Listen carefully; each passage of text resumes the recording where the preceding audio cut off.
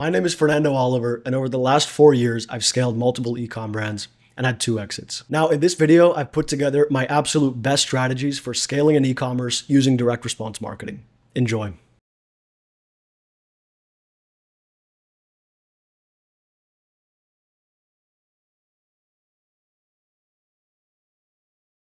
So when we're writing the intro to the VSL, which is the hook and the lead, which go hand in hand, there's 2 main purposes. The first is to get them hooked, to capture their attention with unique, relevant, or curiosity-driving information. This can be promising the root cause, the real root cause revealed, promising a solution or a benefit, or just calling out the prospect based on personal characteristics or based on the problem. This is what gets them to watch through the hook, through the lead, and eventually through the VSL. And the second purpose is that we want to create an emotional reaction. This gives them an attachment to the video. So it's not just interesting information, it's personally relevant, personally interesting information, and we make it personal through that emotional reaction. We want to create that, again, personal is the important word here, personal emotional reaction in conjunction with directing their thoughts to the problem that we want to solve. So it's relevant and it's personal. And these two go hand in hand. Oftentimes a hook will have both. It'll have some kind of a promise to the specific person we're talking to that's going to give them hope, give them interest, give them curiosity, and relevant information.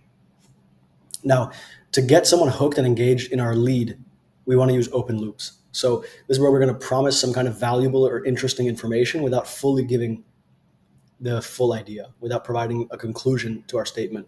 So this can be something as simple as, there's one key trick that we can use to stop gut problems, hair loss, any type of problem that we're trying to solve. There's one key thing, and it doesn't involve whatever alternative solution. But before I tell you that, blah, blah, blah. And you don't have to be overt with the open end of the loop. You don't have to say, before I tell you that, I'll tell you in 5 seconds. You can just move on to the next idea. Once that loop is open, you've given them relevant information, but not the full thing. So an effective way to do this is to promise a benefit using a trick or a method or one new thing, one new discovery, something enticing that can be almost bundled into one idea. This one idea, this one thing is going to help you get this or avoid this. And they want to find out what that is. So that's what creates that watch time, and it's building tension because they're subconsciously, they want that information. So they're going to keep on watching.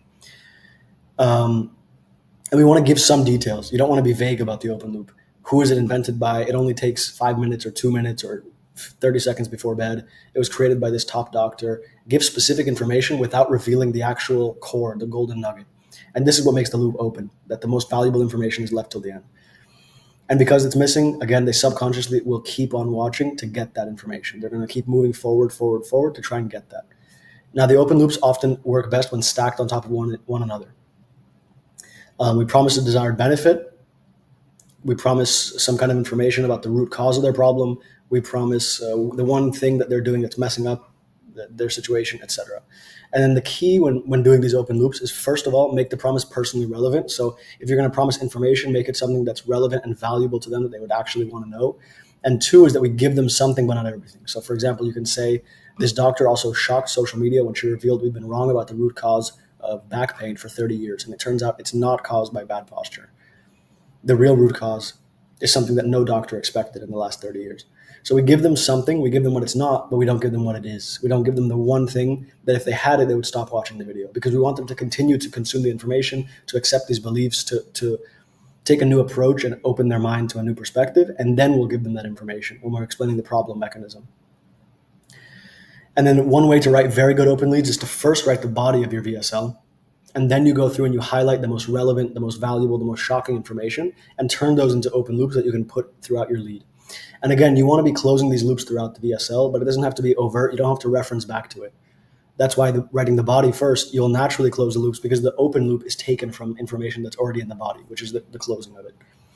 Now, hooks are highly effective because they're typically open loops in a much more concise form. So most hooks are going to be a promise. This is how I stopped my knee pain after 4 years of suffering with this one crazy trick my chiropractor showed me. Hooks are often open loops, promising something without revealing the mechanism of the promise, the solution mechanism.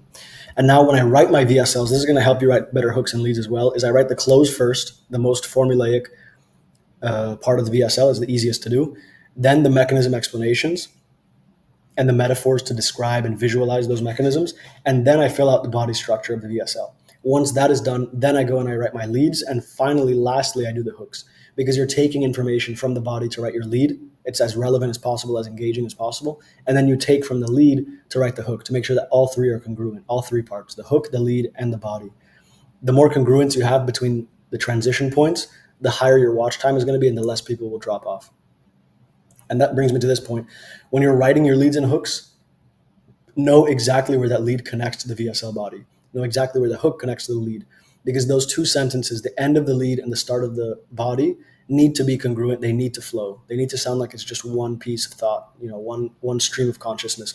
If it feels like there's an abrupt, jarring change between the two, like the lead is not congruent with the body, and I see this often when people are mass testing leads and the lead does not transition smoothly to the body, you're going to lose people because you lost their train of thought.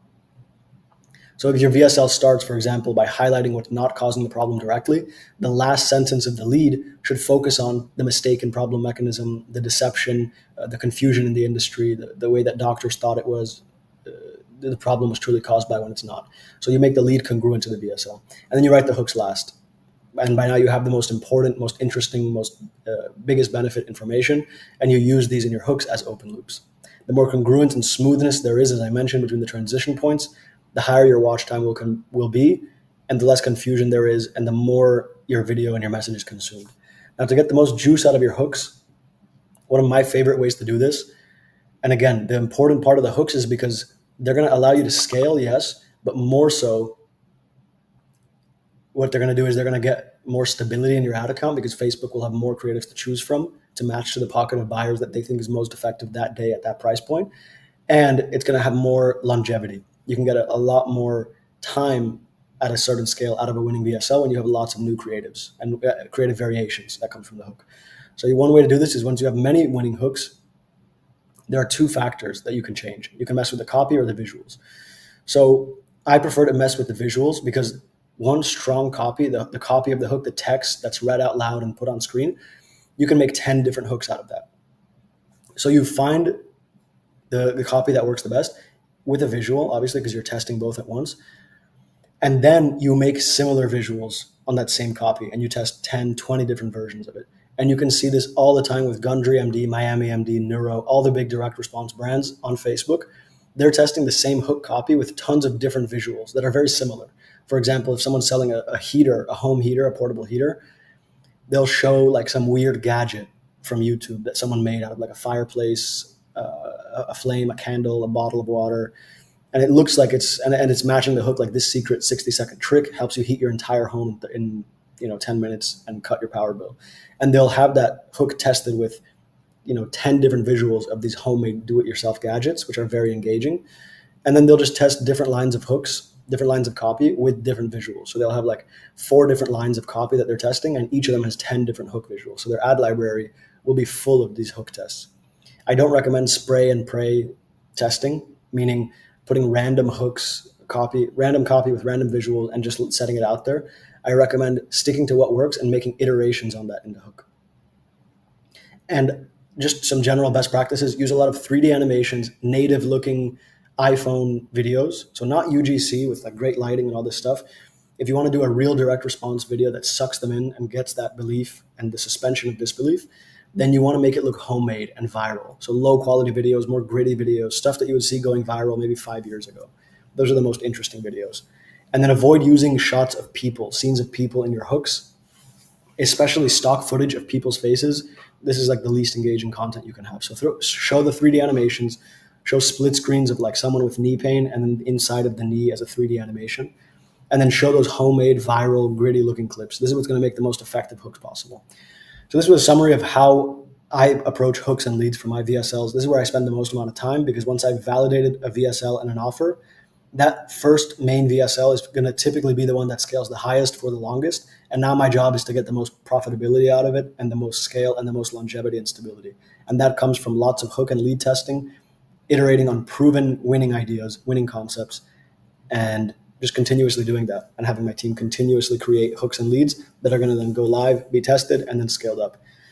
Thank you for watching. If you want to learn more about how I do VSLs, specifically for Facebook, for ecom brands, check out the link below for my private community. Otherwise, if you have any questions, put it in the comments or you can DM me on social media. Thanks for watching. Boom. Peace. All right, welcome. This is a video breakdown of one of Neuro's big multi-million-dollar brand, one of their most successful VSL ads that they run on Facebook. So I'll show a few seconds of the VSL, the first 10 seconds, just so you get an idea of what it looks like. If you're struggling,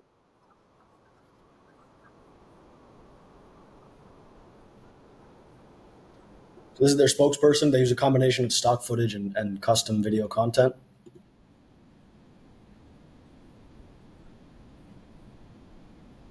And then custom product content. So that is the VSL. That's what it looks like. It's 8 minutes long. We're going to break down the script also, which is the most important part. I have also the big copy element. We'll go over that in a bit. And this is the product. It's this massager right here. So this is one of their best-selling products of all time. It's for neuropathy, lymphedema, all kinds of stuff. So that's generally it.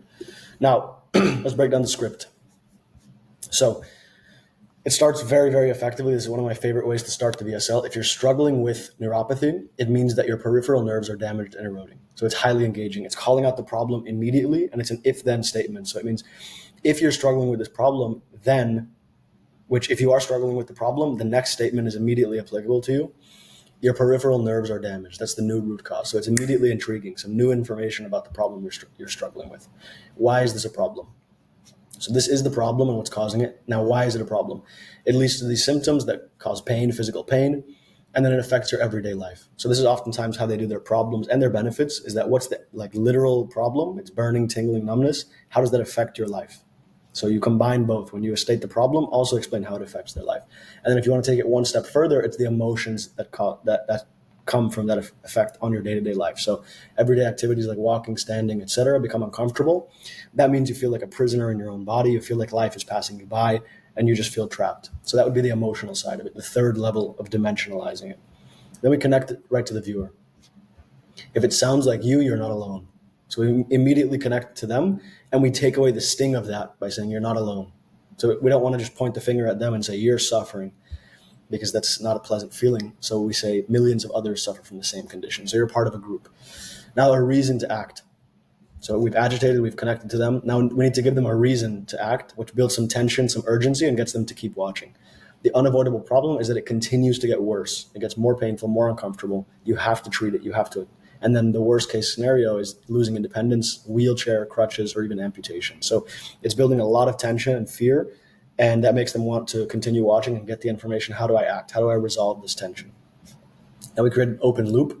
Again, this whole lead is just very engaging, opening lots of loops and connecting at a personal level to the viewer. It's very effective copy. So we make a big promise. The good news is it's totally reversible. And then we open another loop with some surprising information. You might be surprised that what's causing those burning pains is a hidden problem that no one in the industry wants to talk about. So we build more tension, more intrigue. Why don't they want to talk about it? What's this hidden problem that's causing my pain? If you're watching this, you're experiencing something called neuropathic nerve erosion. Again, connecting it to the viewer and immediately giving them the problem. And we give it to them on our terms. So we kind of own the problem and we own the information around it. This means the nerves are slowly deteriorating, leading to burning, pain, tingling, and numbness. We summarize the problem. And again, the worst part, the condition gets worse. Then we make it specific. This makes the problem a lot more real. It's a brutal condition. It hits those over 60, diabetics, high blood pressure, or previous nerve damage. And that's, in a way, an indirect proof element. When you use specific information, that's a proof element. It makes it more believable, more trustworthy. Now we agitate it. The physical problem and the downstream effects. This is what I was talking about. Eats away at your nerves, leaving you feeling like your feet are on fire, sharp stabbing pain. But it's not just physical discomfort. It also takes away your freedom, your independence, and your ability to do the things you love. And now we're at rock bottom. We're building up these negative emotions. Your life can turn into a nightmare, traps you in your own body. You can't enjoy your best years. That's the bad news. So now we're at the bottom of the wave. Now we're going to start going up. And this is also very engaging to make this wave of tension where everything looks really bad and then suddenly we provide some hope. Reversal. Hope is here. The good news is that there's hope. Tired of inferior solutions, an expert, a doctor, has just developed the first and only massager that addresses the root cause. So immediately after all that rock bottom, boom, here's the solution. Here's the hope. It's the Neuro NMES foot massager. You see, unlike other products that only provide temporary relief, it uses breakthrough, the solution mechanism, neuromuscular electrical stimulation. And the product is introduced, immediately we state how it's different. Because anytime you introduce a product, their mind is always going to go to, what I've tried other products before. Why is this different? Why is this going to work if other things don't? We immediately tell them what's different about it. Then we say how it works. It sends a combination of impulses and how this helps you. What do you get from this feature? It means that within a few days, the nerves in your feet can repair and heal, eliminating pain, tingling, numbness, get back to the things you love without the constant worry, the constant fear. So that's how it helps you. We put it onto them, just like we put the problem onto them to make it real, to make it relevant. We put the solution onto them to paint this dream outcome. And then we have the big promise. It can reverse the pain and give you back the best years of your life. So this is like the opposite of agitation. We're extending the problem. We're saying it in more and more ways, making it more real to them, more desirable. Within 1 or 2 weeks of use, you'll feel more energetic and the pain will be gone. Then how to use it makes it even more relevant. And the more you can get them to visualize it while you describe how to use it, what it feels like, the more they'll want to buy it. The best part, it's so simple to use. It's as easy as 1, 2, 3. No annoying chords, especially when you have an older audience. You want to be very clear about how simple it is, how easy it is, how convenient it is. That takes away a big objection, which is, how do I have to figure this out? And that's regardless of audience, but preferably if you're talking to an older audience and if it's some kind of electronic product, you want to be very clear on how easy it is to use. And then we visualize what it's like to use it. Sit back comfortably, it does its job, experience the blissful massage and the pain relief. We give them these emotions, these sensations through our words. We paint a picture that they can feel in their body. The more you can get them to do that, the more likely they are to buy. Now, don't go too much into this, because if you do too much of this visualization, then they become aware of it and it loses its effect. Because neuropathy is best when it's gone. So it's just kind of painting the picture of the dream outcome. We continue with that. Imagine finally gaining control of your life, this very positive, very emotional dream outcome. That feeling is priceless. But don't take my word for it. Here's what others say. Now we have 2 testimonials. At first, I was skeptical. So immediately as skeptical, it doesn't sound like a paid promotion. It was an impulse buy, and I didn't believe it very much. After shipping delays, I tried it, and I didn't notice a huge difference. So it's a very soft, indirect testimonial intro. It's skeptical, it's relating to the viewer, it's believable, it's relatable. I decided to keep using it for another week, and that's when I noticed a real difference. After just 2 weeks, my symptoms had significantly improved. I couldn't believe it. It was a miracle. If you're suffering from neuropathy like I was, it turns the testimonial onto the viewer. I highly recommend you give it a try. And this is testimonial number 2 right here. It's been a game changer. I was constantly searching for a solution, a relatable situation for people who suffer from this. That's when I saw an ad. I decided to give it a try, and I felt significant improvement. So it's less addressing skepticism here, because this was the purpose of the first testimonial, is to really hit them with the skepticism. I didn't believe in it. There were shipping delays, but it all ends well because I got the solution. I got the dream outcome. And now we're moving on into the close. Don't let neuropathy symptoms control your life. Try the massager today and experience the difference for yourself. So a summary statement to open up the close, and immediately a risk reversal after that promise. His patients have seen impressive results, and he's so confident. So there's a reason behind the guarantee. The patients have seen impressive results, and he's so confident. That's why he's giving you a 90-day results or refund guarantee. A very strong and very compelling way to phrase your guarantee, your risk reversal. Don't let the neuropathy symptoms control your life any longer. Click below to try the Neuro whole foot massager at a great discount. If you don't get the results you like, they'll refund you. So it explains the discount. So we have 3 sentences here for the discount for the guarantee, because it's a very important part of this close. Now we give them a benefit, a reason to act. Click the button. You'll be taken to a special page where you can buy 3 foot massagers and save a whopping $120 off. Larger packages save us a ton on shipping, and we can pass those savings on to you. So it's giving you a benefit, a reason to act, and an AOV push, which is huge. We're telling them to buy 3, and then we're telling them to buy 6. So what are the odds that they're going to buy 2? Much higher than if we hadn't said that. What are the odds they're going to buy 3? A lot higher. So the conversion rate on those bigger bundles is going to be higher, and their average order value is going to be very high, which is crucial when you're doing direct response e-commerce funnels. This is a great way to stock up at the lowest prices. Click the shop now button below. What happens if you don't act now? Now we have the crossroads close. So we've given them all the benefits, the AOV push, the risk reversal. Now we need to really agitate and build this tension to get them to actually take action. Because they could believe it, they could want it, but if they don't have that emotional impulse to take action, they won't do so. So I want to take a moment to talk about what happens if you don't act now. So the crossroads close essentially means there's two paths that diverge here. If you don't act, this will happen. So let's go over that part. Without treatment, you may lose your independence and mobility. The neuropathic nerve erosion can become irreversible. And now the other path. But imagine the feeling of relief you've been craving for years. Imagine being able to do your favorite activities. Imagine standing up straight and confident, living your life happy, fulfilled, and your friends keep asking you, what did you do? What changed? That feeling is priceless. So a very powerful secondary crossroad, which is the dream outcome, right? So if you do nothing, you're going to suffer. If you take action now and buy this product, you're going to thrive. And now we do a final push of positive emotions. Brace yourself for the new life that's ahead of you. Don't let this pain control your life any longer. Click below and the CTA. So a very powerful close that boosts the AOV and has a lot of impetus for taking action, and probably has a really high click-through rate and high conversion rate. So that's this VSL. This is their longest running VSL. They're still running it, I believe, as a retargeting ad as of today. What is it, January 17th? A very effective VSL. One of their best that I've seen. And just to review the copy elements that make this work, the big problem is neuropathy damage. The problem mechanism is neuropathic nerve erosion. They don't go too in-depth into that. They just explain it very simply. What it is, how it happens when your nerves deteriorate, and what causes it: aging, diabetes, high blood pressure. Solution mechanism is the product, the feature of the product where it sends these impulses into your feet that solves the neuropathic nerve erosion. The big promise is that using this product can reverse the problem mechanism and give you the dream outcome, give you independence and pain-free movement. And the proof is that essentially it's the spokesperson, who's the doctor, Dr. Jeremy Campbell, and the testimonials and the risk reversal. So that's really it. That's this VSL.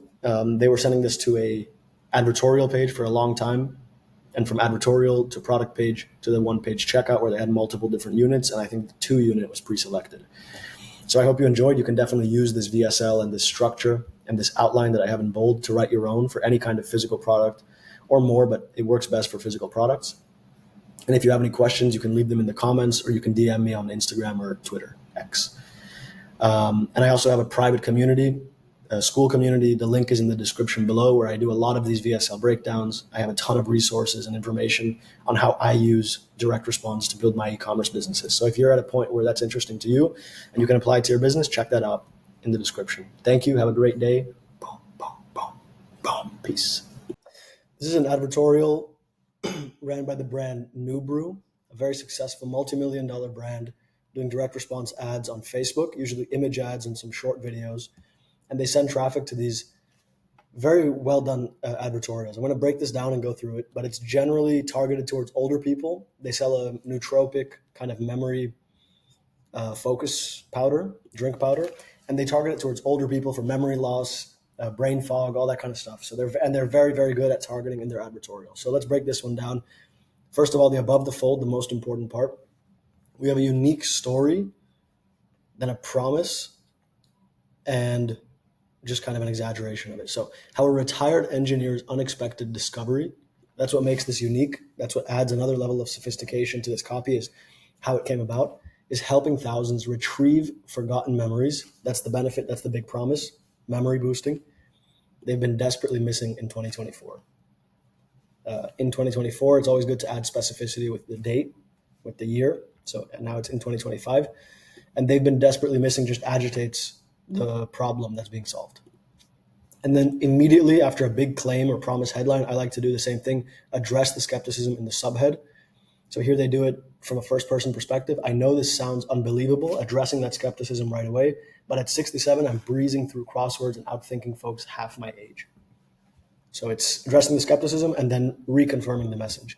And then the hero image is just this very intriguing picture of the brain, like a before and after of the brain activity, and it's a news style. So I'm not going to go through line by line, but I want to go through the main sections and how it's structured so that you can copy this for yourself. Most people don't know this, but as we age, our brains actually shrink. They begin to lose cells, which makes it harder to build connections in everyday life. Again, this is like the second, after the above the fold, the headline, the subhead, and the image. This part of your advertorial is super, super important. This is what dictates if they're going to read or not. If you can get them to read this first sentence, the odds of them continuing to read are very, very high. And if they don't read this, if they pass over this and it's not interesting enough, you don't hook them, they're not going to read the rest. So the way they're doing it here, and they do this in other advertorials, and I like to do this as well, is with a fun fact that's applicable to the problem. And ideally, you can tease the problem mechanism there. So most people don't know this, but as we age, our brains actually shrink. So some kind of fun fact that they didn't know, something interesting and unique that's directly applicable to the problem. And then they make it real for them, which means you give examples that occur in people's everyday life connected to this problem. You may have experienced these issues. I can't find my keys. What's your name, etc. We agitate that. It can be extremely embarrassing, frustrated, and shake our confidence. We reaffirm the emotions that this creates, that the problem creates. And then we do the transition point. Thankfully, there's a new way to slam the brakes on brain shrinkage. So immediately here, this is like your entire lead, and it's very, very effective. Again, a new interesting fact related to the problem, how that shows up in your everyday life, what that means for you emotionally, and the good news, the transition point to the solution. This brand new smart powder can effectively reverse the effects of brain aging. So immediately the solution is introduced, and with a big benefit. It effectively reversed the effects of brain aging. If I've been feeling like my brain, okay, so now it goes to the first person perspective of someone who is suffering from this problem and then used the product. I've been feeling like my brain's been slowing down for a few years now. I feel like a fading photograph. Very powerful metaphor here to describe the emotional state that the problem causes. My memory's blurring, slipping through my fingers, and it's caused a few embarrassing senior moments. Forgetting my keys, grandson's birthday. I needed to try something. I tried strong prescriptions. Nothing was good for me. So this is like the nightmare situation. The problem very clearly outlined in an emotional way, and then in a real way with real examples, forgetting the keys, forgetting the grandson's birthday. Tried everything. I knew I needed to try something. I tried strong prescriptions, and then I came across the product. So it's very quickly introducing the product. This is one way to do it, or you can just do a lot more build-up. But in this case, it works very well for them to bring in the product right away. They don't go too deep into the mechanisms. This is mostly selling you based on the benefits, the social proof, a lot of social proof, a lot of testimonials, a lot of reviews. So it's a little bit different from very mechanistic informational copy, which also works well. But this is the angle they take. This is what resonates with their market the most. And they introduce the product. It's an odd smart powder that contains ancient Chinese ingredients and has a ton of 5-star reviews. An objection handling. I hate taking tablets, and this dissolves in water. And I'm so glad I did. The dream outcome comes. This is all, again, very, very concise. My memory feels as clear as when I was 25, and my energy levels feel better than ever. So just to point out the general structure of this, it's very, very concise. The lead and the problem agitation that sucks you in is very concise. The product explanation and promise is very concise. And then very quickly, and then there's just some objection handling here. Doesn't have a crash, doesn't have side effects. It's natural ingredients. So simple objection handling. And then immediately the rest of it is going to go into the social proof. As I said, this is what resonates very well with this market. So a lot of their copy is based on social proof. So thousands of customers are already using it. They have some reviews. Well, just one, I guess. And again, social proof. The guy had a news spot and more information about the product. Right. And then, it's approved by doctors. So we have the authority testimonial, authority endorsement. And it's approved and used by doctors, neuroscientists, entrepreneurs, and senior citizens. And that's essentially their avatar: senior citizens, some entrepreneurs, and some health-conscious people, mostly senior citizens. As you can see, the whole thing is written to senior citizens. In lots of little ways, they call them out. At 76 years old, talking about as we age, so the problem applies to people as they're aging. So obviously it wouldn't apply to a younger person. And then senior moments. So it's using these little words to indicate who the avatar is and to speak directly to their target audience. More features. And then their money-back guarantee, 90-day money-back guarantee. And then they do like an editorial review, kind of. So it's from the perspective of someone on the team of the Advertorial, as if it's a news article, who tries out the product over a 6-week period, and then they future pace the benefits that he gets.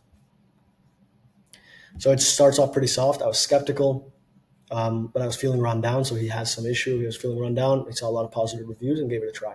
And he feels some effect right away. So this is very effective when you're promising a benefit. There's an immediate benefit, what you're going to feel right away, and then the long-term benefit, the outcome you're going to get holistically at your whole body, whatever the situation is. whatever the product is you're selling, what's the long-term outcome and what's the immediate experience of having taken or used the product. And it's just very specific about the benefits. The mental fog vanished. I reached levels of alertness I hadn't experienced in years. It was like walking around on a winter day after it just snowed. It became so much easier for me to ignore distractions and outside noise. So, yeah, a very simple, concise, but powerful explanation of the benefits with a great metaphor at the end. And then it continues, week 2. I tried other things. So it's blending in other direct response copy. I've tried other supplements that didn't really work for me. Now I'm more focused. I can put in solid 10-hour work days, and it's improving all of my mental capacity. And then we go to week 5. He's still getting the benefits, and it just gets bigger and bigger the more time goes on. And then these like native looking images throughout. You can do these yourself, and they are very organic looking. I'm starting to wonder what's in this stuff. And now he has the dream outcome. My mind is crystal clear. I can recall perfect memories perfectly. It's like the limitless pill is what they're selling. And then in conclusion, we wrap it all up. And it's just a lot of benefits. There's not a lot of fear in this advertorial, not a lot of negatives. It's mostly benefit focused, social proof focused, new and exciting breakthrough. That's the whole premise of the above the fold, the new discovery. It's a news hero image. So it's a very kind of novelty, curiosity driven above the fold. There is some agitation and problem and fear in the lead, but it's mostly in an informational way. Did you know that your brain gets, is shrinking? And it's just a lot of benefits, a lot of promises, and a lot of social proof throughout the rest of it. And they have a lot of CTAs as you go further down. More testimonials, lots of testimonials, restating the guarantee. And there's this little urgency thing. There's one supplier left. And that's it. And then from this advertorial page, they take you to their product page where they're selling the powder. And from there, they have multiple selections, of course. They have the 6 months, 3 months, and 1 month. So $50 for one unit price. And then 90 and then 120. And I'm assuming they have some kind of an order bump. Check out loading screen. This is worth testing. It can be very effective. Then they have the one-page checkout, so you can reselect your quantities. Paid shipping. Yeah, very simple checkout. So very simple funnel, very effective copy, very well suited to their target market.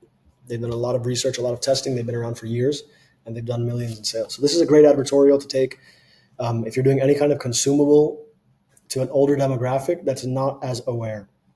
Because as you notice, they have not gone deep into the problem mechanism. They didn't really even give one, just brain shrinkage.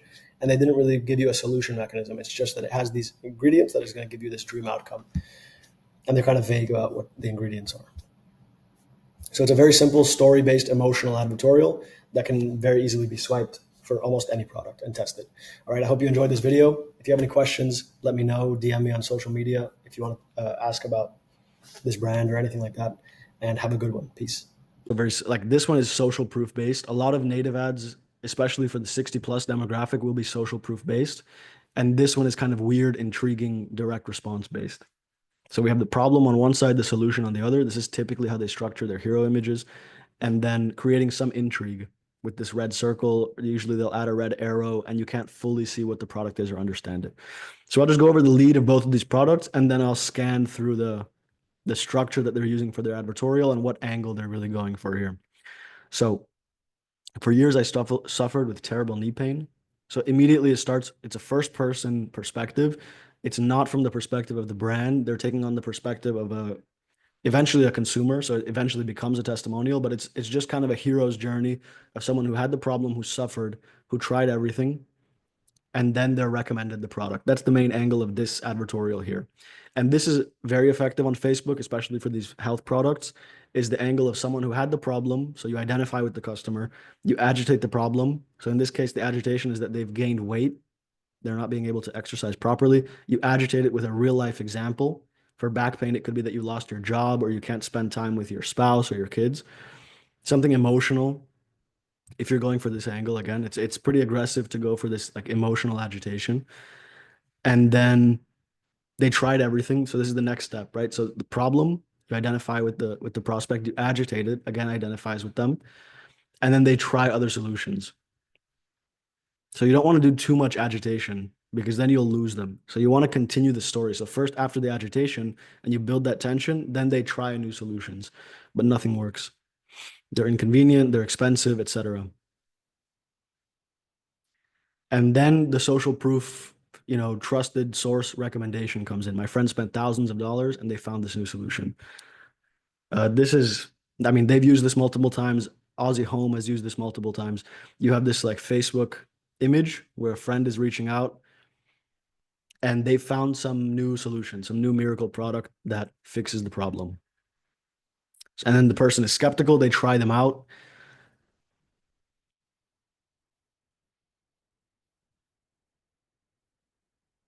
Okay, yeah, so they kind of pause the story for a second now, and then they're going to go into the mechanism. Um, this is the root cause of the problem. The patella prime stops knee pain because it treats the root cause of the problem. So this is a very effective structure to use for your product mechanism introduction. It starts like this. For years, I thought the root cause was X. So in this case, I thought it was just getting older. And then they also back it up. That's why you see all sorts of arthritis supplements being sold claiming to cure knee pain. But to my surprise, they say the real root cause of knee pain is a knee joint that's not in proper alignment. So there's the problem mechanism. They don't give it a specific name. They just explain it as a concept. And then they dive a little bit deeper. What does this do? It puts additional strain on the delicate tissues in the knee. And the result is inflammation and unnecessary wear and tear. So realigning the knee joint reduces the strain. So I thought it was this. It turns out this is the actual root cause. This is what that means and what it does in your body. And this is what happens when you solve it. So realigning the knee reduces the strain on the soft tissue and allows inflammation to go down. So this is kind of the full circle of the problem mechanism. And it's kind of making a promise in the frame of what happens when you solve the problem mechanism. The wear and tear will slow down rapidly and allow your body to catch up and heal. What makes the patella prime so effective in aligning the knee joint to stop knee pain? And then it's just explaining the functioning of the product, the solution mechanism. It supports the three most important areas of the knee. And then it goes into the close. So in this case, yeah, so this is where it wraps up the story. I couldn't believe how quickly the pain went down in my knees. So I asked my physical therapist to explain what makes the patella prime so effective. So what one thing that's effective about this advertorial is that they're bringing in people, right? They bring in the friend to recommend the product. That eases skepticism rather than if the first person, speaker found the product themselves. So the friend gives the product, and then the physical therapist explains the solution. And then it goes into the close. So why are they selling out so fast?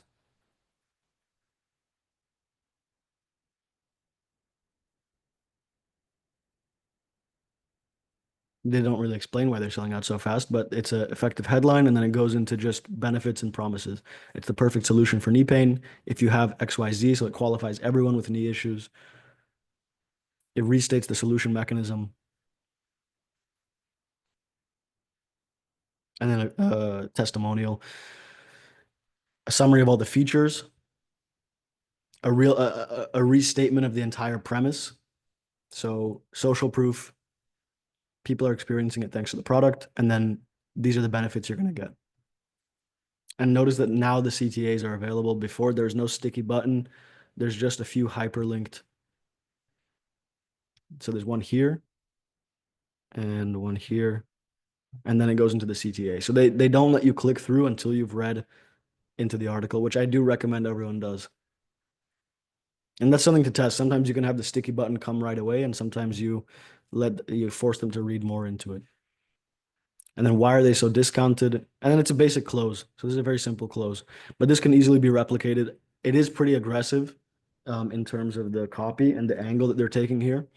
And it is problem focused. So if you go through this whole lead and all the other subheads, it's focused mostly on the problem until about halfway through, and then it switches to the solution, which is very different from this advertorial that's at a much higher scale, by the way, going after a different audience on a different platform.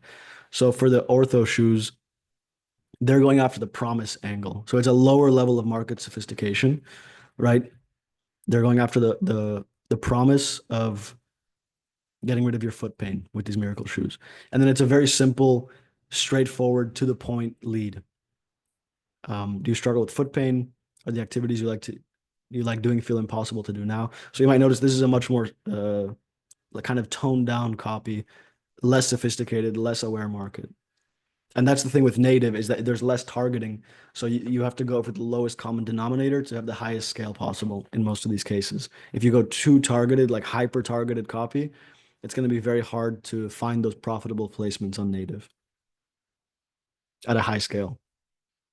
So in this case, they're going for a pretty broad approach, and they just have a very effective advertorial structure that captures a lot of traffic from their approach.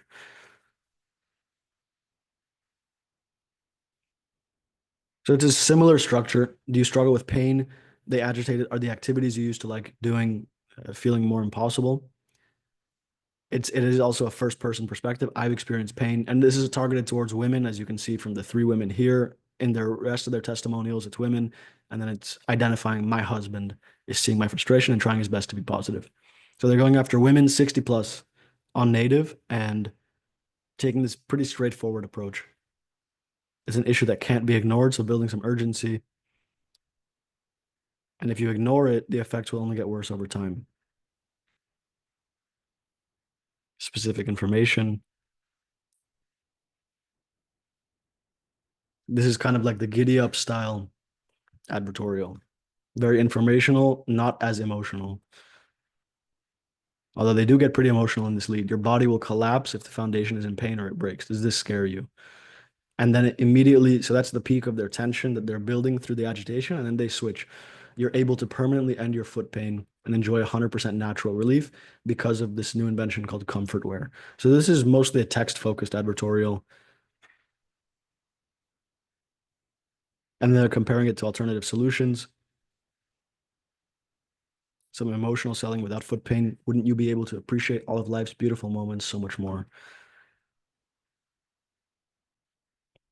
So they introduced the product very quickly, whereas Healthy Lab Co takes a little bit more time, and then they're much more straightforward with the promises, the features, etc. They're a lot less emotional, in my perspective, in my opinion. And then it's just explaining the features. It qualifies all of these people. Everyone who has foot issues can benefit from this. And then the mechanism is very simple. It's not as mechanistic in the copy. It straightens and realigns every step. And it does that with innovative insoles to provide cushioning and arch support. So it doesn't go super in depth into the reason why, compared to if you look at an advertorial like Neuro or some of the Aussie Home, or yeah, some of other Paul's other brands, they're more mechanistic, more informational. In this case, it's a lot more straightforward. The selling message is much more straightforward. And again, it's because they're going after a much broader audience.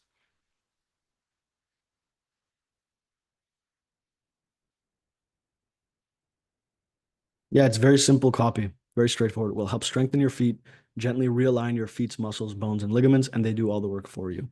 It's not a temporary remedy. They're intended to permanently eliminate foot pain. It's a pretty bold claim. And based on positive testimonials, they obviously work. And then it's social proof. What kind of people are using it? Nurses, construction workers, more testimonials. And there's the close. So they go into the return policy, less than a 2% return rate. It's pretty much their guarantee right there. And then where can you buy them? The only place you can buy, and this is important, both of these advertorials. Let me find it. Where do I get authentic Patella Pro? So this is when you want to capture everyone that otherwise would click and shop around in other places. Oftentimes, the simplest way to do that is that you just say it straight up. The only place to get the real product is from our official website. And they do the same thing here. The only place you can buy real comfort shoes is their website. And then they do step 1, 2, 3. This is very, if you're going after 60 plus, I always recommend doing this. Walk them through your funnel, through the buying process. That just eases a lot of skepticism. The more clearly they can see the buying process, the simpler it is for them, the more likely they are to buy. especially with these complex funnels. Sometimes it can turn off some of these 60 plus demographic, and explaining the buying process to them is very effective. In Gundry MD's VSLs, they always do a screen share edit where they're showing the buying process. You're going to the checkout, putting in your information, all this stuff. And that is pretty effective. And then a very basic product page. And this is the typical DFO style product page with the checkout, the bundles, buy one, get one free is the offer that they're doing. And then 2 order bumps.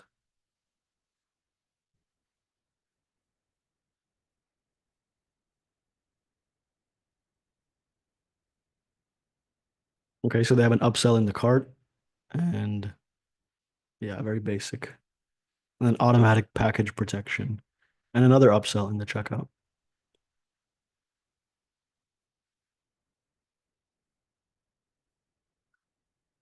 I guess I can't remove them. All right, well, that's a summary of these 2 funnels, these 2 advertorials. I'm going to share them inside of school so you can take a look at them. But yeah, it's different approaches, right? On native, you'll always see, no, not always, most of the time you'll see people taking a more general and broad approach in their copy and in their marketing. And on Facebook, it's a lot more specific. And that comes down to the way those 2 platforms do their targeting.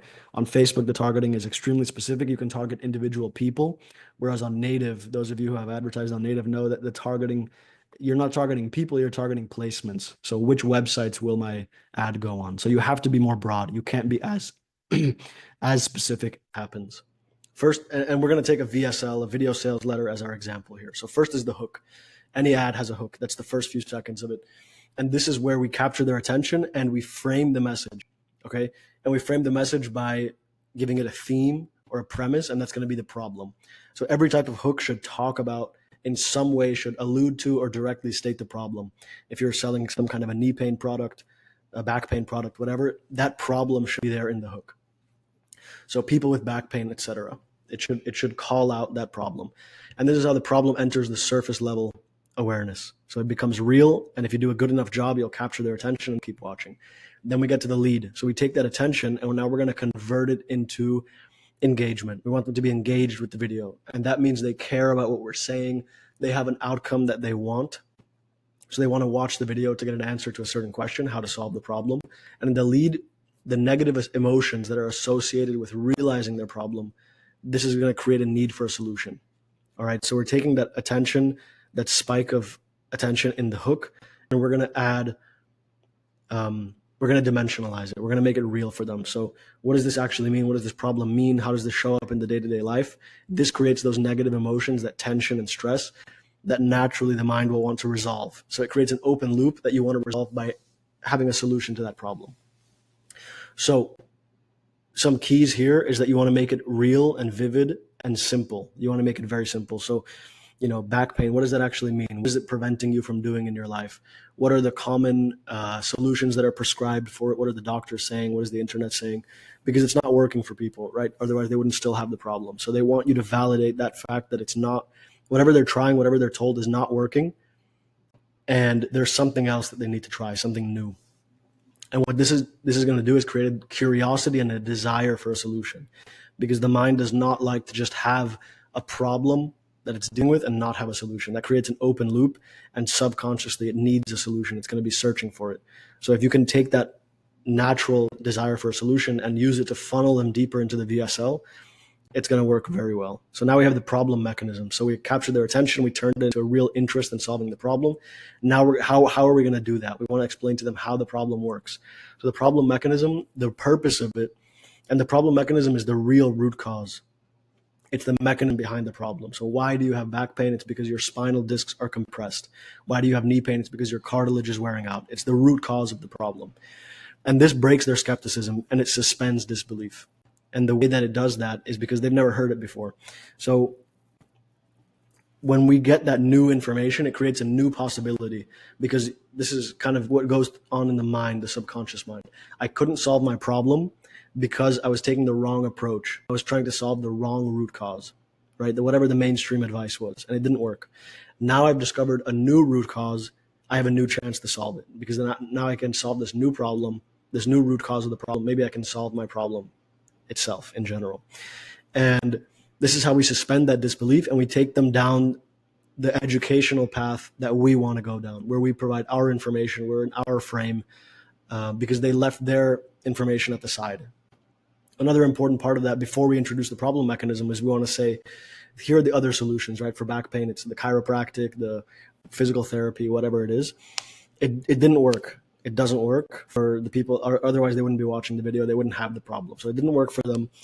And now they're going to be like, well, if that didn't work for me, there must be something else that can. So that's why they're suspending their disbelief. They're in new territory. Now we introduce the solution mechanism. This is their out. This is their, for the skeptical part of their mind, is the out, which means that they can suspend their disbelief of a solution because, one, it's a new root cause of the problem, and it's a new way to address that root cause that they've never heard of. So because the problem mechanism is new, there's no context to create doubt. They can't say, oh, because of this, because I've heard this about this problem mechanism. No, they've never heard about the problem mechanism before in general. So whatever solution you present is going to be accepted.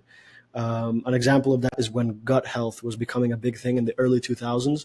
Nobody had heard of the bad gut microbiome, right? The mass market had not heard of that. So when the probiotics were presented as a solution, there's no alternative that they say, oh, but this people say this, or this product says this. It's the only thing, because this is a new root cause of the problem. Your digestive problems are because of your bacteria in your gut. So the solution mechanism is also new.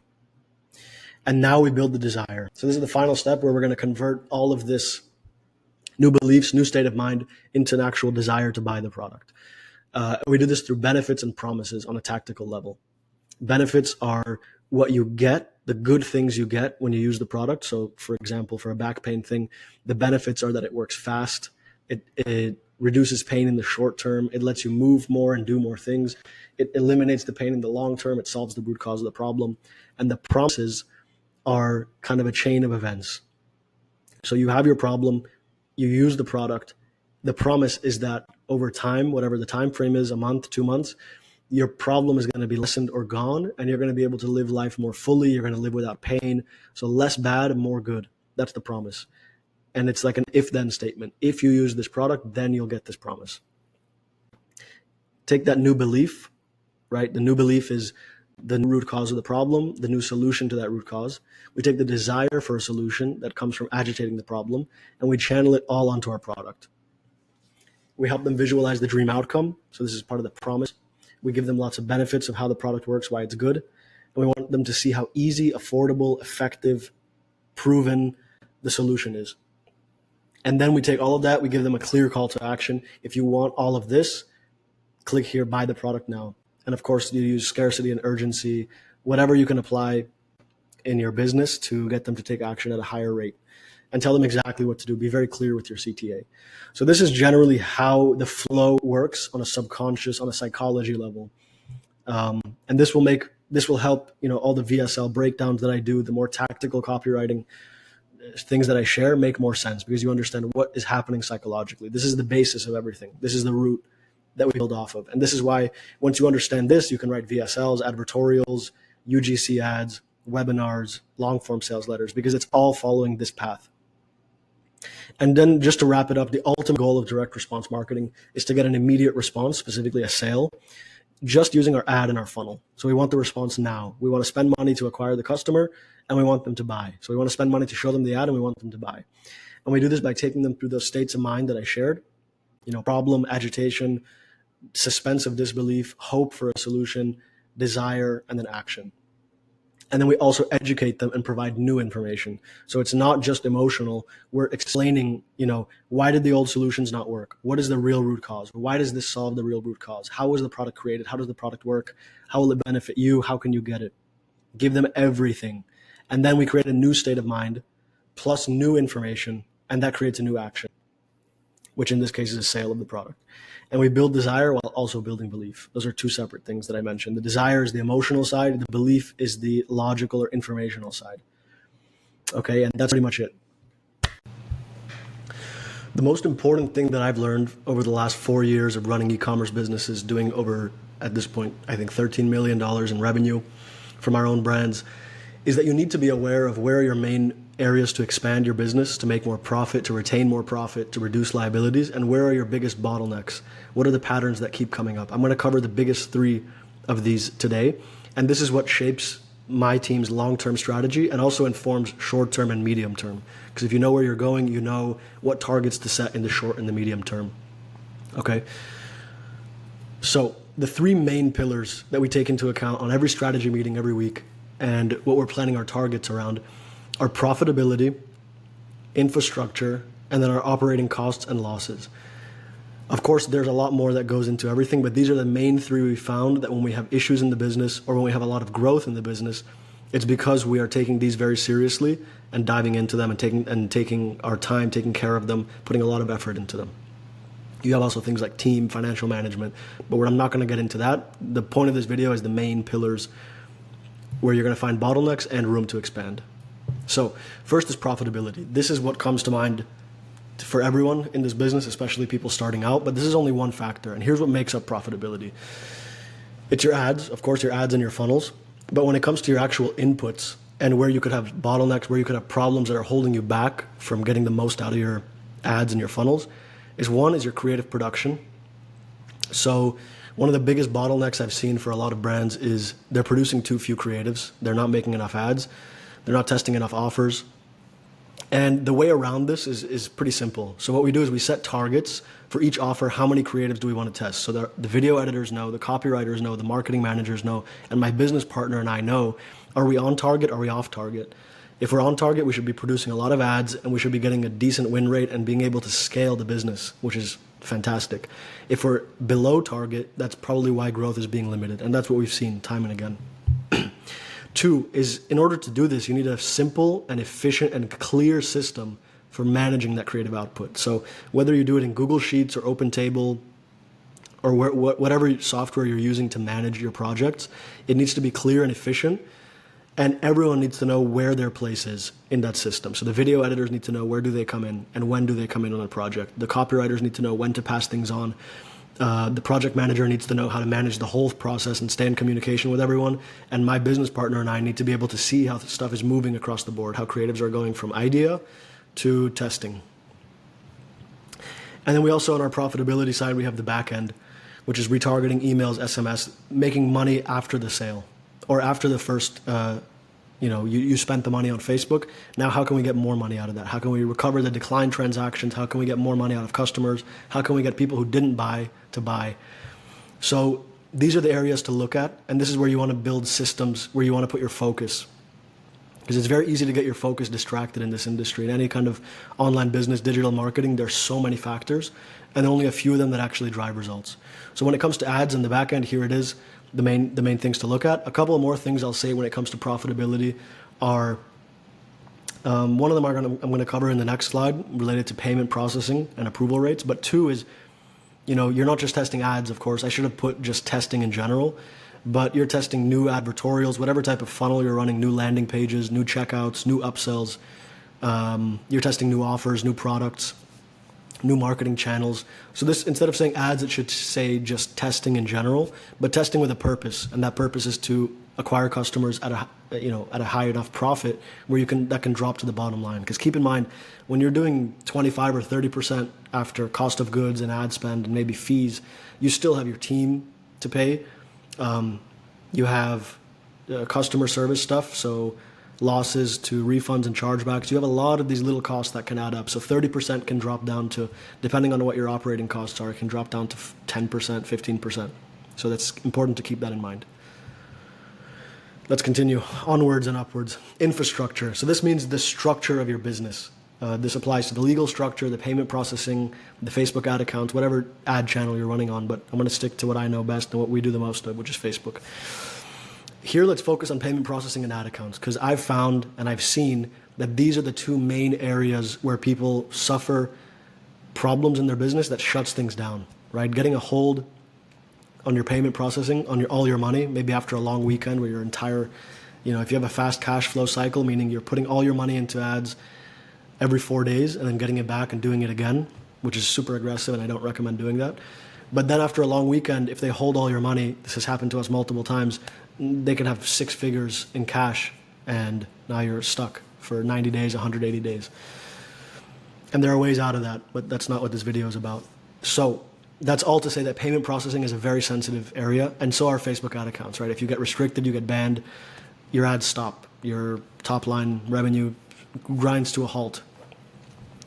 So in terms of payment processing, here's what I recommend. One, if you're doing some type of scale, don't use the main payment facilitators unless you really have good relationships with them and you have a huge business, in which case this doesn't really apply to you. But if you're anywhere from 10,000 a month to $1 million or multiple millions a month, you should be using third-party private payment processors. And my experience is mostly in the United States.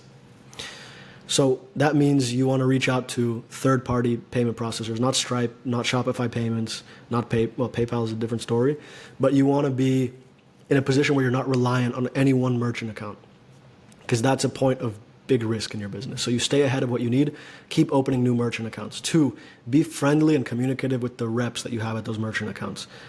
They are people, and they're in the people business, right? They're reps, so they're kind of salespeople and relationship managers.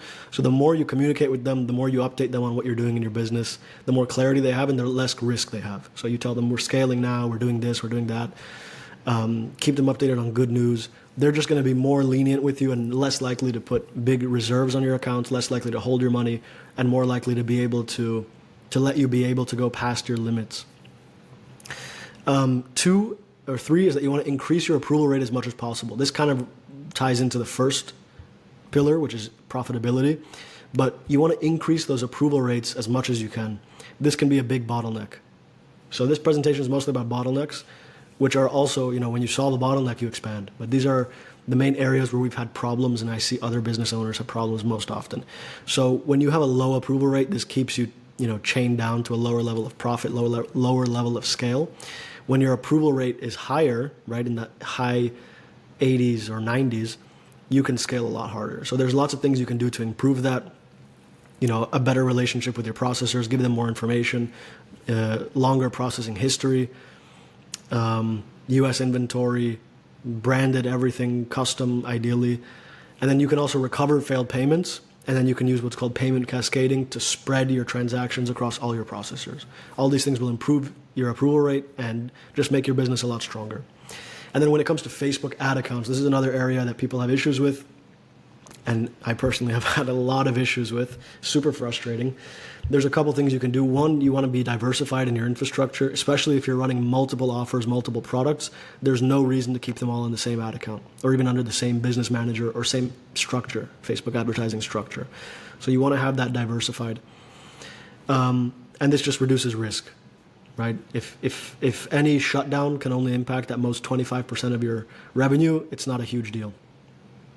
But if it's 100%, if one shutdown stops your business, it's a really big problem.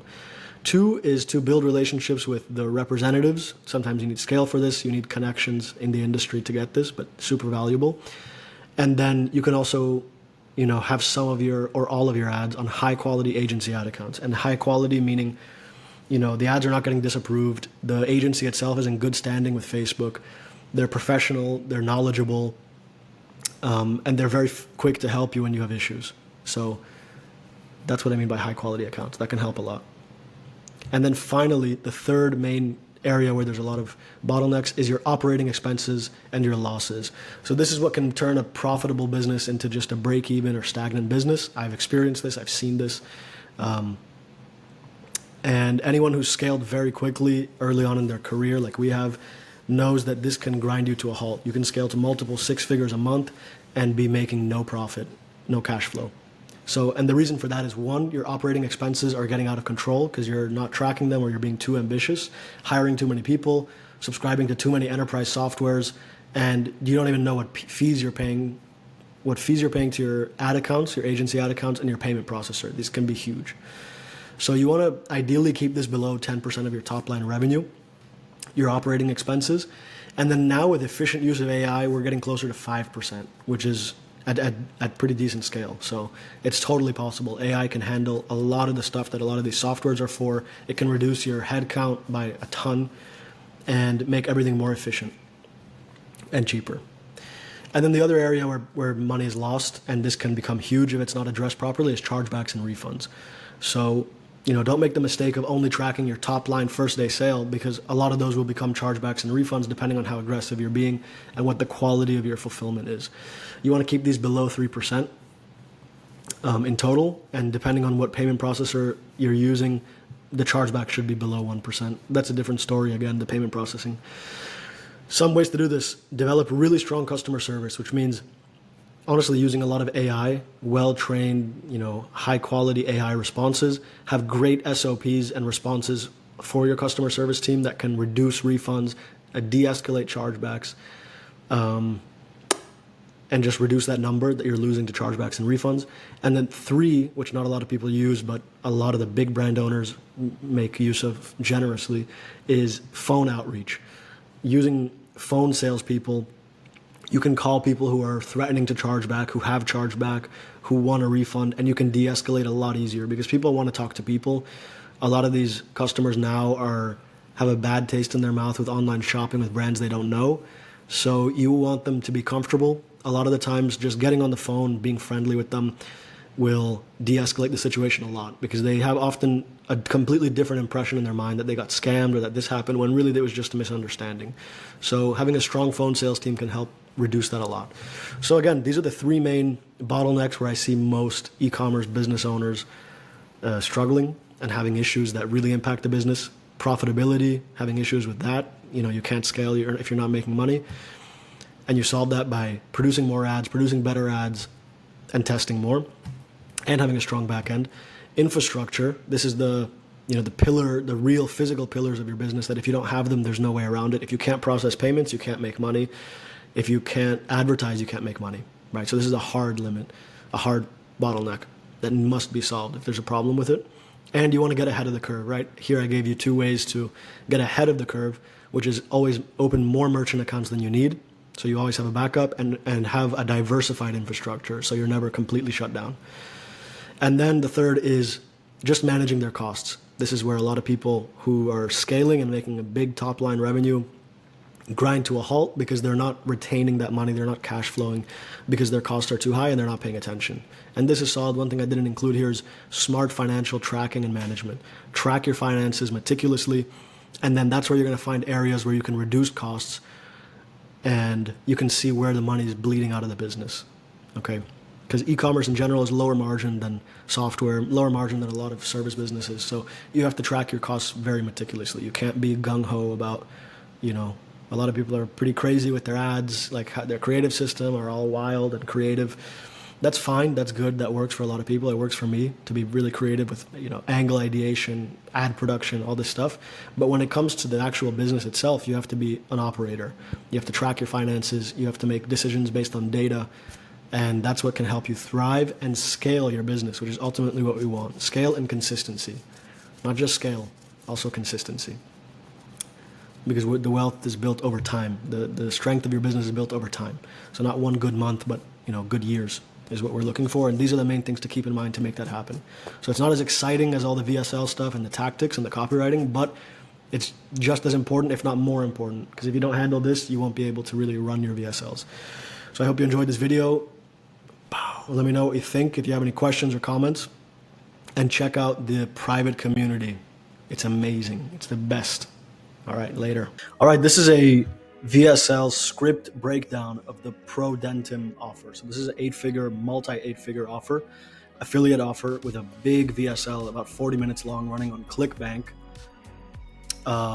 Made a ton of money, works super well. It's a crazy, crazy script. It follows a similar structure to multiple of the best offers, affiliate offers in the world. So in this video, I break down piece by piece the script, why it works, how it works, what they're doing, what the tactics are, what the structure is. And this will help you, 1, understand VSLs a lot better, write your own, and just become a much better marketer overall. So enjoy. And putting you at risk. So there's the open loop, right? There's something you're doing every day that's causing the whole problem. And they're obviously not going to tell you yet what it is, but it's going to keep you hooked. So this whole lead is very, very effective at driving engagement and attention and curiosity. Now we're going to agitate the pain, right? We talk about the throbbing pain, inflammation, infections, allergies, clogs, sinusitis, headaches, gut issues. But so first the pain and then the benefits, right? It's always a roller coaster. So you want to transition between the emotions very quickly.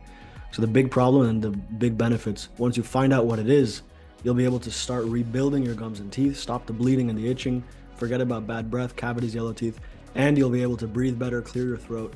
So this is a Gundry style, you know, they do the same thing where they give you all the problems and then very quickly all the benefits. And this keeps the viewer off balance, so they can't really, you know, get into their head all about it, and they're just in the flow of the VSL. And then this is also the typical VSL style for ClickBank affiliate offers. You know, super curiosity-based, intriguing lead or a nightmare story lead. Why that flies in the face of common advice, remember, that's what makes the doubt go to the side. And then we have the pain, the problem, and then the benefits, and then testimonials, very short testimonials. This is what also helps to put doubt aside. You see, you know, it worked for other people. And the testimonials are always structured very similarly. I've taken good care of my teeth. I did all the right things, and I always had the problem. Now it feels like I've got a new set of teeth. Thank you, Dr. Drew. I'm not in pain. Pretty cool. What he told me to do seemed absolutely crazy, building up more curiosity. I was desperate, so I thought I'll give it a try. And I can't believe how well it worked. The results were great, no more problem, and thank God, no more bad breath. I've been suffering. So it's the same thing. Again, all of these affiliate VSLs have the same lead structure. And now this is where the body begins. So anything above this, they've tested many, many variations of it. The hook, the lead, the scenes, the script, the wording has been tested very thoroughly before they even get this out to the affiliates. And then the body usually stays the same. So again, it's an expert authority figure hero's journey. So it's Dr. Drew Sutton is the main character. And this is a really good way to start your VSL body. Let's address the elephant in the room. Let's address the whatever it is. Let's address something that, you know, it's unique and it's an open loop.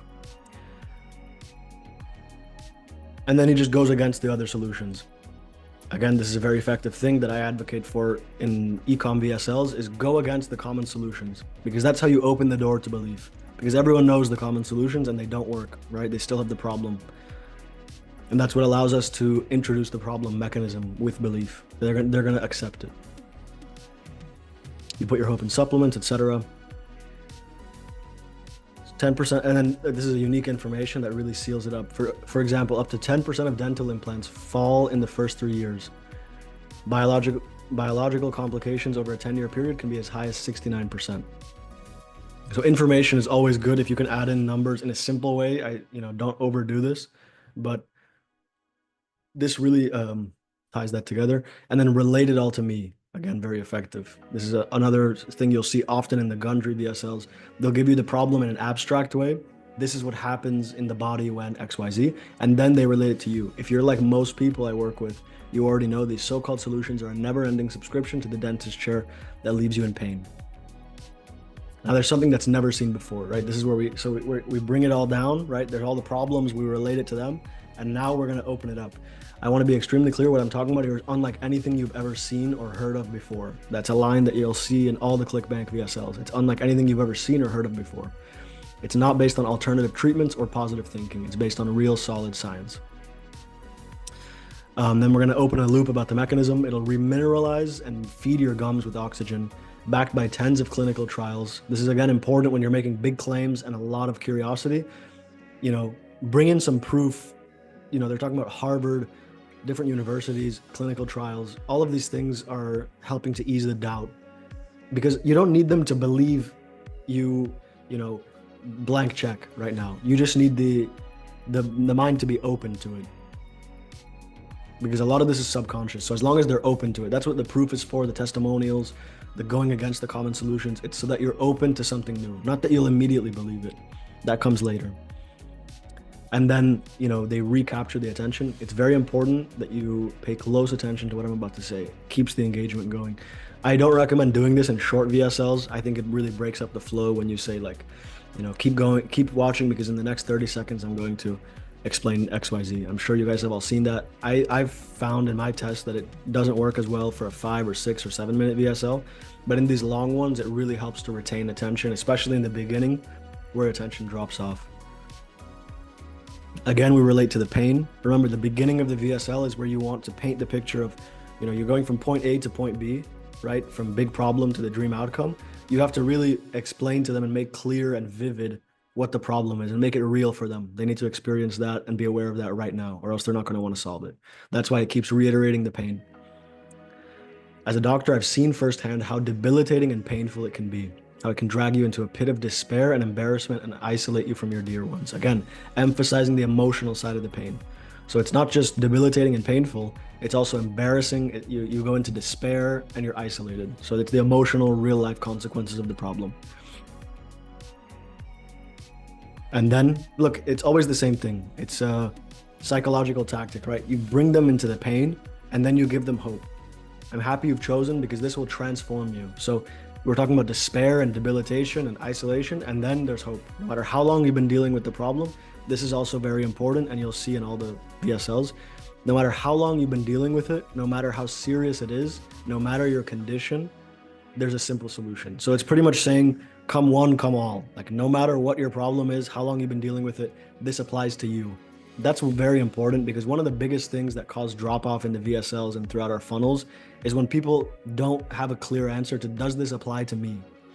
This kind of statement makes it very clear it does apply to you, right? No matter your condition, your age, your gender, what kind of the severity your problem is, it does apply to you. So this is what keeps people hooked, and it makes them relate to it on a personal level because it's about them.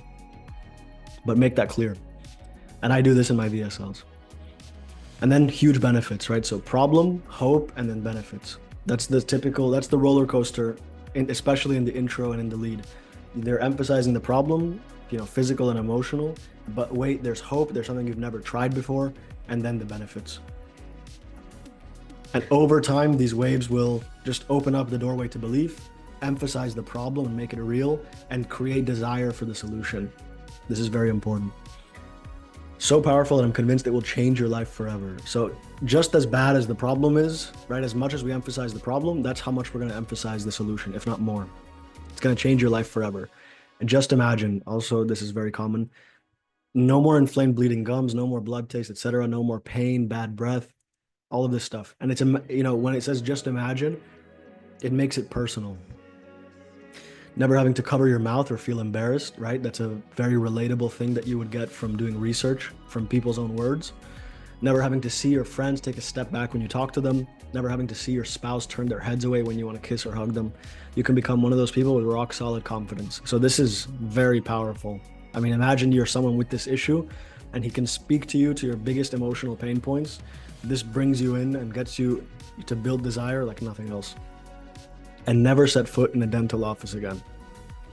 And now we get into a little bit more of the actual VSL story. So until now, we've been priming them emotionally with the problem, the benefits, etc. That's all, to be clear, the reason we do that, the reason we emphasize the problem and the solution, etc., is so they can accept the problem mechanism, the solution mechanism, and ultimately the product as the thing that's going to take them from point A to point B.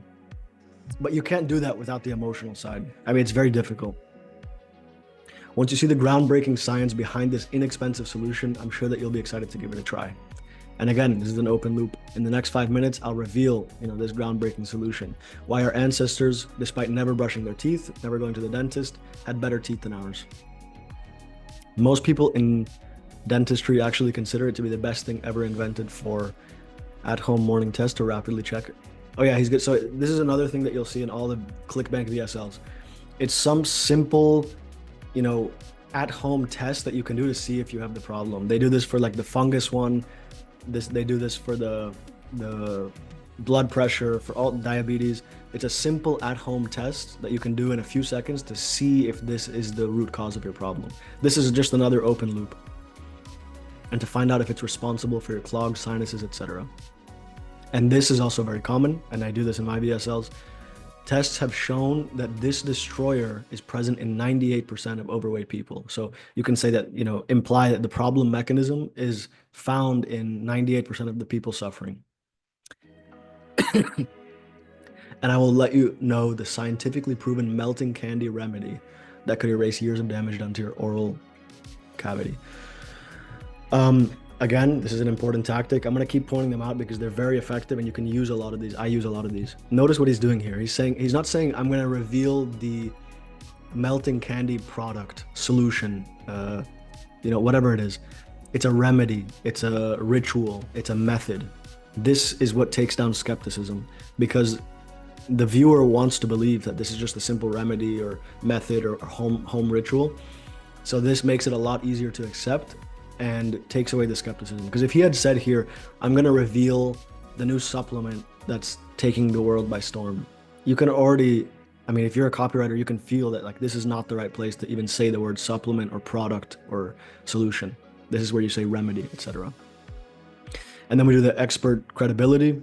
This is who I am. 30 years of experience, board certified. He was a surgeon. So he's the real deal, right? And if you have an authority figure who has this kind of credentials, you definitely want to say it. Now, one mistake people make is that they do this too early. They think because you have an authority figure and it's so good, I should put it at the front of the VSL. No, because first comes the flow and the structure, and then comes the content. Meaning, if this doesn't fit into the flow, if you're trying to emphasize the problem and solution, and then you just throw in an expert credibility in the middle of that, it doesn't flow and it interrupts what we're trying to do psychologically. So this comes later, once we've already done that emotional roller coaster. And now there's a conspiracy story. There's an exciting little story. People looked at me, they saw one thing, I was really another. So they looked at me and they saw a successful doctor, and then everything came tumbling down because I learned, this is a common one for anything health related, what I was taught in medical school only treated the symptoms without getting to the root cause. That's a very effective and relatable thing. People were just bodies, the pain was just an indicator, and they were forgotten the minute they went out of the doctor's door. My frustration grew by the day, especially when I saw some of my colleagues blindly prescribing the same chemical medications, etc. So it's, he's disillusioned by the institution that he works for. And then he starts to look to other avenues, plants, herbs, organic ingredients. And since then, I've been able to help thousands of people around the world. So that's like a summary of kind of a hero's journey, right? He's unsatisfied, he sees something is wrong, he leaves, everything comes tumbling down, and then he comes back to help people with a new solution.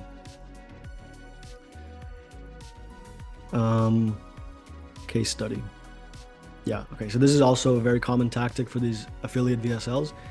The hero, the doctor, will come and will help someone, a case study, whose situation is like yours, but worse. So it's like the viewers, but worse, always slightly worse. And that just shows if he can do it, I can do it.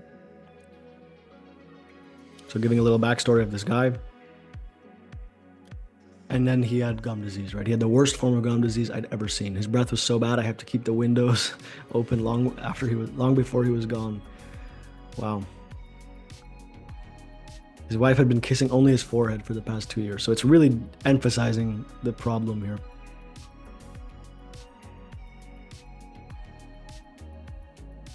Wow.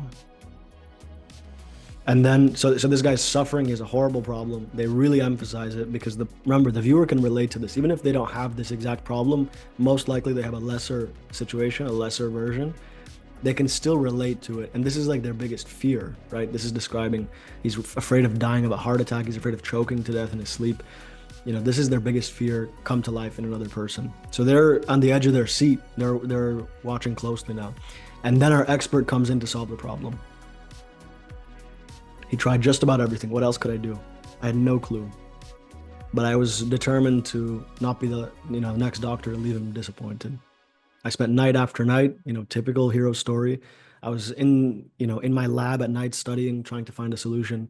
And then I stumbled upon the answer. It's always like that.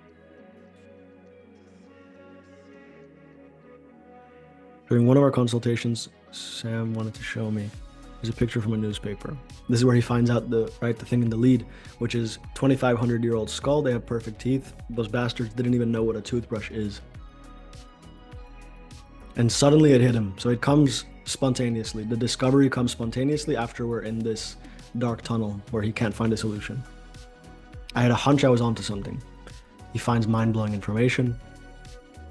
Something is making our teeth more frail than ever. What is it? little known study, right? It's all obscure and kind of vague, and there's a lot of curiosity and interest in this. So this is important. You've probably been told that bad bacteria is to blame. And you need to take antibiotics, go through annoying disinfection. But I took a closer look. Scientists realized that bad bacteria is not the real root cause, right? So this is effective. Again, this is a more aware market, so they're going a lot deeper on this, but they'll give you one, the old problem mechanism, and they'll say it's not the real root cause. Now we're going to go into the actual root cause. We've opened that door.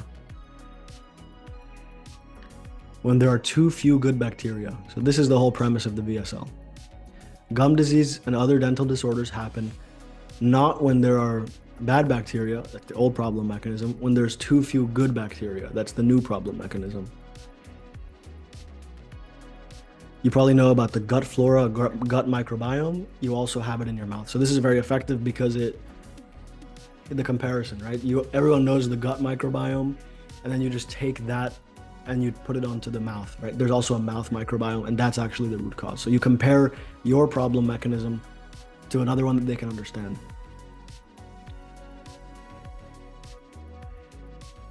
And then it's just kind of explaining this with a metaphor. It's like the police and the thugs. The big fight, germ theory versus terrain theory.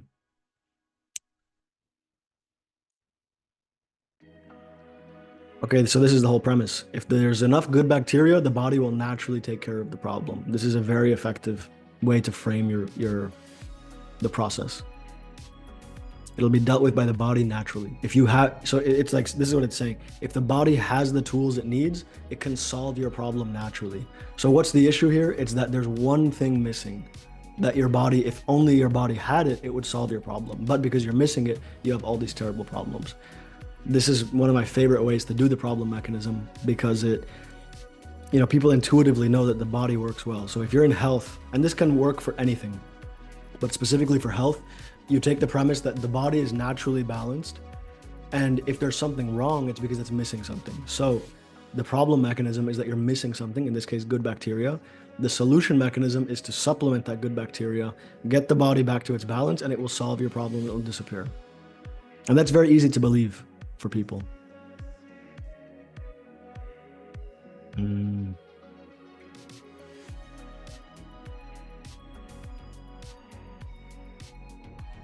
And this is all just continuing to explain and emphasize and simplify and restate in different ways the problem mechanism, because this is important, right? People will buy because of this explanation of the problem mechanism. Your whole body mirrors what's happening in your mouth. This is how they extend the problem. So it's not just in your mouth, it's going to go to the rest of your body. And a great metaphor, imagine your front door is open and dirty. All of the dirt will eventually end up in your living room, and it will soon have all sorts of things growing in it. So this is a very good metaphor for simplifying it, right? Because they're giving all kinds of numbers here, 140 billion per day. They're talking about the scientific basis for it, and then he turns it into a very simple metaphor. This is what I love to do as well. If you're going to do the in-depth informational explanation, especially if it's a more aware market, make sure you pause every few paragraphs and you restate everything as a simple metaphor and relate it back to the viewer.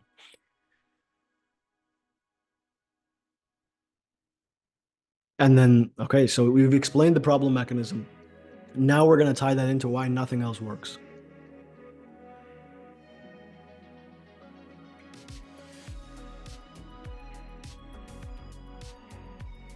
Let's say, so then now he's going to go against the most common solutions, right? This is the time to do it. This part of the VSL either comes before the problem mechanism or after. In this case, they do both. Right? They do a little bit before, where they say toothpaste, dental clinics, none of this stuff works, but they don't explain why. That comes when the problem mechanism is explained. So look, now he's going to go into the toothpaste. So let's take toothpaste. The toothpaste doesn't work. They're trying to remove grime with the same bleach that removes stains off your t-shirts. So toothpaste, artificial sweeteners,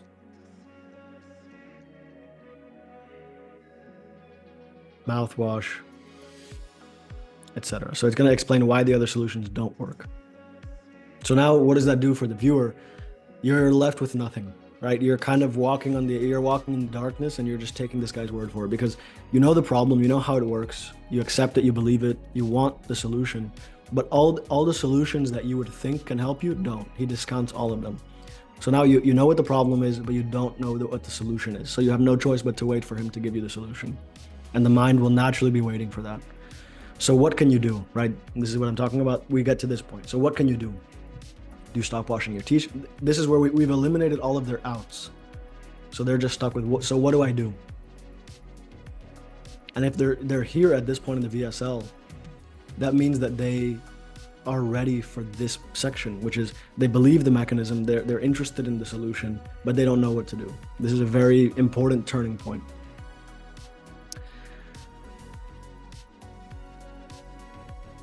And it's really just emphasizing the fact that you're kind of hopeless until you get the solution. If you use natural toothpaste, the bacteria are still incredibly weakened and need time to recover. Grinding or clenching puts enormous pressure on the teeth.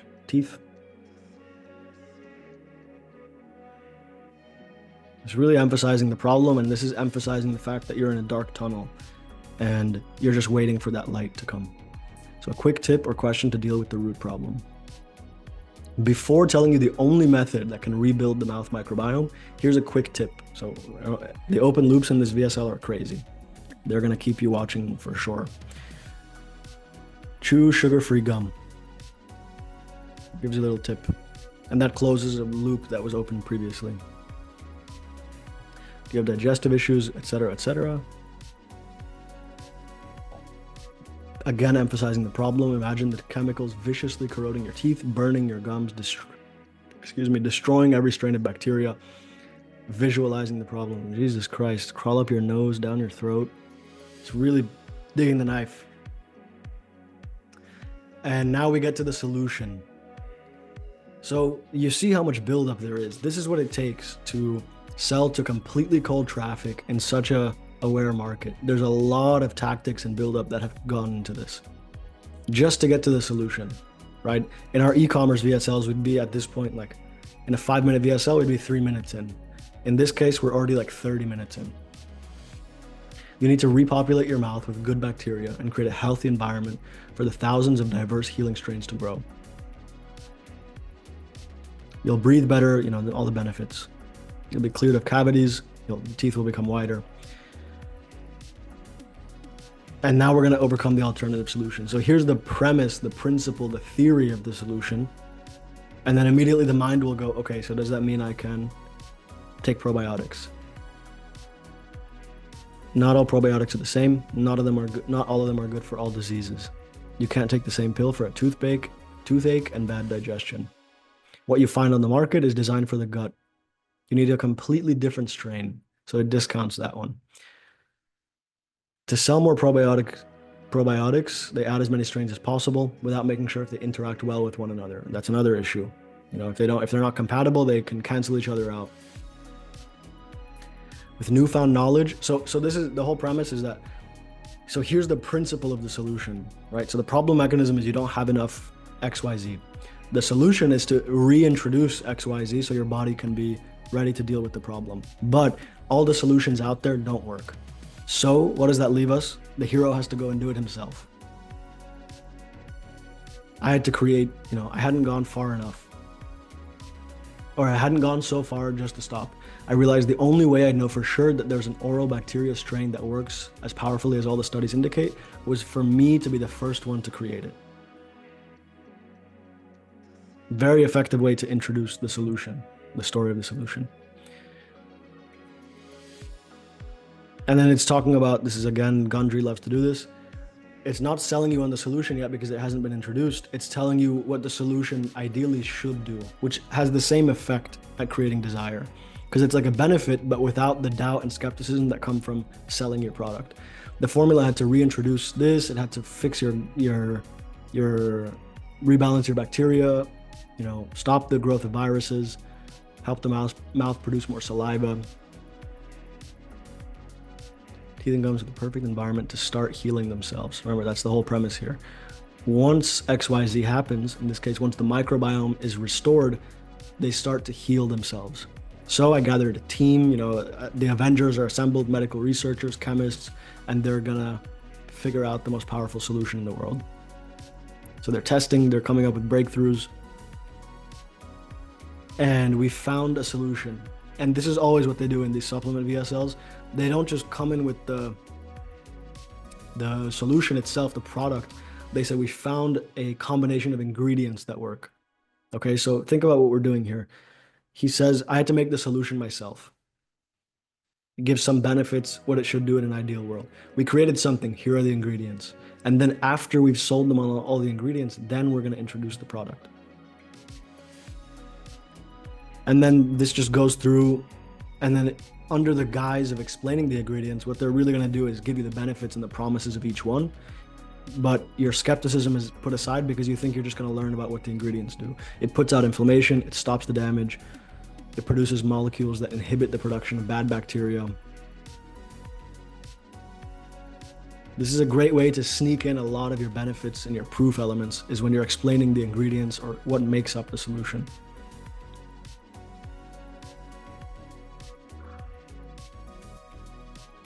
I'm not going to go through all of this, but it's just explaining each ingredient and giving it a benefit that applies directly to the prospect. And now we package it into a product. That's when we decided this should come in a unique candy that softly melts in your mouth.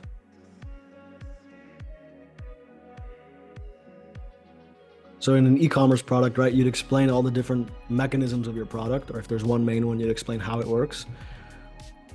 And then you would explain how you would take that mechanism and put it into a product. So you don't sell them on the product first. You sell them on the benefits of red light therapy and, heat massage, deep tissue, whatever. And then once they're sold on the benefits of that, then you package it into a product. Because remember, the second you introduce the product, you better make sure that they have accepted the benefits, they want the solution, they trust you, they have enough proof. If you do it too early, then there's a bunch of skepticism that's going to follow them throughout the rest of the VSL. So they made the first batch. I saw the light in the end of the tunnel. First case study explodes. We received calls that this miracle worker was making teeth look whiter, etc., etc. He was breathing freer. And now the product is introduced. I mean, if you can see my little scroll bar, we're on page 21 of 30. So we're 66% of the way through the VSL. Now the product is introduced. We called our advanced soft probiotic candies ProDentim, the 100% natural doctor-formulated health supplement. So that addresses the real root cause of gum disease, cavities, and tooth decay. And this is like a summarized pitch: what it is, what it does, and how to use it. Let one tablet melt in your mouth and let the science do the rest. That's always how these products are framed. You take it and it does the work for you. What's in it? Simple, it explains what's inside. Social proof and testimonials. A lot of proof. It's non-GMO. This is where it's made, 150,000 people. This is where we give the proof, because we just introduced the product, which is a big tension point for skepticism. So we need a lot of social proof, a lot of, social proof is the main thing at this point in the VSL, because we've already done the studies, the trials. Now we need to show that other people are doing it. So ready to try it? Here's how. Now we get into the CTA and the close. So let's just go over the main elements of the close, because this is not super unique. Let's see how you can get ProDentim today. We refuse to cut any corners, yada, yada. Price anchor. This is always how it works. We were told to sell it at, $300, $500, $700. Far from me to put a price on your health. So he's on your side. So he's going to do you a favor. Instead of selling you this thing for $700, he's going to drop the price. The retail value should be $175. So from $700 down to $175. This is a steal considering yada, yada. But my goal is to give it to as many people as possible. You don't need to invest $170, not even $150, not even $120. So we're dropping it more. I just want to cover the cost of the ingredients and keep the site running as long as possible. I'll have to charge $99 for one bottle soon. But today you can get a 30-day supply for just $69.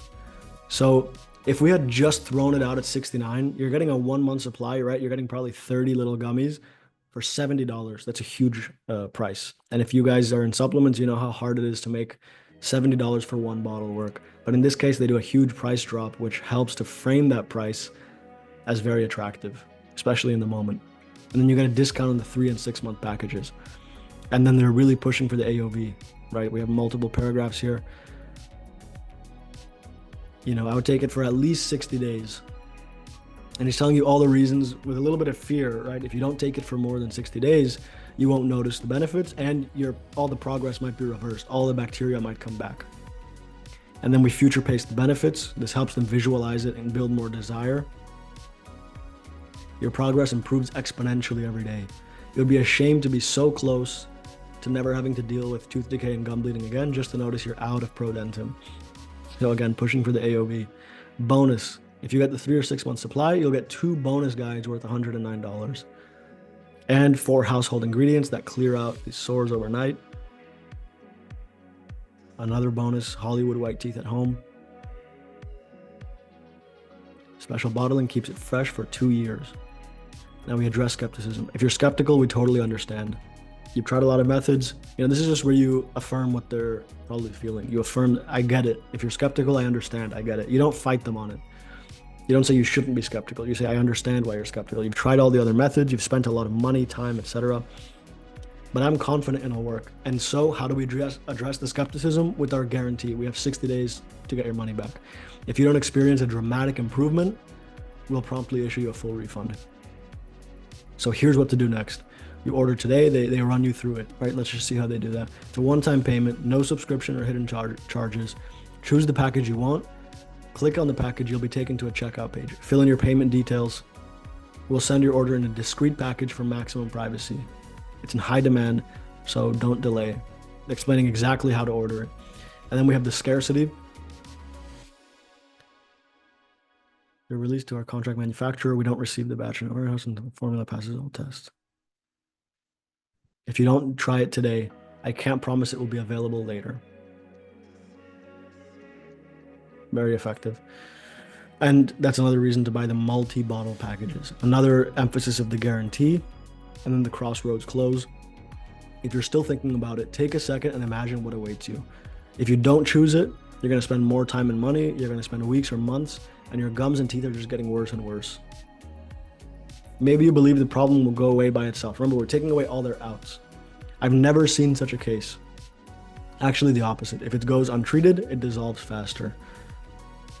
Or you can risk nothing and try ProDentim right now. Again, talking about 3 or 6 bottles. And then that's pretty much it. And then they have their FAQs. Just to re-emphasize all of that. Well, so that's this VSL. ProDentim VSL. Monster VSL. This script is in. Thank you for watching the video. If you enjoyed it, that's great. Leave a comment if you have any questions, or if you have other VSLs you want me to review. I love doing these VSL reviews. And I do a lot of them inside of my community, the private school community, where I share a lot more resources, a lot more tactics and strategies that I personally use.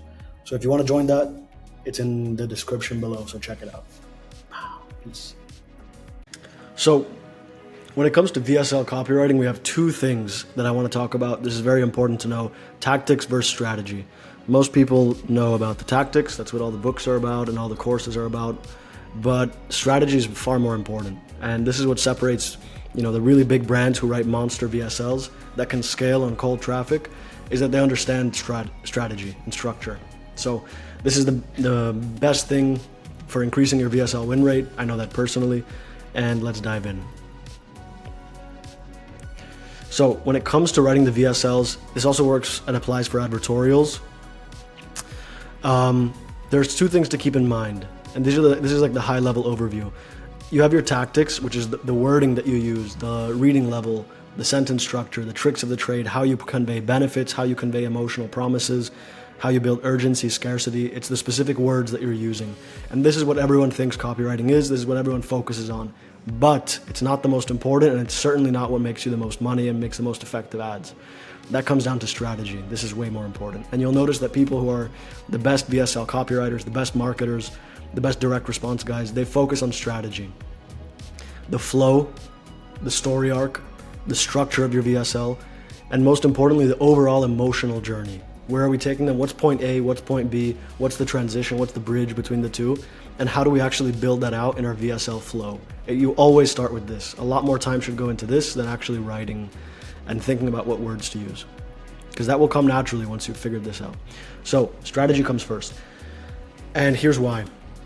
We have to decide what that emotional journey is before we can know how to do it, before we know how to take them on it, before we know how to structure the language, the different paragraphs, the different sections. We have to know what the sections are.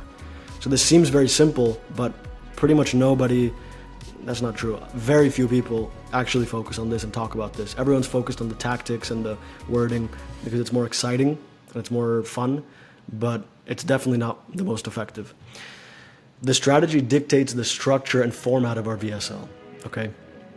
Is it a first-person story? For some market level awareness levels, this is better. For some niches, this is better, right? When selling to women, this can often be better. Again, depends on your market and their state of awareness. Is it an informational VSL? Are we gonna educate them? Are we gonna take them through the different mechanisms and focus on the how the product works? Or is it a more emotional one? Are we gonna focus on what they get and why they want it? And then the authority figure narration, that's also a common one, especially with big brands. They'll have a doctor or a physical therapist narrating from the first person perspective, giving their story. So you have to decide this based on market awareness level, the niche that you're in, who you're selling to, and also what works best for you. What are you most used to, most comfortable with? All of that plays a part in this, and you want to take time to really think about it. But what I'll say is one of the best ways to determine what strategy to use. It's very simple. Look at what the most successful competitors are doing. The people who are winning, who are scaling their ads, what format are they using? And this is how we figure that out. You take one of their best VSLs and you break it into a structure. You identify the key sections. Where does the script transition, right? It'll transition after the lead into an agitation, and then it'll transition to oftentimes giving a bunch of benefits, then dismissing the alternative solutions, opening a loop and teasing the problem mechanism. You want to label each of these sections with a few words. And this is what's going to give you a structure, the VSL structure. This makes it very easy to follow that structure because now you know that it works for your market. So you're not starting from scratch, you're not guessing, you're using something that you know works, and now your job is to write it and adapt it to your product. So this is how we do that. Once you've outlined that structure, now we're going to write the VSL. So what are the key things to use here? Again, you don't want to start from scratch. You don't want to use your best guess. This is a lot of the beginners do this. A lot of people that I've talked to who are just starting out with copywriting, even if they've been in e-commerce for a while, they think that they can just take an idea and write a VSL from scratch. This very rarely works. You have to be a very, very skilled copywriter to be able to write winning stuff from scratch consistently. I highly recommend using a proven story arc, a proven flow, and you'll see that most of the top VSLs, whether it's Gundry, Miami MD, the ClickBank stuff, they are using the same or similar structures every time. They found what works for the market, and then they write a VSL based on that. They're not starting from scratch. You'll see patterns that they're using the same closes, they're using the same intros, they're using the same problem mechanisms where they're giving the benefits of each ingredient of their product. There's a lot of commonalities, and that's because it works, and it works much better than coming up with something new from scratch. So when it comes to writing, the way we actually make this happen is we have to research. We have to do deep research into who we're selling to. So what are their pain points? How do they describe them? What are the key emotions? What are their secret desires? What do they actually want, right? If it's a skincare thing, they don't actually want more beautiful skin. They want to be more attractive to other people. They want to be treated better. They want to feel younger. They want better relationships, and they want a sense of freedom. So this stuff you'll only get by researching your market, going on the forums, seeing how they work, using AI to do deep research, on Amazon reviews, on other websites copy. And what kind of language do they use? How do they describe their problem? How do they describe the alternative solutions, their frustrations with chiropractors or dermatology clinics, whatever it is that your market typically goes to and they're used to, how do they describe it? And then this is where the tactics come down to. So this is what gives us kind of the ammunition to fill in that VSL structure. And then how we actually do that comes down to a lot of practice and skill. And this is where the tactics come in once again, where we're going to actually, we know what the benefits are. We know what the pain points are. How do we word that in a way that's the most easy to accept, easy to understand, relatable? How can we do it while building rapport, building belief? That comes down to just copywriting skill. And to summarize this whole section about filling in the VSL, research shows us what we want to say, what we say to hook them in, to build desire, to build the belief, And then practice, skill, and copywriting tactics show us how to say that. How do we word it? How do we structure the sentences? We're using active language, simple reading levels, all the stuff that's, talked about often. Now it comes into play. So just to summarize, the first and most important thing is that you want to make a deliberate effort to determine what structure you want to use.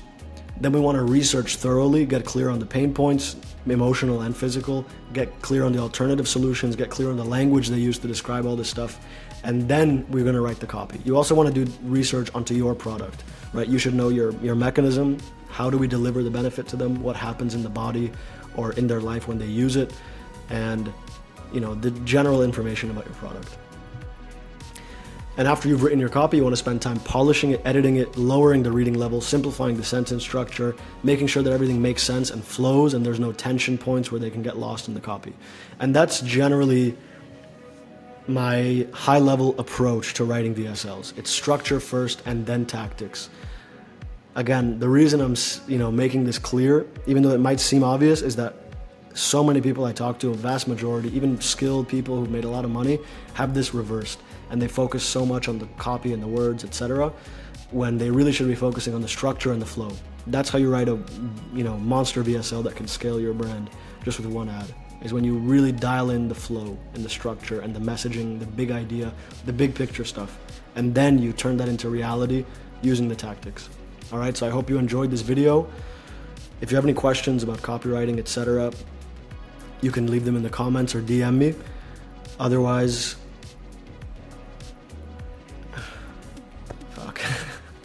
Otherwise what? Otherwise, that's it. That's all I got to say.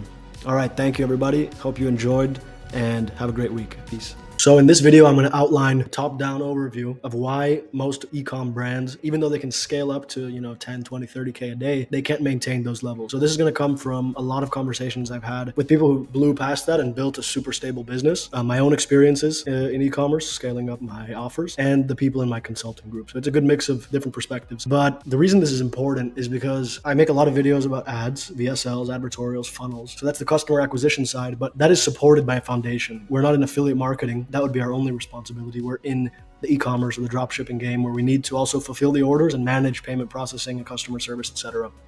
So this video is going to go into that. So just to give you a big overview of why this happens. So as I said, a lot of the people I'm talking to, their ads are doing really well. They implemented the VSLs, the funnels. They're making good money. They're scaling. They're profitable on Facebook. They have 2-3 ROAS, but they keep their graph, if you look on Shopify, it keeps bouncing down. So this happened to me. I've scaled multiple offers over about 2 years to 3, 4, 500K per month. And I always ran into the same types of issues that these people are running into. And those are back-end issues. And they can completely halt your scale or really sabotage you. There are 2 different types of issues you can have there. So let's go into that. The main reason is that the underlying foundation, as I said, is very shaky. It cannot support the scale. Again, I had experience with this, major setbacks because of payment processing, ad account infrastructure, customer service, overwhelm. And the reason for this is because when I was building up these businesses, my number one focus was the ads, was customer acquisition. I was getting as good as possible at making VSLs, writing them, editing them, or managing the editors, managing the whole creative process, the creative testing system, the media buying. And I put the bare minimum effort into my supplier relations, into packaging, into customer service management, into payment processing, relationship management, and banking and all kinds of stuff. I put very little effort into that and it came back to bite me and it limited my scale for a long time. So this is what the lessons I learned. And hopefully it can help you out and a couple ways to resolve this. So first, the foundation of this business is everything that makes up your business other than the customer acquisition side. So other than ads, other than retargeting, other than emails, upsells, all this stuff, anything that's not revenue generation related, that makes up what I call the foundation of the business, which is the operation side that's going to make your business run. So the biggest issue is payment processing. If you're running on Stripe or PayPal, you've definitely experienced this. If you're in the e-commerce industry, you know what the issues are with payment processing. They hold your money. They can hold a percentage of your money and they can take these reserves and hold them as long as they want. There's timelines, but a lot of times I've had experience with this where they say 90 days and then it gets to 120 and then 180 and then you have to get lawyers involved. These are big problems. So one, they can shut your account down completely. This is typically less common with the private third-party processors, but is much more common with Stripe and PayPal and even Shopify now. Over the last year and a half, it was more common. More frequently than the complete shutdowns is 10 to 20% holds. And just to be clear, I never ran super aggressive stuff. I never did anything crazy. They still don't like direct response marketing, e-commerce, shipping from China, that kind of stuff. They really don't like it, and they're going to screw you if you try and do it. Meaning they're not going to let you process huge numbers. On Stripe, I'm talking about the big payment facilitators like Stripe, etc. More common than that, and this is definitely very common with the third-party processors, is 10 to 20% hold. Meaning if you're, processing $100,000 in payments a week, they're going to hold 10% of that. So after every month, they're going to be holding $40,000. So this could be a rolling reserve where they keep it at a certain fixed amount, or it can just continue, right? It can continue. You can do 40,000 a month, and you never say anything. They're going to keep holding that cash, and then getting it out is kind of a pain in the ass. The next thing is customer service management. So let me just return to the payment processing real quick. This is not a payment processing in-depth video. I'm not an expert in this stuff. This is not legal or financial advice at all. This is just from my experience. But definitely switch to third-party payment processors in the country you're located in. You can even do other countries, like you can be in EU and get US processors and process credit card payments. But I'm in the US. I've always sold in the US. So US third-party payment processors. They underwrite you up front. You get your deal terms up front. There's no, surprise shutdowns. And as long as you're doing a good job managing your chargebacks, your customer service, your shipping times, this can be a great way to scale up, because they're going to increase your limit over time if you're doing a good job. So you can start, most accounts start at 50, 100,000 a month, and then they see, you're doing well, you have good bank statements, you have cash. They're going to raise that up. Okay. So one issue I ran into is trying to do this too early. When I started using VSLs, we were scaling really fast. We were really profitable. And the payment processors would give us a limit and we would go past it within a week. They would give us a monthly limit and we'd go past it. We try to open more accounts. Same thing happened. And eventually they didn't like how aggressive we were being with our scale. So they just some of them put a 20% hold, some put a 10% hold. And eventually those came off, but it was there for like 6 months or more, which made it really hard to operate with a ton of cash flow. So it's going to be hard, if you're not well capitalized, if you don't have a ton of cash and you're bootstrapping the business, you need the cash flow. The next thing is customer service management. A lot of people have experience with this, especially in drop shipping, with aggressive funnels, aggressive sales process, bleeding money to refunds and chargebacks. The other problem with the refunds and chargebacks, not just having a high rate of them, but that they grow as you scale. And then when you stop scaling, let's say because of a payment processor hold, you're going to be dealing with the chargebacks and the refunds from the previous 3-4 months, 2-3 months to be more realistic.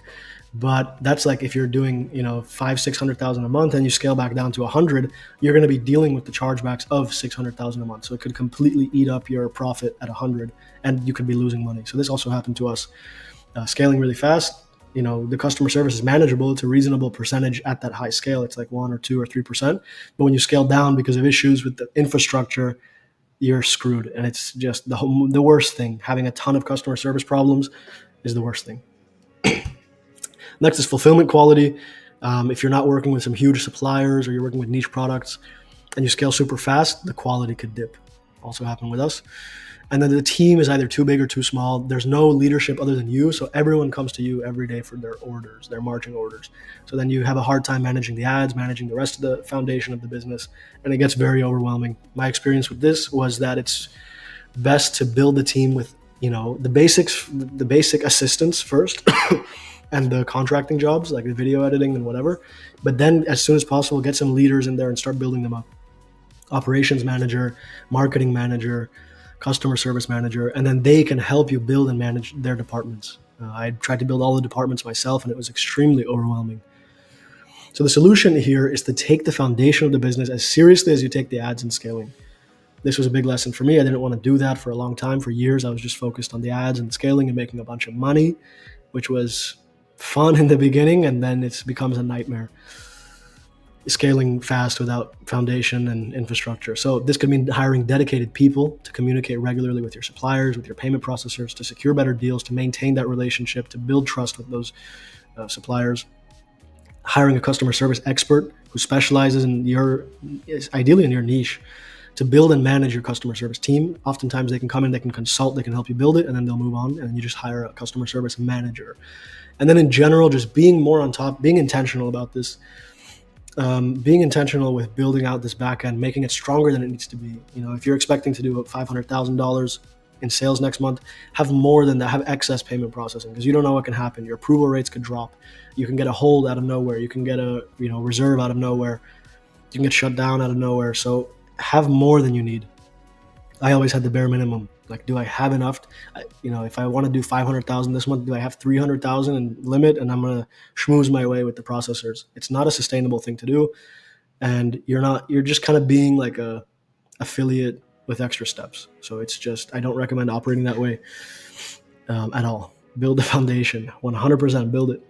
When you have the ironclad back end, this is what helped me to scale and really maintain it, was that you can confidently focus on scaling when you have your customer service dialed in, and you know that the refund rate is below a certain amount. You know that your payment processors can handle a lot, that they trust you have a good relationship with them. You know that your agent, wherever you're sourcing the products from, is doing quality checks. Everything is high quality. They can handle a lot of scale. You're ordering inventory way ahead of time, not way ahead, but ahead of what you need if you're scaling aggressively. And that gives you the space, the time, the energy to focus on new VSLs, new angles, new offers, and scaling your revenue. But without that stable foundation, the whole thing is built on a house of cards. You should probably just be an affiliate or in lead gen if you don't want to manage the back end. So I did do that as well. I got into lead gen, not so much into the ecom affiliate, but into lead gen, and scaled with that. And that was a lot easier. It's more of a relationship business. And if you're good at ads already and you can talk to people, make connections, it's just about getting those buyers and selling them leads. So that's the gist of this video. And that's the gist of this business foundation. I just wanted to hop on because I've been getting this question so much from people who are crushing it with their ads, especially after learning VSLs and funnels, but they don't know how to manage what comes with that because they've been at the same scale for years. So this is like an introductory thing of where to start looking.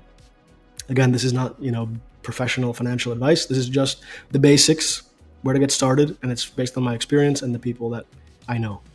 So thank you for watching the video. If you want to learn more about this and see me go a lot more in depth on each of these things, do calls with guests, do calls with my business partner about payment processing, customer service, fulfillment, etc. Check out the link below this video, my private business community, focus on e-commerce and specifically direct response e-commerce. So if you're already in business, check that out. You could learn a lot about VSLs and funnels if you're not experienced with them already. All right, see you. All right, welcome everybody to the Direct Response podcast. Today we have Kane Smith, a direct response expert. He's going to be our guest. We're going to ask him a bunch of questions. And Kane has some pretty extensive experience in the industry, writing copy and working direct response for Agora, VShred, Grant Cardone, and a lot more. He's going to go through his intro himself. He knows it a lot better than I, but Kane, thank you for coming on. It's great to have you here. Oh, thank you for having me on, Fernando. So yeah, I've been a copywriter now in the direct response space for a little over 5 years. I started in 2018 writing content, back when there were content mills. I don't know if they still exist now. I doubt they do because of AI. I think they use but AI. That's, yeah, that's where I got started anyway, writing tiny kind of 300-word articles on a content mill site. And then I got into direct response round about 2020. As you can tell, I'm from the UK, and here in the UK, there isn't really much of a direct response scene. So British people tend to respond to a very different kind of advertising to what we tend to see in the United States. It tends to be very brand driven, a lot of humor, clever ads rather than clear ads and stuff. And I never really kind of gelled with the British copywriting scene. But with all the stuff I was studying, I read all the classic books, Schwartz, Halbert, Hopkins, and all that stuff. And I thought that's the stuff I want to do, the long form direct response, what I call the American style of advertising. So I started to work with, I guess you would call them ClickFunnels entrepreneurs. So people who were coaches, course creators selling information products, usually through a ClickFunnels funnel. They were the first direct response gigs I picked up.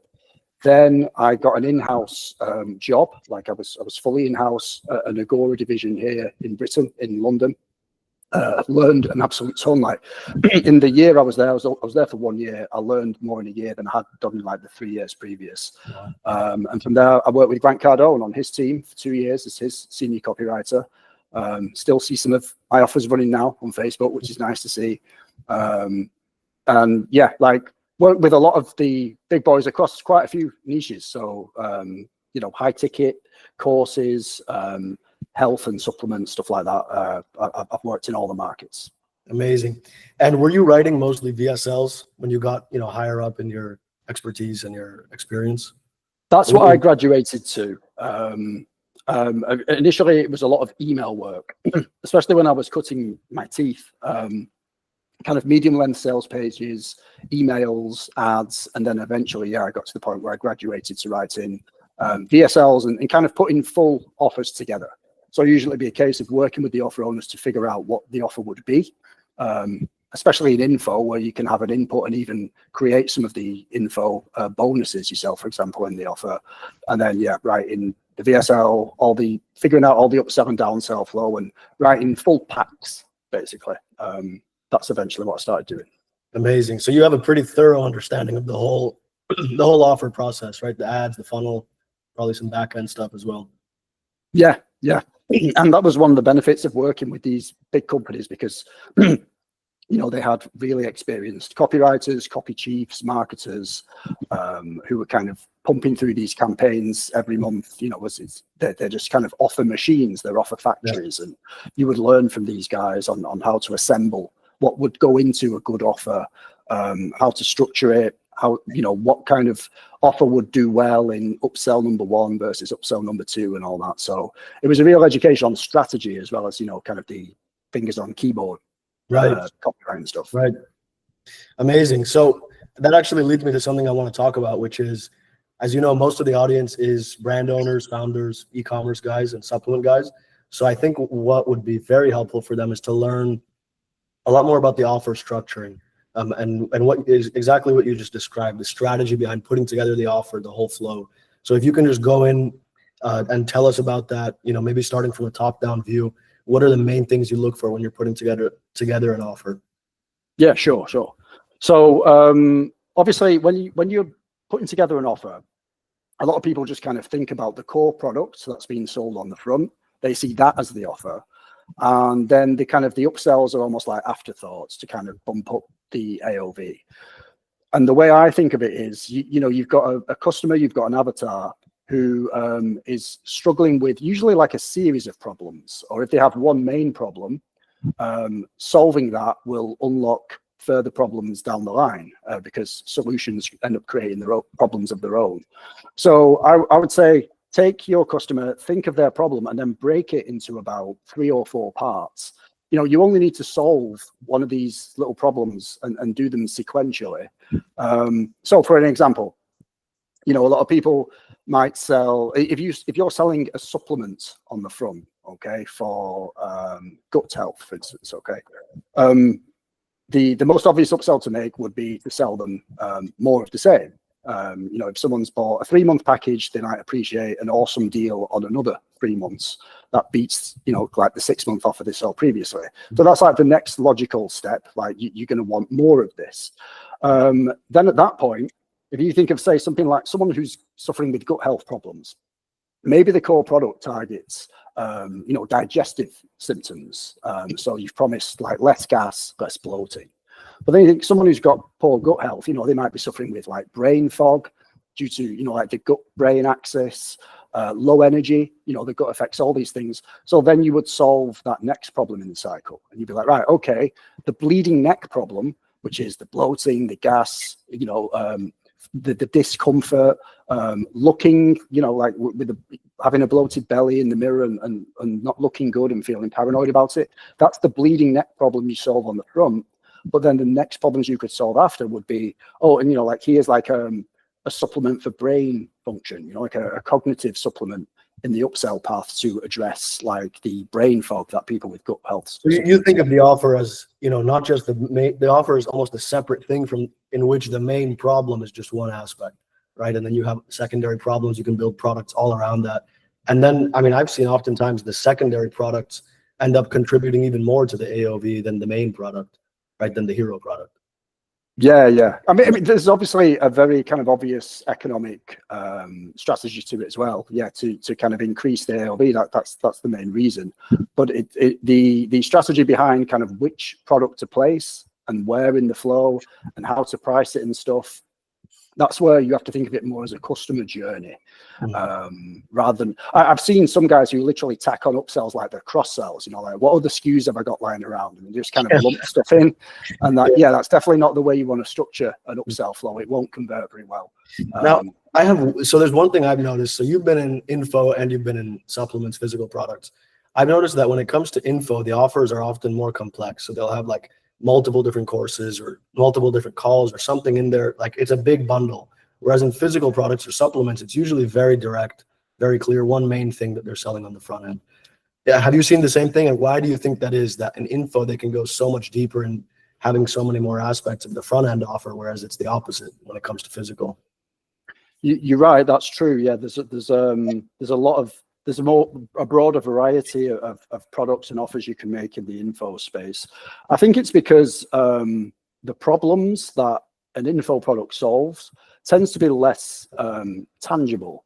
So like there are lots of different ways of solving those problems because they're less tangible problems. So you can be a lot more creative with how you package the information, you know, whether you're going to do in-person events and retreats, whether it's masterminds, coaching programs, courses, books, monthly newsletter subscriptions. There's loads of stuff you can do. But I tend to find with info, there tends to be quite a logical ladder to that as well. So the stuff that requires like high energy to consume, for example, a book that you might sell as the front end, you can kind of keep ramping it up a notch in the upsell. So someone who's had a book, I don't know, like, first of all, you'd probably bump them an audio version of the book on the order form, but then that person might find consuming a video course on the same material like a lot quicker and easier. So you might upsell them to the course. Then it's like, hey, you know, like maybe you need help implementing all this, and then they get sold into coaching where they kind of get the handheld. And it's sort of, there's bigger and bigger offers that tend to be more higher priced, that involve a higher degree of access and implementation from the coach or the guru who's typically kind of being the face of the offer and selling it. Right. Yeah, that's a very interesting, that makes a lot of sense because the problem is a lot more general. So you can address it in a million different ways. Whereas with the physical product, it's usually very specific, right? It's like one health problem or one pain problem or something very precise. So that makes a lot of sense to me. Yeah, that's right. I mean, and just to kind of round that off, like in physical products, you could do it potentially, like say if you were selling a supplement, you could maybe then sell a super strength version of the supplement with a much higher dosage, which, you know, kind of ramps it up. But you're very limited, yeah, with physical products into solving that same problem in these various ways. And I think that's why it comes in, as you said, that you have to address some of the secondary problems. That's a much easier way to structure the upsells, right? Rather than more products for the same problem. Yeah, that's right. Yeah. So just think of it as a customer journey. You know, there's a certain element of sophistication to it, but if you've done all the research, then you'll know the customer's journey anyway. You'll know what it is. Absolutely. Some of these guys are not doing their research, Kane. They just want to make that. But that leads me into the next question, is that a lot of ecom founders, supplement guys that I talk to are very talented and skilled when it comes to the operations side, and they've been running ads for years. But I don't know how much you know about the e-commerce industry, but it didn't get super sophisticated when it came to copywriting and direct response until kind of recently, when everyone started using the VSLs on a large scale, maybe a year and a half, 2 years ago. So now a lot of these guys want to get really good at copywriting, really good at direct response, because they see it's a big leverage point. So I wanted to ask you, based on your experience working with, you know, probably some of the best copywriters in the industry, what did they do to help you, you know, get to the next level? Was it the copy cheat? Like, what was the biggest benefit thing that you experienced that took you to the next level? Yeah, good question. I would say it was learning about ideas and learning that the idea is king. So there's the saying, isn't there? It was attributed to Abraham Lincoln. Is it, give me 6 hours to cut down a tree and I'll spend, is it 5 hours sharpening my axe? Something like that. Yeah. So that's what I was taught, in the sense that, you do all your research on the customer, on the product, on the market in general, take a look at competitors and see what they're doing. But then take the time to go slow, like almost kind of go slow to go fast with the idea. How is this idea really grabbing someone by the throat? What are you actually trying to say? Like, map your message out. There needs to be a theme. You've probably heard of the big idea, this golden thread, this one idea that your promotion needs to kind of transmit to the viewer that just, will not let them go. So I was kind of taught to put a lot of time and effort into researching the idea and coming up with the idea and stress testing it. So like at the biggest companies, you might have a very experienced copy chief whose job is just to kind of sift through ideas, and he's saying no to so many ideas because he's got his ear like finely tuned for an idea that he thinks will hit. And you're bouncing off each other. There's typically teams of copywriters who are all sharing ideas, and you're helping each other sharpen up your ideas. Now, obviously, if you're not working as a copywriter doing client work for people, and certainly if you're not working in an in-house team where you can get together and do these kind of things, joining communities where you're all kind of trading scripts and reading through each other's copy, whether you're doing it live or whether you're just posting copy in the group and asking one of the more experienced copywriters to cast an eye over it and drop some comments in. This kind of peer review is really important. And like going to someone who's been there and done it, and ask them for their opinion on the strength of your idea. Because if the idea is not good, you can come up with a great mechanism and you can kind of dot the I's and cross the T's on all the lines of copy, but it's just not going to stand. It's not going to hit. Okay, that's actually very valuable. So it's almost like it's top down, right? Like the number one thing is the idea, and then everything flows naturally from that. And I guess the copy is almost like the final level. That's been my experience as well, that the actual wording is the last thing you do once you have all the structure mapped out.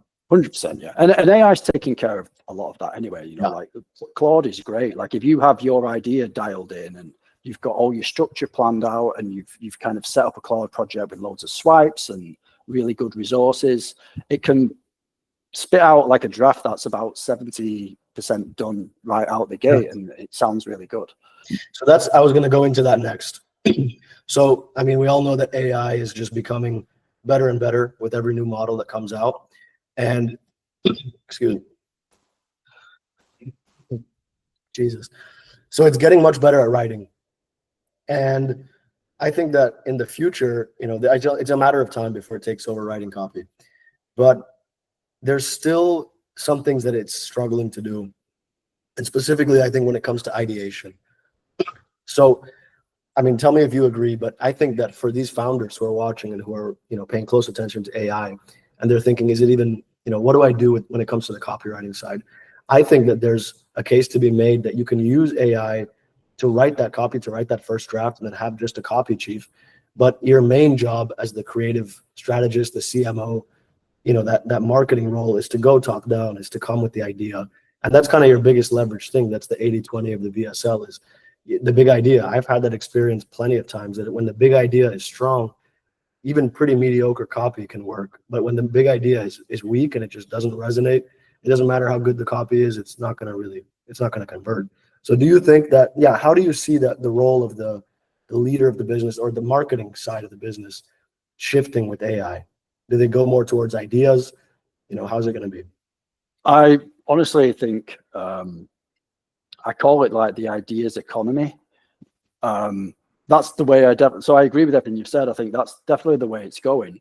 And funnily enough, Fernando, like in terms of me kind of getting started in ecom and looking to launch my own brand, it's mainly because I see there's almost like an arbitrage opportunity there, where I think if you're good on the copy side, like you're a good ideas person, you'll be an ideas machine and you'll be very discerning with the ideas that you choose to pursue. And I think that's a big competitive advantage in ecom, in any industry really, not necessarily just ecom, because sooner or later the guys are all going to be able to use the same tools, and copy will just be kind of punched out with the push of a button. But yeah, you need someone hovering over it who's saying, no, we're not going to write that script because the idea is not good enough. No, we're not going to pursue that offer. It's not the right fit for this market. You know, it's the strategist, isn't it? Someone there to kind of guide the strategy and make the decisions and focus and say no to things and say yes to the right things, and then AI will do all the legwork. The good news is for a lot of ecom guys have so much skin in the game from just like testing so much stuff. Yeah. You know, these are guys who kind of learn with on the job, with skin in the game. They might not have had, you know, the traditional copywriting education or experience of working with bigger companies in-house and stuff, but they just get stuck in, they run the ads, they're learning all the time. So these guys are kind of building up that knowledge and experience and that muscle of knowing what a good idea looks like as well. Mm-hmm. So they'll be in prime positions to take advantage of it when it does end up this way as well, I think. Amazing. Yeah, the discernment and pattern recognition, as you said. Yeah. So I want to ask you another question now. What are some of your favorite, you know, VSLs or offers that you've seen that you think are like the top of the top, whether you worked on them or not, just that you've seen in the industry that we can learn from? I mean, I'll pick some kind of obvious guys first. I'm a huge fan of, you know, the Golden Hippo guys and the Gundry stuff. I mean, the production values are very high, which always makes, you know, them look great. But I really appreciate the construction of their VSLs and the craft that goes in. You know, there's I don't know if it's true. I've heard Craig Clemens still writes some of those, or he has a heavy hand in them. I've heard the same, yeah. Yeah, like, and he's probably the best in the business. So you can do a hell of a lot worse than watch the Golden Hippo stuff. I think V-Shred from about 4 or 5 years ago, so the VSLs they were producing were terrific. If you look at like the old Burn and Turmeric VSLs, they're real masterclasses. You know, they followed a different model in recent years where the long form stuff hasn't been as prevalent, but they're VSLs I admire a lot. And going outside of health, you know, again, I started in an info background in BizOp and financial publishing and stuff. So yeah, many of the great copywriters. If you watch anything by Stansbury Research or the MarketWise groups, fantastic. Some of the stuff they're doing is very, very cinematic as well, which is, again, if we've seen how good VL3 is now, I think this is where VSLs are going to go. Guys in ecom, I think, are going to start producing stuff that's more cinematic because the technology will be there. And if you're looking for like really good, you know, for anyone watching this who's interested, go and look at the FinPub guys, but especially Stansbury Research. A lot of what they do is it has this like cinematic quality to it, and you'll rip some good ideas from it, even though it's in a completely different industry. Amazing. Yeah. Golden Hippo is really something special. I mean, nobody's really been able to compete with that quality of copy and production. They are the gold standard, you know. So I'm always kind of in the ad library looking at what they're running, just to kind of. Have you met Craig Clemens? Never met him. Would love to, but no, never met him. Did you work for Golden Hippo? No, I've written affiliate swipes for their offers, but I've never worked on any of their full-length promos or as part of their in-house team. No. Understood. Okay. So guys, for you watching, those are some great options to check out to really study and see this copy in depth. You know, watch the VSL and take the copy, take the transcript, and go through it and map out what tactics are they using. And as Kane said, you know, find what are the big ideas here, because I think that's one of the best ways to break down a VSL is find what's the overarching big idea, what's the big idea of each section, and then because it's like you said, Kane, it's an ideas game. It's all just turning ideas into, you know, consumable media.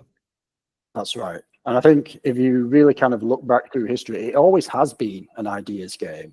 But even more so now when you know, the writing has become so democratized, it's an ideas game more than ever now. So tell me, what are you working on now? What are your current ventures that you're excited about? So I'm preparing to launch my first ecom biz. Nice. my wife has an ecom store. She sells apparel, so I've been kind of helping her with that. But this is like my first venture in ecom myself. I'm going to be selling into the menopause market, and I still, I'm still a copywriter for hire. This is how I pay the bills, and how I'll be kind of cash flowing the business in its early growth stage is, working. I work with a lot of what I would call traditional clients, who need VSL funnels and webinar funnels and stuff like that. But all of it combined keeps me really busy. I'm really excited though by ecom. Like I said, it's why I'm here. I'm delighted to see that direct response has kind of bled in recent years. It's the thing that's attracted me to ecom, is the fact that, you have direct response skills, like you can kind of arbitrage it in this game and use them to go far. So that's why I'm here. Well, it's very exciting, and I'm rooting for you to crush it. Hopefully we'll see you in the ads library soon. Hopefully.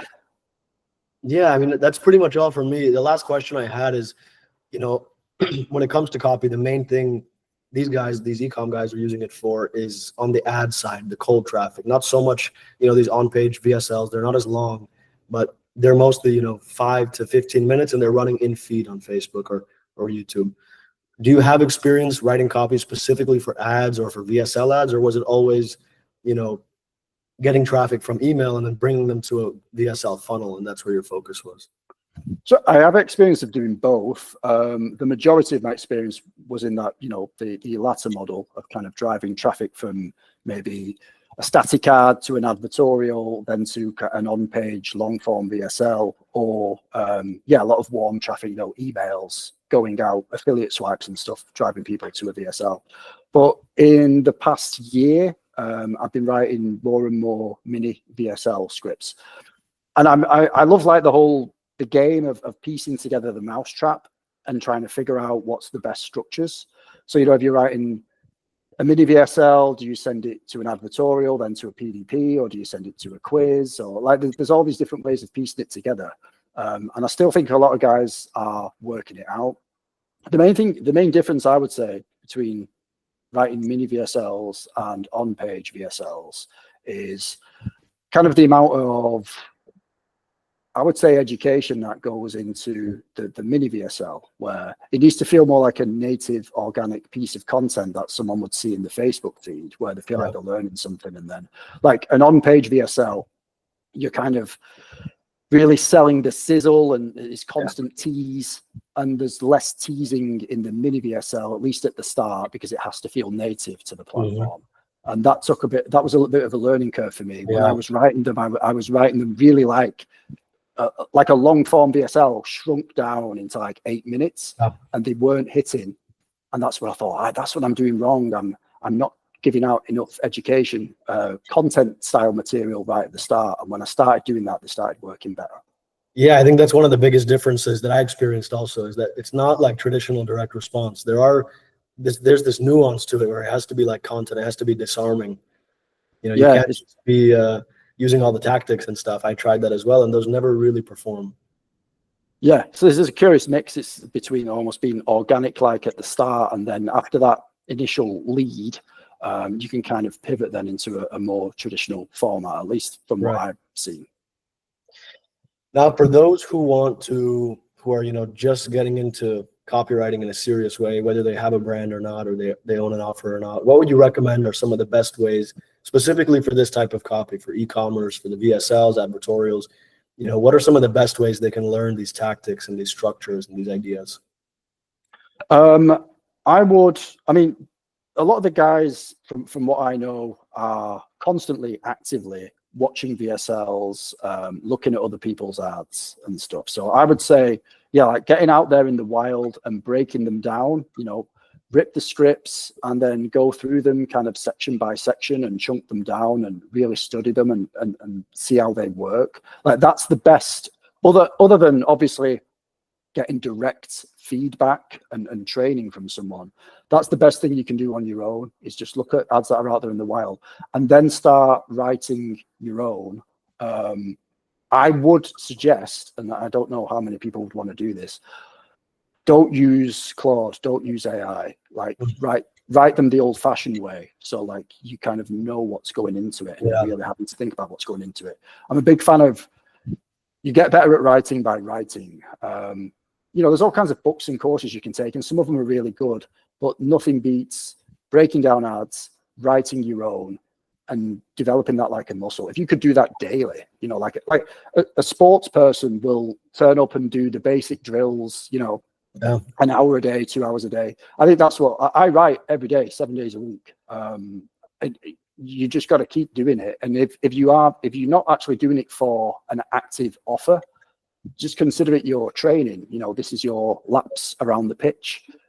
Break down an ad, try and write one yourself for a product that you've chosen with the same structure, and try not to rely on AI at the start. Use AI once you've developed the skill to kind of understand. And I know a lot of people aren't going to want to do that, but I do think long term it'll give them an advantage. Absolutely. Those are the people who will succeed, the ones who are willing to do it. And yeah, so don't, you know, the common pitfalls that you pointed out, stay away from over consuming these books and stuff and the AI, because I think that a lot of people will fall into that trap, probably already have, is the overindulgence of these books and courses, and then just using AI based on this theoretical knowledge, and then everything's bombing and nothing's working. I've seen that plenty of times. Absolutely.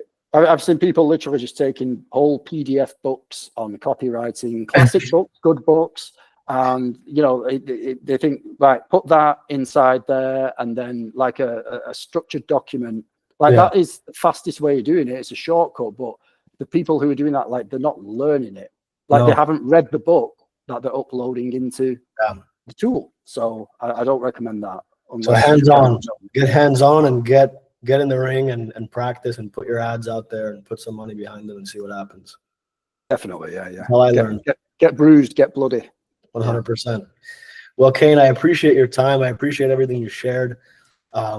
Thank you for, you know, your expertise, giving us these insights. I think it'll be very valuable to a lot of these guys who are not exposed as often to specialists in high-level copywriting. So I appreciate it. Is there anything that you want to share, how people can get in touch with you? Yeah, sure. I don't post on there very much, but the social media platform that I at least was most active on is LinkedIn. You'll find me on there pretty easily, Kane Smith, if you search for me on there. Otherwise, I'm one of these underground guys. I don't really have a flashy website or anything. If people want to get in touch with me, they can email me. It's contact@kanesmithcopywriter.com. So if anyone wants to drop me a line, I'm always chatting away to copywriters who reach out to me there. Amazing. Incognito copywriter. Yep. Yeah, quite a few of us, underground, don't do the whole kind of content marketing thing, usually because we're too busy writing copy. Right. Well, I appreciate your time once again, and hopefully we'll see you around, maybe on another episode one day. When you have your awesome, man. I'd love to. It's been good being on here. Thank you. So let's dive into the VSL body. It starts right away with testimonials. They're on the talk show, and she's like interviewing these people. This is probably a paid thing, but that's how the VSL starts, and it builds authority and interest right away. This person was 100 pounds overweight. It's demoralizing. They tried other solutions. So notice this is the whole problem buildup, right? I had this big problem. This is the emotion. It was demoralizing. I tried the other solutions. Nothing worked. I tried the restrictive eating. It didn't work. I had a demanding job. So it's just building up this huge tension, this huge problem. That's how we dive in right away. And then immediately we pivot to the dream outcome. And here's me after. So it's like a before and after. It's not the same person. I'm not looking at the same person. Those first 2 weeks, I lost 7.5 pounds, then 11, then 10. It's been 10 pounds a month. So it just goes straight from the problem into the dream outcome. This is one of the most effective ways to hook attention if you can do this in a way that's believable. If your problem and then your dream outcome are extreme with no foundation, it's hard. But in this case, they're on a talk show. So it's definitely believable to see this. And we start with the overwhelming emotions. They're going to negative to positive and adding curiosity of how she did this. So the world needs to hear her story. I sat down with her face-to-face on PBS, so not CBS, PBS. And then rapid fire benefits, secondary benefits from the dream outcome. So she's doing the 21-day program. This is building curiosity. We still have no idea what they're talking about, but it's some kind of program. It leads to rapid weight loss, and it works for people who are in a deep hole with the problem. The results were immediate. The energy level, the increase was phenomenal, 100 pounds later. Now, was it hard to follow my plan? That's going to be the first objection. right, that comes up. If you're believing in it, you're desiring it, the next question is, does this work for me? And is it going to be possible? Is it hard to do? It's not hard at all. The ease and convenience was perfectly fit into my very busy and demanding life. So even though it's a dialogue, this is really copy. This is all scripted. The ease and convenience fit into my very busy and demanding life. So it's essentially saying the ease and convenience of this can fit into your busy and demanding life. It's sustainable. You look beautiful, incredible. Then we add some proof and weight to the testimonial. Her weight loss transformation was so inspiring that Women's Magazine featured her right on the cover. Again, more proof. Oh, this is what I wanted to mention. So this is for women, right? The doctor's a woman. The people who are coming on are women. It's weight loss, which is generally women.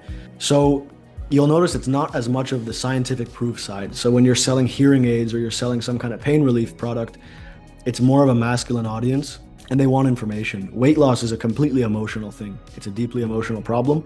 So you have to sell to the emotion, and in this case with women, even more so. So they're using the social proof, right? Because oftentimes women want to outsource just subconsciously to an authority. So they're having PBS, they have Women's Magazine, they have a doctor. So it's a lot of these proof elements specific for women. So they know their audience, they're talking specifically to one type of people. And it's probably women, middle-aged, US with weight problems. So a huge market, of course, and they know who they're talking to, and it's all targeted to them. I still can't believe it. I was struggling with my weight for years. If you would have asked this version of me if I'd end up on a national magazine cover, I would have said no way. And I'm a cover girl. So it's, we're bouncing back and forth between how bad her problem was with her weight gain to this dream outcome.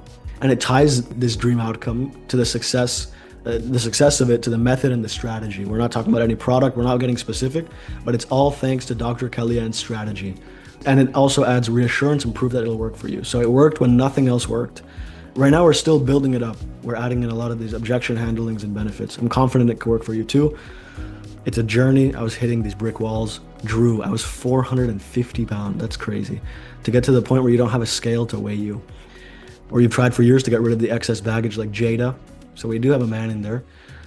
I needed to lose weight, or you want to lose a few pounds, regain your energy, take back your life like I did. So Dr. Kellyanne herself, just like Gundry, has a personal story with this issue. So if you know, Gundry was overweight, he had health problems, and then he solved it using the solution mechanism that they sell. And this is the same thing. So later in the VSL, Dr. Kellyanne explains how she used this method to lose her own weight. My waist was thicker than it had ever been. My hair was thinner. There's no other way of putting it. I was a red hot mess. I needed to take out the trash and get my life back. So as I just mentioned, Stefan, go ahead. Yeah, so I had a quick question about the proof elements in this VSLs and just VSLs in general. I know a bunch of you guys do drop shipping. How do you guys come up with these authority figures / like these proof elements if you're running an offer for the first time? So I'll tell you the ethical way to do it, the right answer, and then I'll tell you the way that you shouldn't do it, but to give all the information. Most people just fake the authority figure. So you make an avatar that looks like a doctor and you say, this is Dr. Brown. He's an expert in the field. And then you have fake testimonials. And then that's what most offers do. And then like the right way to do it, if you're doing it like Dr. Kellyanne, is you find an actual authority figure, a physical therapist like neuro. It doesn't have to be some famous doctor, but you find someone through LinkedIn usually, and you just do outreach. You bring them on for a deal, and they're your speaker. So that adds proof right away. And then for testimonials, you can just do post-purchase requests for testimonials in exchange for a gift card or a discount code, and customers will send it to you.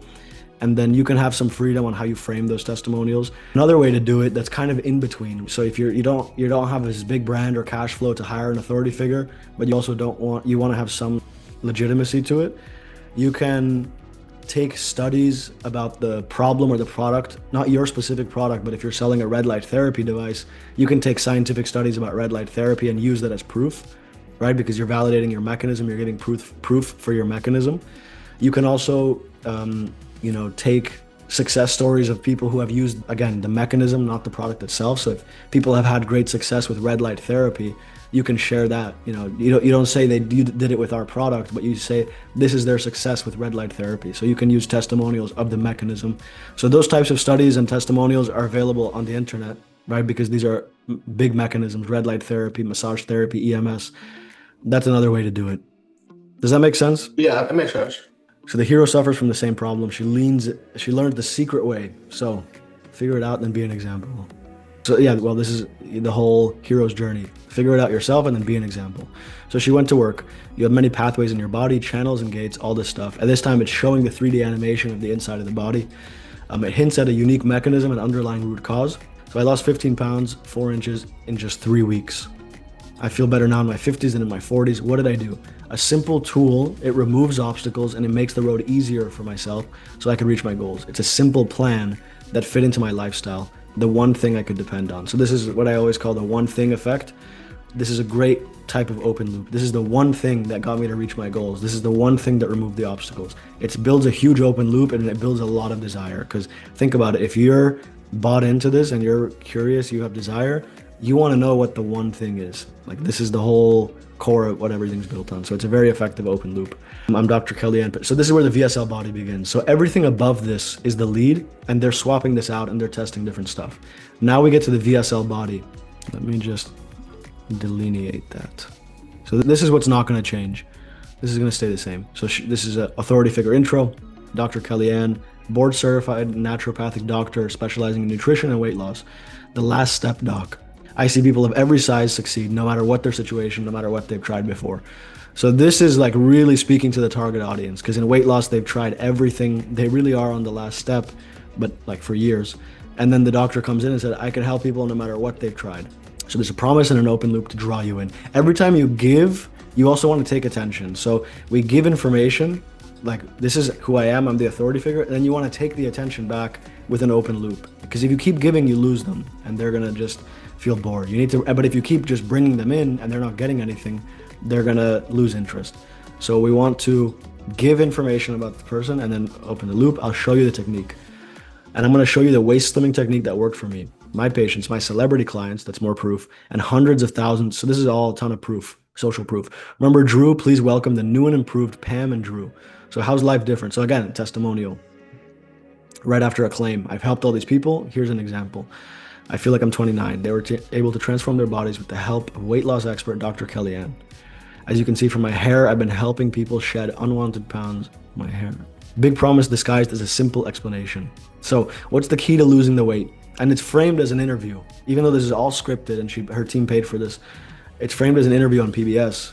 What's the key to losing the weight? They can ask her. And then she can innocently answer. It's a plan that supports you in your goals. Something easy, something that works, something you can lean on, no matter where you are, how you got there. If you're looking for a change, this is your ticket.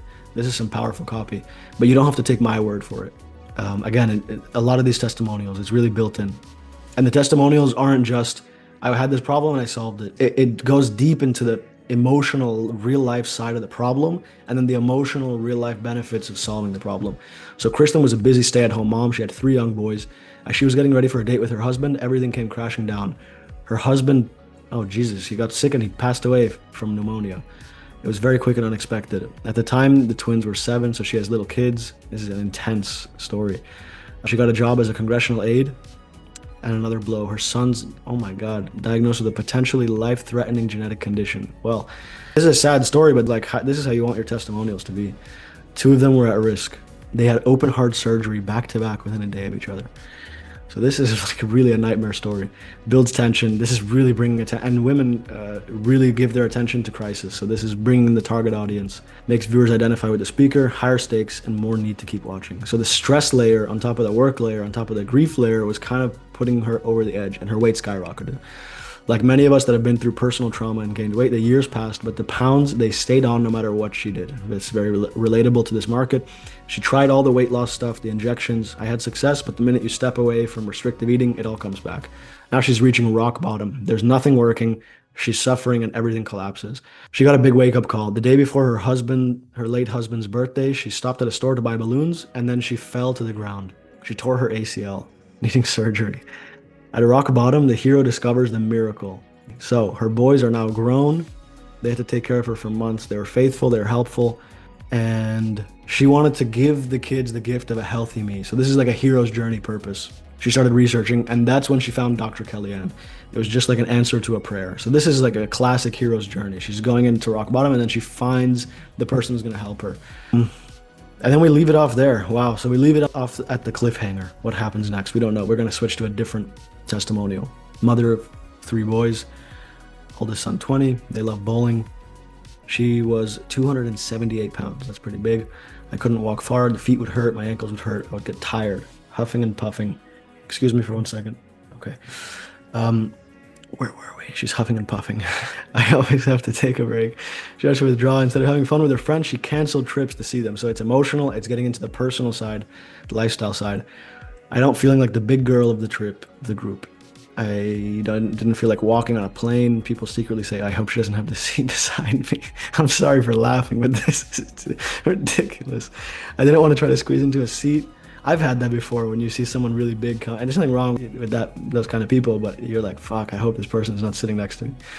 I got tired of asking for a seat extender. Hurts your feelings, makes you feel discouraged. Absolutely. In all these testimonials, the hero has tried everything. So the hero in each testimonial is a different person. And then in the overarching hero's journey, it's Dr. Kellyanne that's the hero. But in each one, you can notice that it's the same path. She has this horrible problem, all the personal side of it. She's trying other solutions, nothing is working, and then they reach rock bottom. And then we don't see yet what comes after that, but we'll see. Jada had been concerned about her weight since a teen. She tried the diet, she tried Weight Watchers, she tried keto. So everything that the target market believes is an alternative solution, they've already tried it. Trainers, the gym. She was exasperated. Give me a picture of your life now. Well, not now in the moment, now like in that point of the story. In one word, slow, sluggish, no energy, no motivation, mentally, physically, emotionally, it's tough. So this is really bringing the energy into a much more tense energy. So this is something you don't want to overdo. These testimonials are intense, but you know, we bounce back afterwards. But this is how you bring attention down. You bring attention in by bringing it down and then bringing it back up. And then you're holding their attention for ransom, their emotions, the viewer. I would say that's probably the number one thing that I hear. I wake up and it's like I never went to bed. I'm tired. So many disappointments. She felt frustrated and lost. And this is subtly, every testimonial is saying to the viewer, if you're this person, this can happen for you too. This can work for you too. Because most of the people who are watching this have not been in such an extreme situation as these testimonials. And certainly they don't think about it in such a vivid, negative way. So this is like, this person's worse than you and they succeeded. The solution I'm hinting at can work for you. So where can I get started? How can I get started? A lot of people want to be up here. I need someone that's going to meet me down here and it can build up. So she's saying she wants to meet someone who's like down and tried everything and then she wants to help them out. That's why she's the last step doctor. She's the last one that you go to because what she has works. It's people like you. I understand where Jada was coming from. When you tried everything, it can feel like you're stuck in a dark tunnel, but I knew I had what I needed. The right tool to bring in the light in the tunnel, just like Peter Kell likes to say. It's the one thing, once again, that I like to recommend to everyone. The one thing that won't let you down, because it was my lifeline. This is Dr. Kellyanne talking. In my 40s, I was stuck in the dark, gaining weight, didn't feel well. You don't know what to do. You don't know where to turn. It's a really bad place to be. So up until now, we've just been doing different versions of problem agitation and building up the problem, right? Which simultaneously builds the desire to solve it. But it makes the problem more and more real. The problem that they're feeling that's kind of with them day to day, we bring it up to the surface. We make it conscious. That's where we can create desire in them. The only thing that anybody could tell me was, well, you're in your 40s. So it builds kind of this enemy that, you know, this is just how it is. You're in your 40s. This is what's going to happen. And it calls out the common problems, age or genetics, that doctors would tell her that. It's one solution. So she tries one solution and it kind of works, but it's not good enough. This is very common. This is how you can start to ease a little bit of that tension. I tried something. It worked a little bit, but it wasn't good enough. Gundry MD has the same pattern. Miami MD has the same pattern. And it implies that later you're going to get the full benefits of this one solution without the hassle. This is often what they do. This solution works, but it's expensive and it's hard. So it's like if you're doing skincare, yeah, I got this clinical red light therapy treatment. It worked pretty well, but it was thousands of dollars and I had to go every month. So you have the desire for the outcome, but you want to avoid all the weight that comes with it. And then later in the VSL, they're going to say, well, we found a way to package it into a product that's cheap. You can use it from home and you still get the same benefits. So they got great results on the paleo diet, a lifestyle based on eating lean meats, vegetables, and healthy fats. The thing is, it can be so strict that it doesn't work for everyone. So I knew I needed to find a plan, a better plan, a simpler plan that anyone could follow and still eat all the foods. So this diet stuff can work, but it's too hard to be sustainable and it doesn't work for everyone. The audience likes to hear that, the viewers. My experience made it clear that protein was a good place to start, especially for weight loss. Before you run out and get a bunch of protein bars and shakes, that's not the way to get good protein. So this is also what they do. This is what, for example, Miami MD or Beverly Hills MD will say, like collagen, but don't go to the store or Amazon to buy it. That's not the right kind. kind of high-powered protein that will help you lose weight. You need the right amount, and then you'll shed pounds and keep them off. So this is kind of the solution mechanism. This is part of it. High-powered protein, a special type of protein, building up to the core solution with little benefits and solutions. It actually works. It gives you energy. The process removes obstacles. So now we're in the upswing, right? We're on the upper side of the hero's journey. We took them really deep with these really intense testimonials and the problem agitation. Now we're going to bring them out. We're starting to give them hope, benefits, excitement, desire, and we're going to channel all of that onto our product. So you can imagine we've been on a crazy emotional journey, and all of that energy is going to be channeled onto the product, creating desire. So instead of feeling hungry and deprived, we're full and satisfied. How much do I need? Multiply your weight by 0.36. Average woman weighs 165 pounds. I didn't know that. She needs 59.4 grams of protein. She's not talking about bacon and burgers. She's talking about a different kind of protein. So again, it's the one thing. I do love a good burgers, but there's one thing. There's a high-powered protein that I eat every single day that helps me stay slim with radiant skin. Continues building up this one thing. And that's not all. This thing fuels my tiger energy and helps me sleep. I found it in my research. When I connected the dots, I saw it popping up all over the world. Japan, France, Korea, in the Caribbean. I kept coming across this. So this is this one thing. It has this whole backstory. She's seeing it all over the world, and it gets all these benefits for you. So this is building a lot of desire. Remember, we took them all the way down. This one thing is the light at the end of the tunnel. They said something that perked my ears up. They brought it into hospitals. Why is this not on the table anymore? So it builds up the minor benefits by selling the aspects and the ingredients. So this is definitely something that you can do in your VSLs. The high-powered protein, collagen, and glycine. So it's not selling the product, it's not selling the solution, it's selling the things inside of it from a neutral perspective. Just like how Gundry will say, this chemical XYZ can give you energy, can lead to weight loss, can lead to mental clarity. So he's not selling his product, he's literally just giving you scientific facts, but they're absorbed as benefits and desire and creating desire. So collagen and glycine, high-powered protein could be the next level, stacking the deck, if you will. Collagen has the benefits of protein. It keeps you satisfied and full while reducing cravings and overeating. It can also perk up tired skin. Then there's glycine, an amino acid that supports your metabolism. Research suggests it stimulates fat loss and it helps you sleep better. Protein, collagen, and glycine together in one golden power food sounded exactly like what this doctor ordered, but I needed to update it to fit our modern lifestyle so that I could help as many people as possible. So she finds the solution, but it's not perfect yet. This is a similar theme. This is how we keep them in there. So we're building the desire first for just like the high-powered protein. So you want it, but you want more. Then we have all these ingredients and you want it, but we'll give you more. So that by the time you get to the final product, there's so much desire. I mean, compare that to if we had just introduced the bone broth, way higher up in the VSL, it would not have as much power. So first she tested out herself in different ways, 1 cup a day, 2 cups a day. This is going to be such an incredible tool for wellness, to restore, to revitalize. She did the trial and error. She handled that all of herself, so you don't have to. She found the winning combination. Her waist started to shrink, her skin was glowing, her sleep became restful, and best of all, she got that tiger energy back. Let's go. Flooded benefits, building desire and visualization in the viewer. I couldn't believe I was sleeping at night. I couldn't believe the energy I had. The night saved my skin. That happened very fast for me. I started feeling like me again, a new and improved version. So she's getting all these benefits. The hero, she solves it, right? That's the fulcrum, the core of the story. She solves it. Now she's going to help everyone who solves it. So she had her patients try it. The results were incredible. With the new power food, they were able to, number one, reduce hunger, curb cravings, and feel satisfied. So notice she doesn't say directly that they're able to lose weight. More secondary benefits, removes obstacles, makes everything easier. She removed the obstacles, so shedding pounds and keeping them off became easier. She's not saying the product will do that for you. It's an indirect benefit. People were loving, and that's important because in the weight loss market, 1, it's going to build skepticism if you make direct claims, and 2, it's not really compliant. People were loving the added perks, the pep, the smoother skin, the restful slumber. I can't tell you which is the best. Of course, everyone wants to lose weight and look great, but it's a lot to even just have energy in the morning. Again, she's not saying you're going to lose weight. It's indirect. Notice, everybody wants to lose weight. It's just a statement, but it's tied to the previous message. So it's implying you're going to lose weight using this product. It's a lot to be able to sleep through the night. So the proof elements that hit hard, the body has natural healing mechanism, and the solution aligns with that. So this is a very effective way to support. This is another type of proof, by the way. When you give your body what it really needs, it's against natural law for you not to become transformed. So when you connect your solution to something they already know and accept and believe, you take the credibility from what they already know and you attach it to your product. So everyone knows that the body has its natural process and it works well. So you can fix it using our product and then the two come together and you get the benefit from it. So it's not putting all the pressure on, look, our product is so good. It's saying, well, it works well because your body is so good and it brings out the best in your body. So this is how I like to do my claims in my VSLs, explaining how it enhances the natural abilities of the body. So a large study in 3 cities.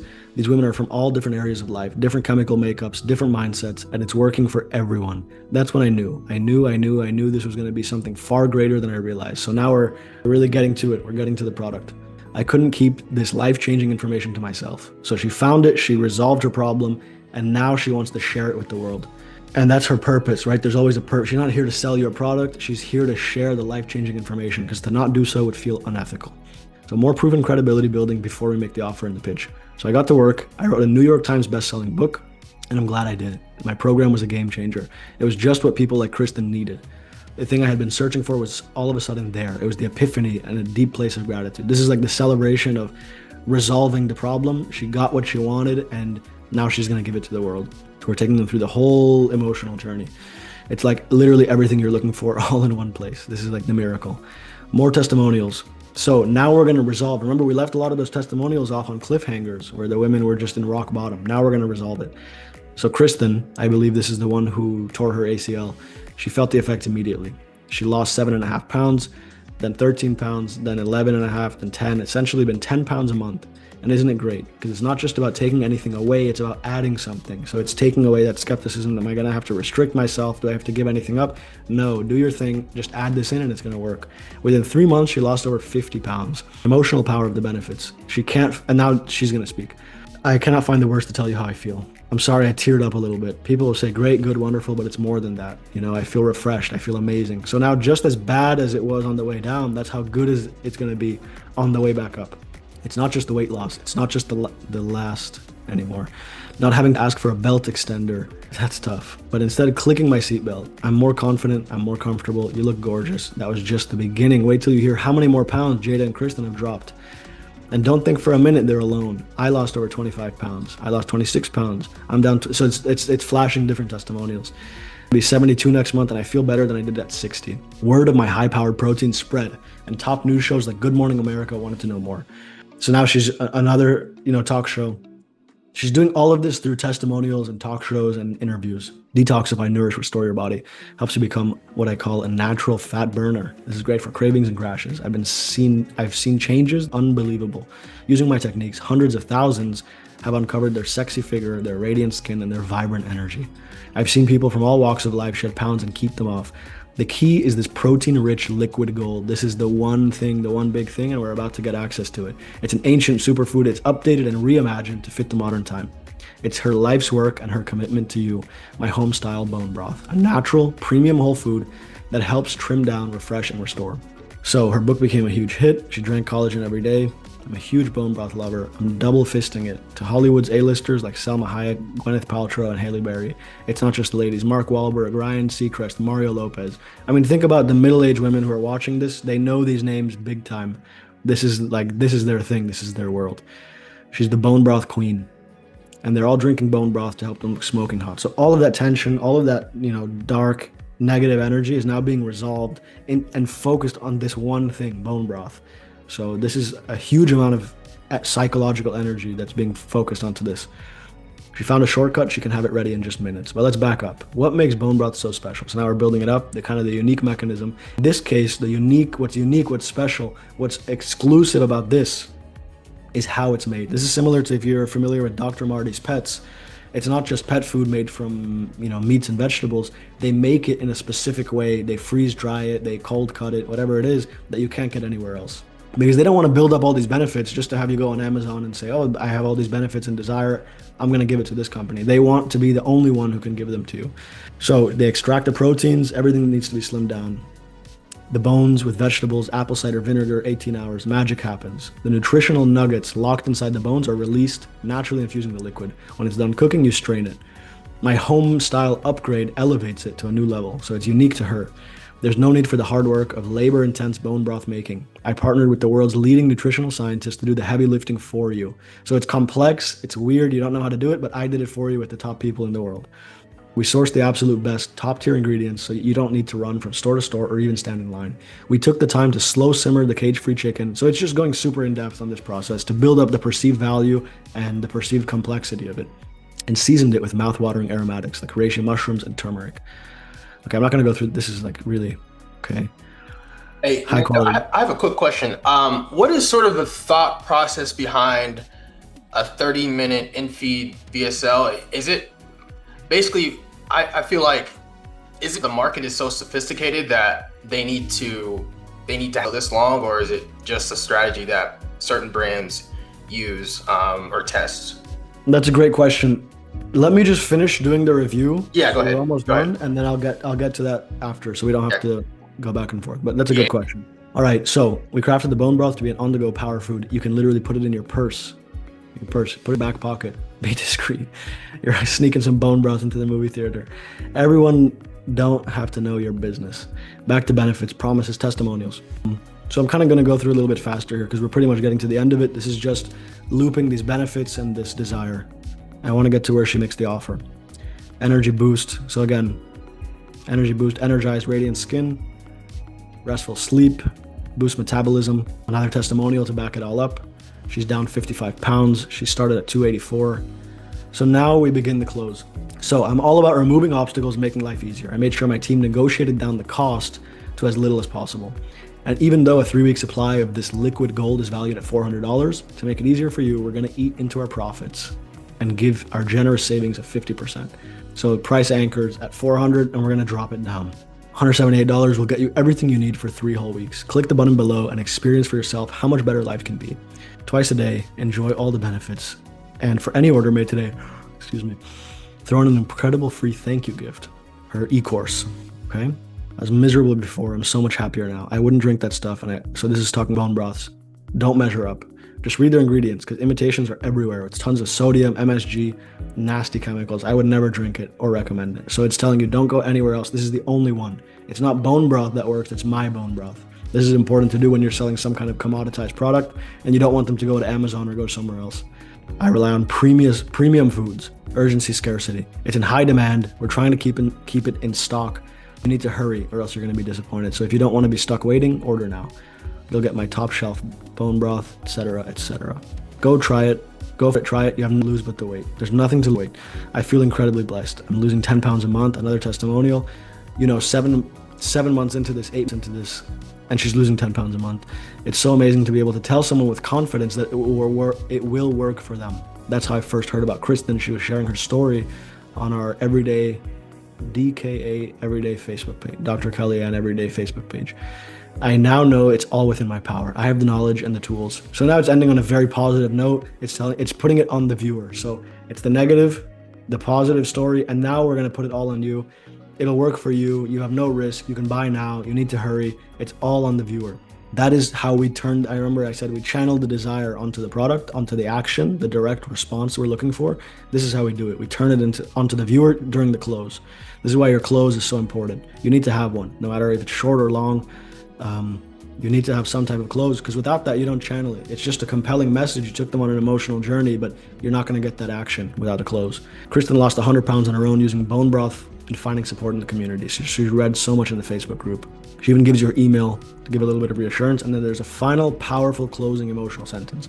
Many times people, they get stuck. And you're a person who refuses to be stuck. So notice, we never said you up until the close. Now it's all about you. Before it was about these other women, Dr. Kellyanne. Now it's all about you. You're a person who refuses to be stuck. I can tell. You're here, aren't you? I'm giving you the wind you need to fly. Seize this moment. It's your turn. Like, let's get it done. You got this. Here's my big Italian kiss, Gabella. And that, my friends, is the end of this extraordinary roller coaster of a journey. So that is so funny. I hope you guys enjoyed that. So that's an amazing VSL. This is like top level copy. These people are super, super fucking good at what they do. This offer's probably done 9 figures. It's been around for years. They're doing probably 7 figures a month. And they're crushing it, and it's because this copy is just so good. I mean, the product is unique and the mechanisms are cool, like it's bone broth for weight loss, but this copy is insane. You can see when I break down this VSL compared to like some e-commerce dropshipping product, it's a different world. This is like the what is it called? The MLB, the NBA. This is like the world superstar level of VSLs. So now I'll do the questions and answers. I'll start with Stefan's question. Why a 30-minute VSL? And why is it so intricate and so complex and so deep? Because it's a very sophisticated market. There would be no way to sell this product to cold traffic with just a short ad or a UGC or something like that. There's just not enough convincing done there. If you want to do a direct response where you're cold traffic profitable, you need to be able to convert people from cold traffic for weight loss, which is like the hardest thing to do. So yeah, she needs this whole journey I just described. They need to take the customer on this entire journey to get them to buy, to make this profitable. Whereas in e-commerce, it's not as sophisticated, right? So I can go on cold traffic with my 5-minute VSL with simple mechanisms and a simple story and get them to convert. It would never work in this market. You'd be extremely unprofitable. So the short answer is yes. It's because the market is very aware, very sophisticated, and it takes a lot to get them to convert. All right, everybody, welcome to the Direct Response Podcast. On today's show, we have Brandon Bardwell, our special guest. He is a e-commerce founder and operator. He has a few years of experience, done a few $1 million in sales, and he really knows what's up when it comes to e-commerce. So Brandon, please give us an introduction. Tell us, some things we don't know about you, and we'll take it away. Yeah, thanks, man. Thanks for having me. It's cool. I don't know. So like the 30,000-foot view of me, the LinkedIn bio. I started with dropshipping ecom in 2018, but didn't have any like real significant success until 2020 when I had my first like legit offer that went well. I had a real competitive advantage then because I was using the 3-step funnel we all know, like way back then. Wow. And everybody and their dog uses that funnel now, but then it was sorry rare. To interrupt. This was 2020 that you started using it? Yes. Yep. Wow. So you've been at it for a long time. Yeah. My minor claim to fame is like some of the elements that like everybody recycles, that like a couple of sections from like the Neuro template and stuff are things that I made in ClickFunnels way back in the day, which is cool. They're obviously way better than what I made now, but yeah, so that was 2020, did well. I've had like 3 major offers that did well that I scaled to between 100 and my best was like 450K a month volume. So amazing. So you're pretty experienced with funnels and direct response. Now, when it comes to the advertisements you were you doing the VSL ads, or was it just the funnel that was advanced? No. So the VSLs and really like leaning hard into a lot of the DR stuff, at least from the advertising perspective, is new to me. So I really dug into that, and VSLs in particular, at the very end of last year and this year. So those old ads from whatever the range is, 20 to 23, were more of like the drop shipping, as seen on TV, pain agitate solution, UGC style. Understood. And what niches were you focused on? Was there a pattern? Is there a specific one you liked the most? Yeah, my first breakthrough was in, I call it beauty, but really it's kind of like a hybrid between like women's fitness and beauty. And that's what worked for me, and I just kind of stuck with it. So like women's aesthetics. Yeah, pretty much. Got it. And I mean, I'm sure you have experience in other niches as well. Do you find there's a difference between that niche and something like pain relief, health, supplements? Is there anything that sticks out to you when selling to women, women's beauty, women's aesthetics? Yeah, for sure. I think that like as a general principle, once you start to understand sophistication, like that really, I think, is the key to translating between different niches, offers, any of it. Because if you get the sophistication part wrong, everything else can be right, but it doesn't work. Yeah. At least from my experience. Yeah, I have the same experience. That's like the biggest thing to look out for, because that's the starting point of everything. So you said you got into VSLs towards the end of last year, and why? What made you get into it? What attracted you to it? Why did you believe it was a good idea to go into it? Yeah, so I had there was a repeating pattern with all of the offers that I ran and made some volume with. So I had this cycle, basically. I realized that like it was always finding off a winning product or winning offer, which I don't know about the term anymore, but it's I would do that. I'd find something that worked.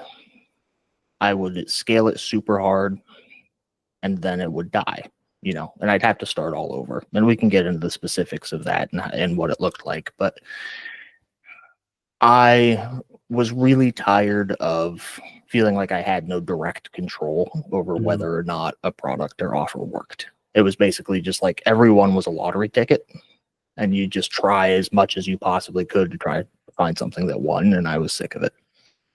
Yeah, I can definitely relate to that. And I think everyone who's done e-commerce, certainly outside of the VSL game, has had that same experience, because you have very little control, because you have very little understanding, right, of what goes into the ad. And that brings up my next point is, when you started to get into the direct response game, specifically for VSLs, I mean, I know you were into it before. What did you do to learn VSLs, to get really good at them, to just become, you know, the master that you are today? Master is a bit of a stretch, but really, I mean, not to shamelessly plug, but like your school group is super helpful, because I think one danger when trying to learn VSLs or any direct response period is like, what I've generally found is the people who are the best in the world really kind of fall in love with copywriting, where like they love the art form of it, which is great. And it's fun. I share that to some degree, but like often they get kind of lost in the sauce, right? Where it's like they go so deep into all these principles and structures and formats and templates, and it's like ultimately the reason that we do this is to make money, to persuade people to purchase something. And a lot of high-level copywriters aren't business owners. And so you are great, or work great for me to learn from, because you approach it from like, we're doing this to get sales for our products. Yeah, it's more practical, right? It's a little more grounded. Yes. Well, I appreciate the endorsement. That is very good to hear. And I had that same experience, because yeah, I love it as well. I love the game. It's a lot of fun. But yeah, it's in the context of business is what gives it value. So I had the same experience talking to and learning from a lot of the really talented guys who were, granted, super good at what they do, but it wasn't grounded in business. It was just copy for the sake of copy. So that makes a lot of sense to me. That's kind of why I asked, because that's the trap a lot of people get into. And so now we're in a new age where pretty much every serious brand or offer is running VSLs, is running the 3-step funnel. So we all have kind of the same, very similar economics, especially in the same niches. So what do you think? Because of course that's not sustainable, right? It's not like VSLs are going to be super profitable forever. It's a matter of what the market's doing. What do you think is going to be the next thing? What do you think is going to be the next differentiator that can get you into a better position in the auction? It's a really good question. And it's something I've thought about somewhat. We'll see whether or not this is accurate, but like, I think we're going to go through a really weird transitionary period where we can't trust anything, and that's going to be really difficult to navigate and figure out from a business perspective, but also like societally, because you have, just to clarify, you mean that the consumers, the viewers of the ads, because of AI, won't know what is real and what is correct created? So like my knee-jerk reaction to that is like more authentic, like human driven advertising. But I think that with AI video, I think like in the micro, that'll probably be it, where it's like a lot of honest endorsement that seems authentic by somebody who looks like they purchased the product and had a good experience. But a step further, I think that it's going to be so easy to make fake ones that you can't tell the difference between. Yeah. That it's going to get weird. And really, I think that like the people who figure out what to do and how to differentiate after that are really going to take the cake. Yeah, I think it's a case of, it's kind of hard to predict, right? Because these changes are usually the ones that nobody can predict. So I'm in the same boat. I don't really know what it's going to be. I'm just trying to do the best that I can to stay ahead. But that brings me to the next topic, which is something that you're pretty well versed in, which is AI. So there's so many use cases for AI as it applies to our business because there's so many different aspects to it. There's the video side, the image side, the graphics, the copy, the scripts. Where are you right now using AI the most, and where are you seeing it have the biggest 80-20 impact? Definitely for copywriting and visuals, right? So AI video production, clips, B-roll, hooks, and then writing the copy itself. But you have to be, I think that's what everybody else is doing. So you have to be tactical and use the tools in a very specific way to get a good output. So I want to go into those two one by one, the copy side and the visual side, because I think they're both huge. And I think it's like a whole revolution happening in marketing. The quantity of creative production is just insane what's possible now. So let's start with the copy side. I like what you said, that it's becoming, it's completely available to everyone, right? And it's very low cost. So it comes down to how are you prompting it, and what is your input, right, to get out of it. And I found that, the better I can make the templates, the structures, my instructions, the better results it's giving me. So I have VSLs that are pure AI that are winning. I'm sure you have the same, whereas other people struggle to get good quality anything from it. So when it comes to that, how do you approach that? How do you make it so that the responses that AI is giving you are, unique to you in a way, have your quality imbued in them? Yeah. So I think it's a matter of, if you understand a little bit under the hood of how an AI works, and this is a layman's understanding, I'm not a computer engineer. Well, your layman's understanding is probably like an expert for us. So I'd love to hear it. Yeah. So AI really, it's very sophisticated. And it feels like it's intelligent, and we're so used to prompting it with language. Like, that's the beauty of it. But that's not how AI works underneath. It's still a program, right? And so the best results that I have are by speaking to it and giving it instructions in a more mathematical way that looks more like code rather than instructions based in human language. So it's less of a conversation and more like a programming almost. Yeah. And you just, rather than a formula for a probability statistic or something, like, you swap the variables are pieces of copy or elements that you want to emulate. And are you finding use in AI writing everything? How much is it responsible for? Are you giving it the template? Are you giving it the copy blocks, the sections to write? Or are you just, giving it a little bit more room to roam? It depends. Overall, I would say that it's probably 90% AI, but the last 10% are very important. Like, it's really, really easy for AI to lose the thread, and the context gets lost. So it can follow a template, but write it in the wrong way. And the high level ideas still need to come from a person, in my experience. So I agree. And what are those main ideas for you? For me, it's like the mechanisms, the big problem, the kind of underlying premises, those big elements that I need to give it. What about for you? What are those things that that you need to provide? Yeah, I see it the same way. So it's the big ones in direct response. So it's generally like a description of your product that's accurate. It's the UMP, it's the UMS. The metaphors are big too. I've noticed it's not great at generating metaphors that make sense. And then positioning, kind of like, if you want to include an offer in your VSL, like a, buy two, get one, discount percentages, whatever, those need to be explicitly stated in my experience. And it's funny you say that about the metaphors, because I've had the same issue. I have to provide it with the metaphors because that's one thing that it struggles with.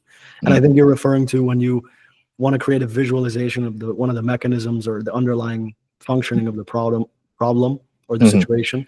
It's very useful to have a metaphor, and I've had the same experience. Now, on the visual side, moving on to that, are you using it to create avatars? Are you using it for voice? Are you using it for hooks and leads, for B-roll scenes? What do you like it for? Yeah, so all of our, I think, well, yeah, now 100% of the audio, the voiceovers are all AI. I've actually split test paying a creator pretty heavily, and I've found that on average that performs worse, which was a surprise to me. Yeah. But it's nice for the economics, I suppose. Yeah. And the visuals are interesting. Just this week, actually, I made an automation to really, really quickly generate a whole video's worth of AI B-roll in just a couple minutes. But I haven't had those produced and tested. I'm guessing that not making it 100% AI generated is going to be like a 50-50, 80-20 split, whatever is going to be the ticket. And what else? That covers it, really. I mean, we that usually leads into a next question I have, which I forgot to ask for the copy side, but what are your favorite tools, right? I'm sure a lot of people are wondering, everyone's always asking because there's new ones all the time and there's new models coming out. What do you like for copy? And then what do you like for your visuals? Creative writing, I find Claude is the best, generally speaking. For research, I prefer ChatGPT. So if I want to get a bunch of data for my UMPs, UMSs, whatever, I use ChatGPT for that. Use Claude generally for the writing. Grok is actually pretty good. I've recently discovered if you want to generate prompts. So if you want to make prompts for other tasks, Grok is pretty solid. And the image and video gen honestly changes so much. Like we started with Luma and used Flux, and then Midjourney had a little bit of time. I don't know. Right now, we're actually using Imagine 4 a lot for the images because it's pretty affordable through the API if you want to do an automation. The results are solid. And then video for like bulk tasks is actually, I forget what it's called, ByteDance, the TikTok generator one. Yeah, ByteDance is the company. Yeah. And then if we need like a really accurate, realistic one, it's VO3. If we want some specific, like kind of weird, like we're trying to make a visual demonstration of a metaphor, right? Kling gets a lot of use also. Okay, so you're using a variety of different tools. Yeah. With AI. Yes. And I'm assuming for voice, you're doing 11 labs or something similar. Yep. The AI influencers are not something that I have a lot of experience with. I've tested it a little bit, but they're so expensive, and it's very, like, I'm big on fast production. Yeah. And if you want to add in an AI avatar, it really slows things down. Agreed. I have the same experience. So while I appreciate you sharing all those tools, I think I found that very valuable. I'm going to review that, and I think a lot of people will as well. So now I'd like to go a little more practical into what you're doing in your business now, obviously without giving away details, without giving away anything you're not comfortable with. But what does your business look like in terms of your team? Do you have a business partner? Do you have managers? Do you have executives? What do you got under? No, so I'm one of the few people, it seems like, in ecom that's kind of anti-partner, not anti, but for me, anti-partner. Our team is really lean. So we have a head video editor, a junior video editor that's part-time basically, and a content manager, and myself. So nice. Yeah, just 3 people. I think overhead right now is, the majority of our overhead is AI cost, like tool cost. It's kind of crazy, but I think overhead's between 5 and 10K. Okay, nice.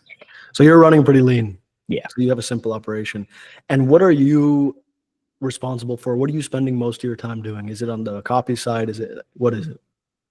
Yeah, I would say on a good day, it's copy. On a bad day, it's managing people. But it probably 80% copy, and the rest is like high level stuff, right? So finding what our next thing is going to be, what angles we're going to test, what the overall direction is going to be in the business. Like, do we want to swap to a different niche? What kind of offers are we going to find? Do we want to focus on branding? Whatever. Yeah, understood. I'm in a similar position. Now, when it comes to your offers, do you have like a hero offer? Do you have multiple offers? Are you across niches? What does that look like for you?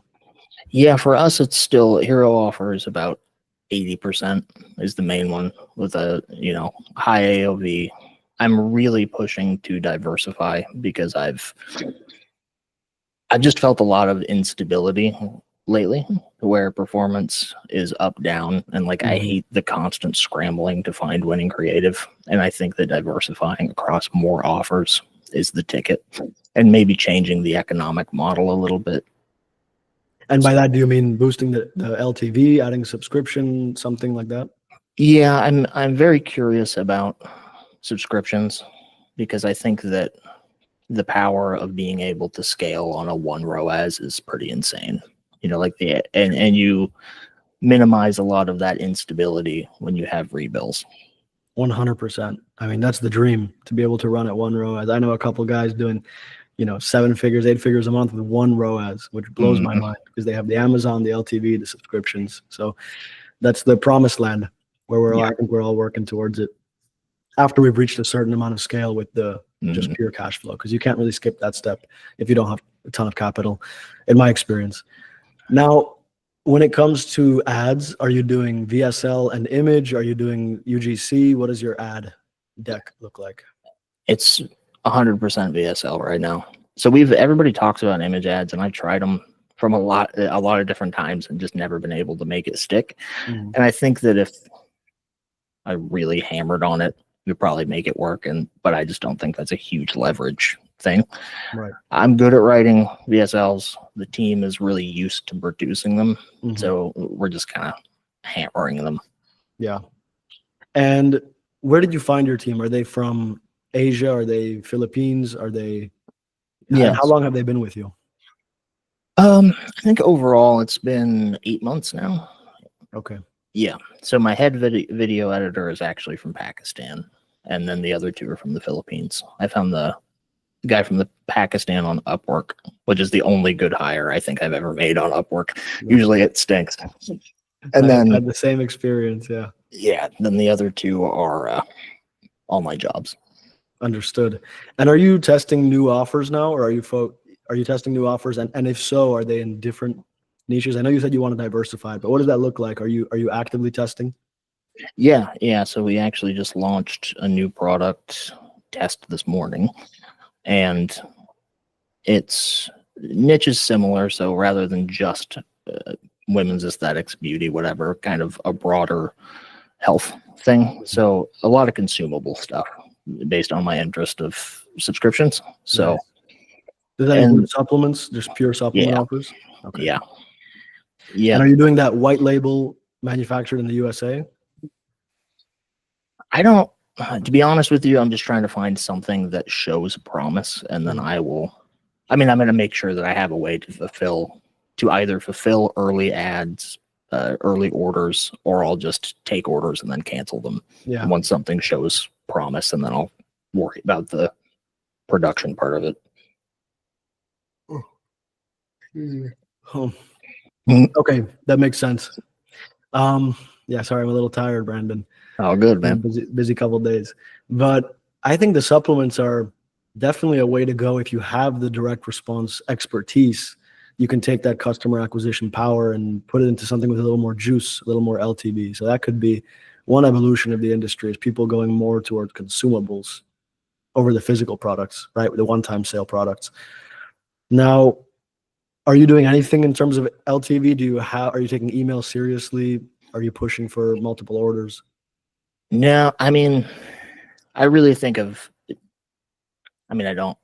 structure right now is LTV and AOV are basically the same thing, right? So it's all just pushing really hard for high AOV. And a lot of that comes from our upsells. Our main upsell is very, very solid. And yeah, we don't have a lot of repeat purchases. I really neglect email because with Funnelish, we don't have an email capture. And I used to have a mid-funnel email capture, and it worked fine, but it seems like it adds a little too much friction now. Yeah. So now that you mentioned your upsells, and that's something I want to talk about because I think it's a huge part of the whole offer is the upsell flow. So if you don't mind sharing, what does your upsell flow look like? Do you use VSL upsells? What does it look like in terms of pricing compared to your one unit How do you structure it? Yeah. So our first primary upsell is an upgraded version of the first thing that they bought, and that's VSL based. Nice. And so that purchase price is actually higher than any of the options on the front end. So AOV for the front end is about 170, and the upgrade is 189. And we have about a 35% take rate. Wow. So that boosts overall AOV to between 260 and 280, which is huge. Yeah. And yeah, I mean, that's the only reason that we've been able to compete and stay afloat through a lot of these ups and downs, is because, you know, with an AOV that high, our margin is really, really healthy. Yeah. And then there's a secondary, you know, post an OTO2, basically, where this particular product has a companion consumable. And so there's just a bundle discount on that. Awesome. Yeah, I mean, I would say that in my experience, when a product has an AOV like that, people are way more willing to buy more because they're so much more committed, and they've shown a lot more trust to themselves. You know, they've committed to their choice. So I think that there's definitely a door open for some LTV stuff if you're interested in doing that. But that's amazing. So that's a huge AOV. So you've done a really good job with your funnel, then with your bundles and with your upsells. How many upsells do you have outside? You know, you have the first one, which is an upgrade, a VSL, and then do you have more after that? Yeah. So the second one, I probably wasn't very clear there. So after first one, device upgrade, there's second upsell, which is just that consumable. Yep. So you got the 2 upsells. 2 upsells. Yeah. Okay. Amazing. And are you running on other channels? Have you tested native, YouTube, Google search? No. So that, I mean, we have your standard like Google retargeting campaign, but no serious pursuit in other ad avenues, which is also another thing that's a big focus for me, because same thing, diversification. Being super reliant on only Facebook with only one main product is fragile, no matter how good you are, I think. Yeah. So moving towards diversification, you're using AI, you have your hero offer now, and you're testing the supplement stuff. So I think you have, you're covering every base. You're covering ground really well. Now, when it comes to the back end of the business, in terms of your infrastructure, so your Facebook ad accounts, your payment processing, your customer service, what does that look like for you? And if you can, you know, go into a little bit, whatever you feel comfortable sharing about how you set that up and how you manage that, because I know that's an issue for a lot of people. Yeah. So we constantly swap back and forth between private BM setups with an infrastructure where basically you're using a lot of different profiles and accounts to minimize your risk and avoid bans as much as possible. And it seems kind of seasonal. So we swap between that kind of setup and agency accounts, where sometimes agency is easier and performs better. Sometimes the private version is better. And then customer service is I spend a lot of time investing in actually paying attention to the customers early. So I looked at what all of the common complaints were, what our returns were about, disputes, whatever. And then I found, I templated a whole library of very specific flows and responses to actually listen to these people, help them as much as possible, minimize refunds. And so we only have one. I guess I didn't add my customer service rep as part of the team, but she is. And she's a laggard on the team. Yeah.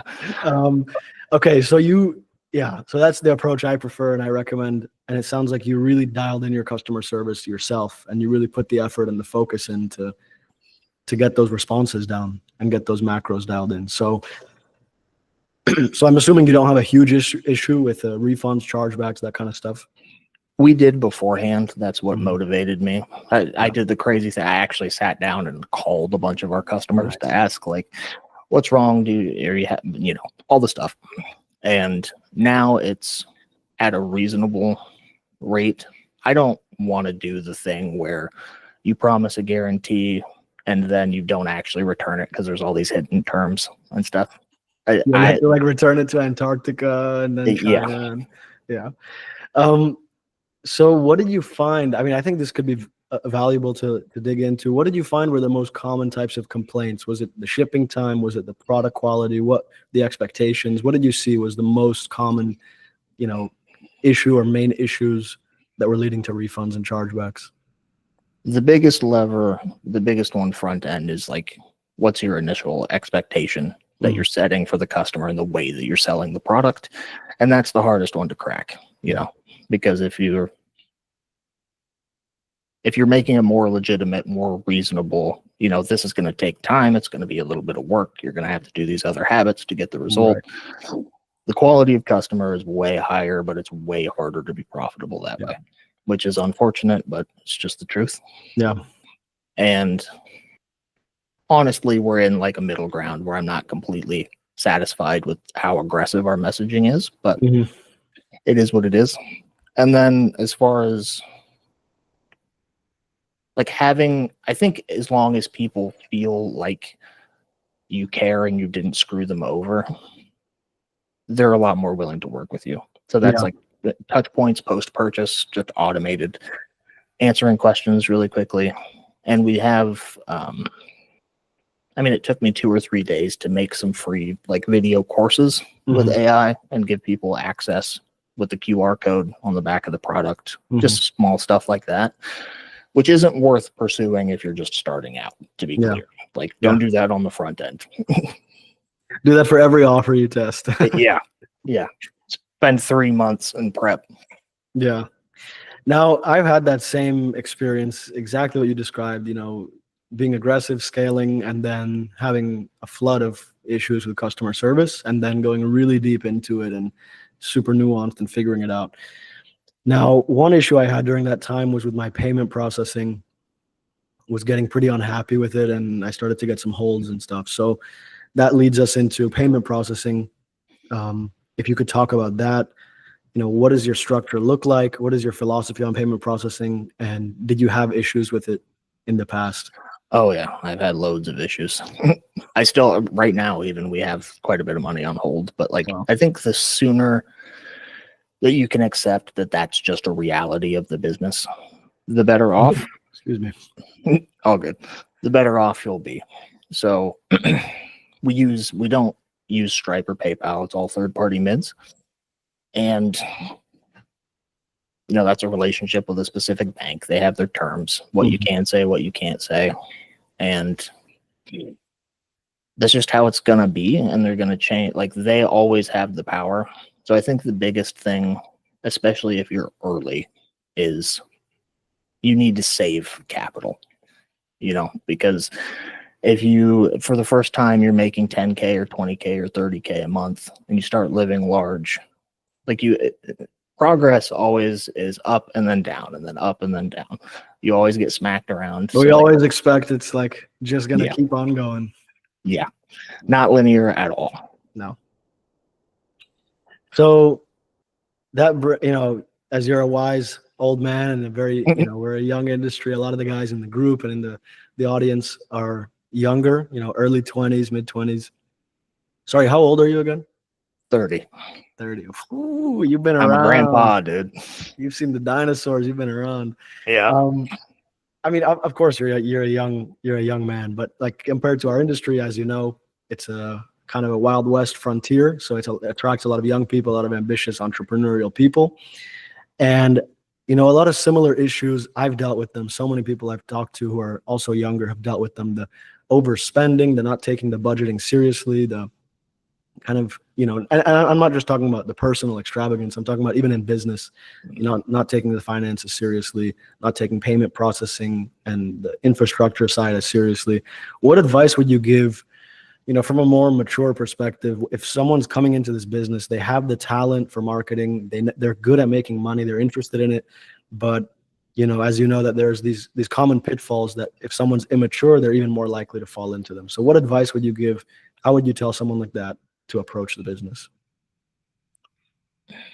The first is kind of just like your bog standard emergency fund thing, but applied to business, right? So ideally, you're going to have 6 months worth of operating expense in the bank that you don't touch at all times. Getting to that road, like getting to that is one of the hardest things in business, I think, because like you're fighting everything. Cash flow is hard in the beginning. You need to scale, you need to find processors. You can't, there's whole, it's tough. And then from an individual perspective after that, I think it depends on how much you're willing to invest. Like it's good to do like the expense tracking and stuff, but a lot of people just aren't going to do that. And so rather than not doing anything, just keep a daily P&L and cut your profit in half and assume that's how much you're actually making and plan accordingly. And you're going to think, there's no way I'm only making half. And then you'll go and you'll look at your bank statements and it'll be about right. Yeah. I've had that experience for sure.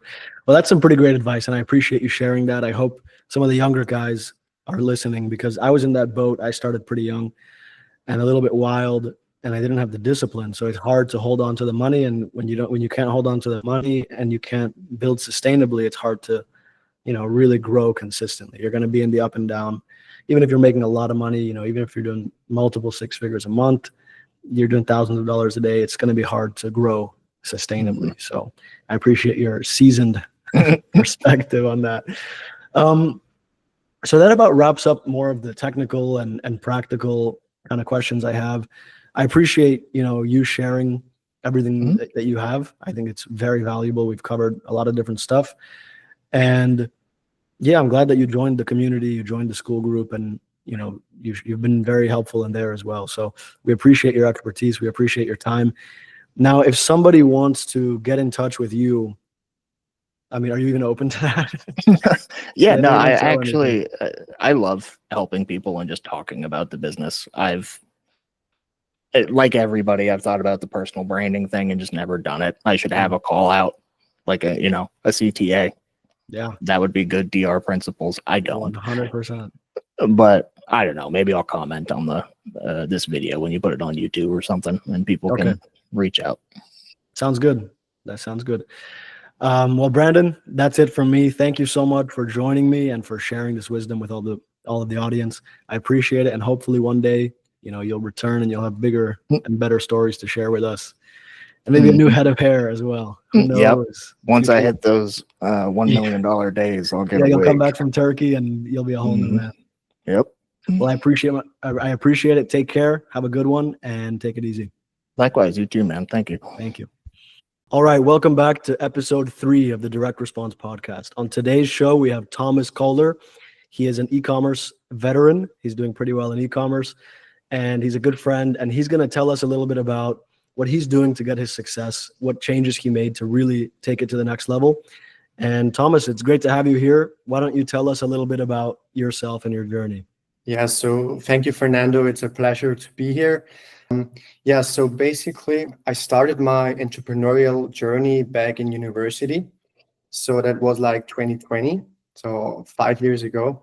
And yeah, I mean, I literally just submitted my master thesis last week. So I finally am done with that. Congratulations. Yeah, thank you. Finally, I can focus on the business 100%. But yeah, so I started with just a web design and lead gen agency, where we just run ads and created websites for local businesses. So I got to learn all the aspects of Facebook ads and WordPress website design. And it also required a lot of sales skills and cold calling, but that wasn't really my thing. So I'm more of an introvert person. And that's why e-commerce was very interesting for me. I always got ads from those e-commerce guys. And then 2 years later, my girlfriend graduated, and she was like, okay, what's she going to do now? And then she decided to start ecom as a side business, side hustle. And then I was like, yeah, sure, I will go with you. I will do the marketing. And then, yeah, that's where it started, like 3 years ago. And yeah, I mean, we basically got introduced to VSLs and copywriting, advertorials, I would say a year ago. and that's when things really took off for us. Mm. We couldn't really make very good profits with just UGC ads, and that, yeah, I think VSLs was the high leverage point, where things just took off, basically. Yeah. Got it. All right. Well, thank you for sharing that. Pretty cool story too, working with your girl. I think that's great. So VSLs, that's when really things took off for you. So tell me about that, how you got into it, how you discovered them, how you implemented them, and what happened when you really put them to use. So we were at the mastermind in Miami from ESS and Alex Fedotov, Mm-hmm. and a lot of the guys there were using VSLs, and we haven't really heard of it a lot. We just thought that's what like some native ads are doing, or native guys, and then we just basically searched on YouTube, listened to a lot of content, and found your channel. Yeah, then we joined the group, and basically, yeah, that's when things took off. I mean, it's crazy. Amazing. Yeah. Amazing. So in terms of your business right now, in terms of your e-commerce, what does it look like? Are you running multiple offers? Do you have a main brand? What's your strategy? Yeah, so we have one main brand. We are selling in Europe in the sleep or health niche, and we have two main products. One product where we are having inventory in Europe, and one we are still doing drop shipping. And the goal is to sell the brand at the end of the year or at the beginning of next year, so we can scale up as high as possible and put all the right systems in place this year. Amazing. That makes a lot of sense. So I know you already talked a little bit about this, but I want to ask about your main skills, your main area of expertise. It sounds like it's on the marketing side, right? The advertising side. Could you tell us about that? Yeah, so basically my partner or my girlfriend is doing logistics, customer support, and all that stuff. And I'm doing like the all-around marketing. So I think my expertise is especially media buying. I think also web design and video editing. I think in comparison to some other guys in the group, copywriting, I just found out about it like 1 year ago. So I think there are a lot of people that know more about it. But I think it's very important just to stick to the basics of it, to just see what's working good, take inspiration from it and improve it by a lot. I think you shouldn't really overcomplicate things and try to be creative and find a new way. I think you should stick to what's working and just try to improve it. That's what really. Absolutely. I agree. That's what I always say. So now, when you were scaling and you started to use VSLs, what were your biggest bottlenecks, the biggest challenges over the last year? You mean just with VSLs or basically? Just with the business in general. So when we started to scale in Europe, there's always the VAT problem. I could make a whole podcast just about that. So I just want to say, pay attention to it. The VAT nightmare. And always calculate it in your sales price, so you're just 100% safe. The other thing about scaling is inventory planning, because we have one product that's in a warehouse. So when we started to scale, it was Q4 last year when shipping prices increased a lot, and then we couldn't sell it anymore because it's a product that's very heavy or have high cost of transportation. So we basically had to wait 2 months to get it into the warehouse in Europe. So that was a big struggle, and we didn't know what to do in this time, but we found another winning product, which was great, because you should always try to find a new thing. And so inventory planning is always also very important. And regarding the business side itself, I think you should always come back to the basics. What is the most important thing about e-commerce? It's running ads. It's creating new angles and testing new creatives. I think a lot of people overcomplicate and focus on AI tools and company structure way too early, or VAT taxes. I'm sure it's important, but the only thing that brings revenue are the creatives. And I think you should always have the 80-20 rule in your mind, because that's the most important thing. And Yeah. regarding VSLs, basically on a daily basis, you should do market research on spy tools, what's working. Always have your competitors in mind with Facebook ads library, searching for keywords that are in your niche. So I think without a doubt, this is the most important thing, just running ads and testing creatives. Amazing. And I agree with you, Thomas. I think that's a great insight. The 80-20, that is the 80-20 for making revenue.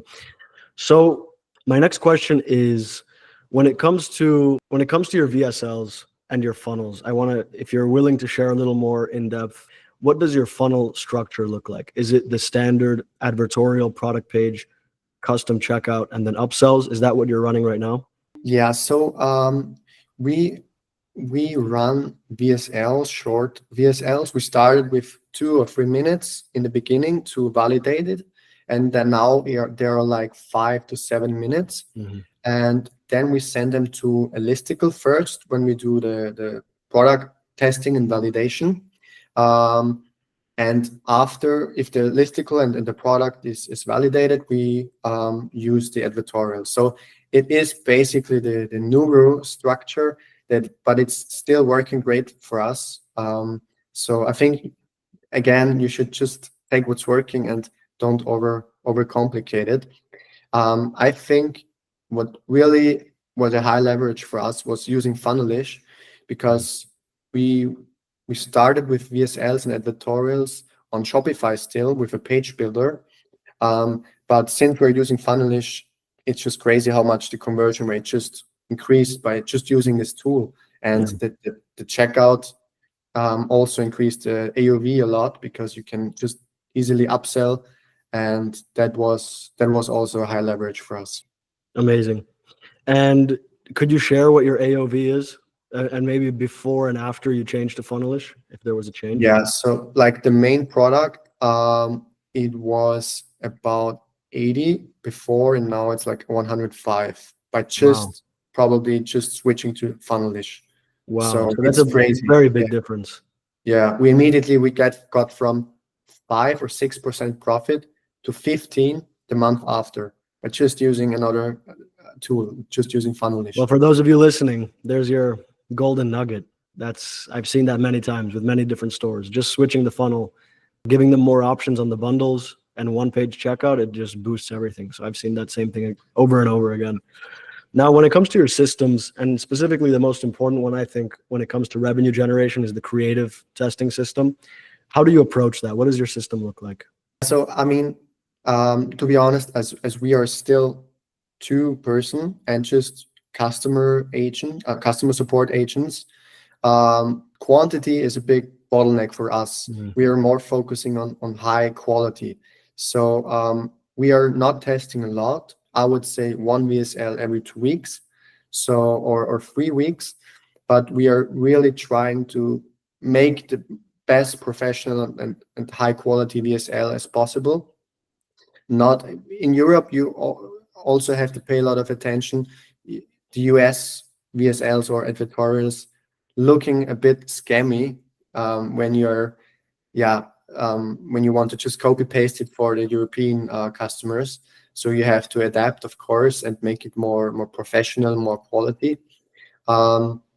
And so the creative system is, we are doing market research with ad spy tools, just seeing what has the most engagement in our niche. We are also researching the hooks, and then we are taking the script. And I think what's very important is, if you analyze the winning script, you should always highlight the different sections.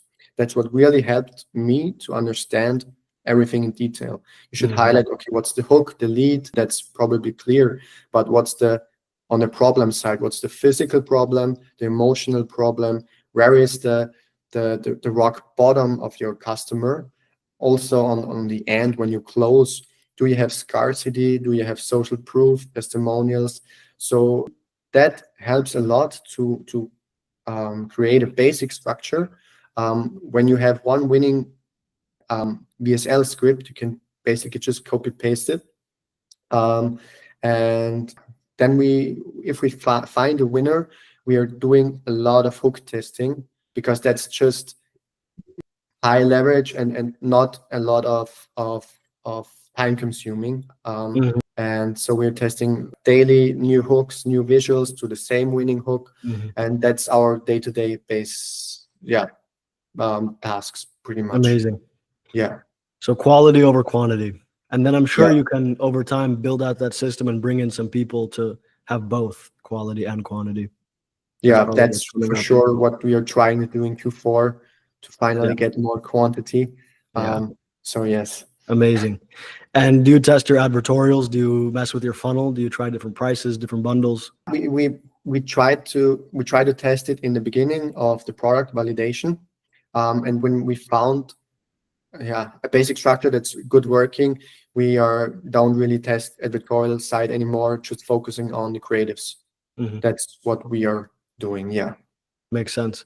Yeah. And in terms of the back end, are you doing email, SMS, retargeting? We are doing no retargeting. We just run static ads and as a broad campaign, and Facebook is doing the retargeting. But we are doing a little bit of email marketing. So we have abandoned checkout flow, post-purchase flow, which I think are the two most important ones.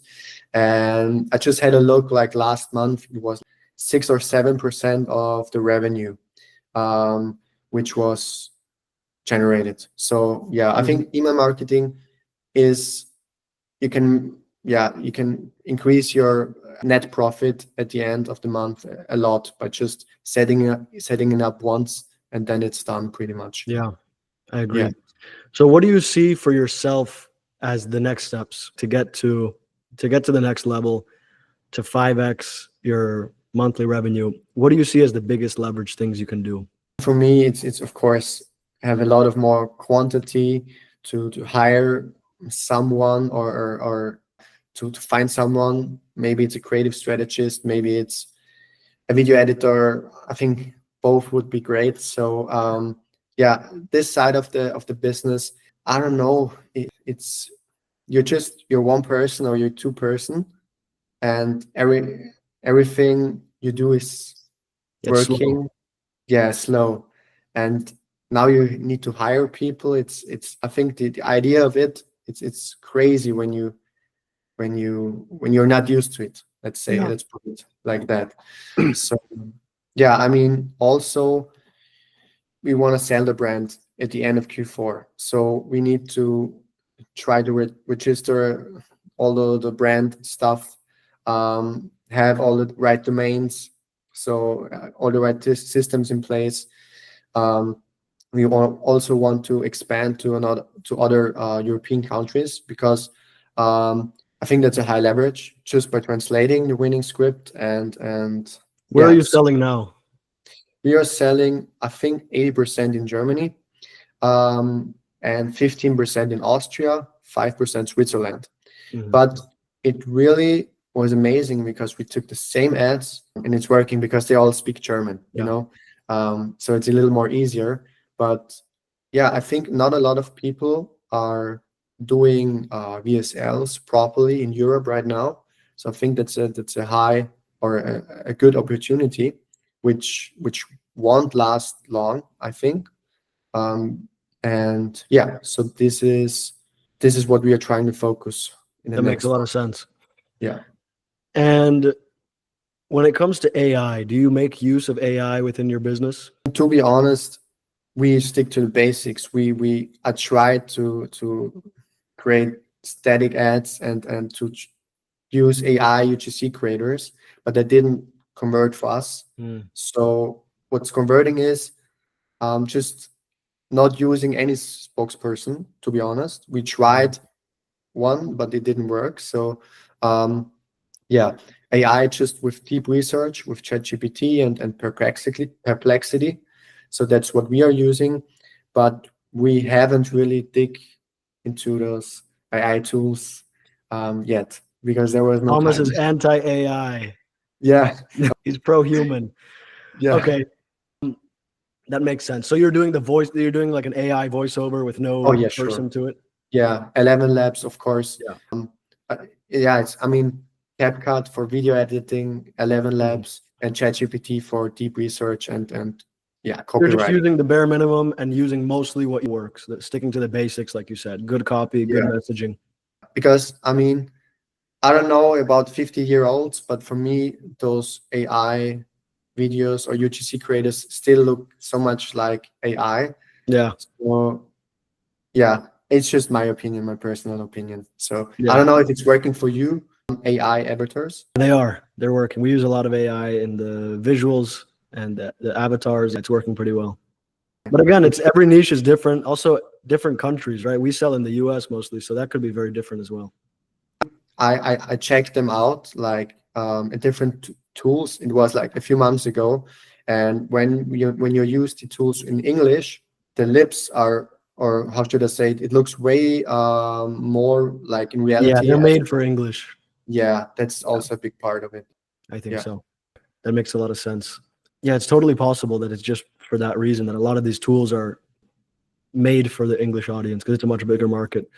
Now, when it comes to the industry in general, I would love to hear your thoughts. What do you think are the biggest things moving forward, the biggest opportunities, like the VSLs of the future? Other than just using more AI, do you see anything specific that stands out to you as the next phase of the market, the next phase of marketing? That's a hard question, to be honest. That's a really hard question. Let me think about it quickly. But I mean, yeah, I can't really think of it right now at the top of my head. Yeah, don't worry. It is a big question, but I always ask it, because it's an important question to ask. But of course, there's no right or wrong answer. And it's very hard. It's impossible to predict the future. Sure. Yeah, Well, I mean, no, go ahead. yeah, I mean, you should have a good look at what the top of your industry are doing, and you should take inspiration of it and improve it. So I think that's the easiest way to win big in this game. Yeah. Yeah, stick to the 80-20, the slow improvements, the foundations. Yeah. You're a big 80-20 guy, huh? Yeah, I mean, I wasn't, and then nothing worked, and then I just stuck to the basics, and now it's going great. So no AI, no. Well, let's go back to then the human side. In terms of media buying, you said you're good at it, you like it. Tell us about the media buying. How do you, for someone who's running VSLs or getting into VSLs, how should they think about structuring the creative tests and the scaling in terms of the campaign structure? Because the campaign structure, we are testing in ABOs with, the budget is like the AOV or 2 times the AOV of the product. We're testing everything broad. And when we get something that works, we are putting it in an Advantage Plus campaign.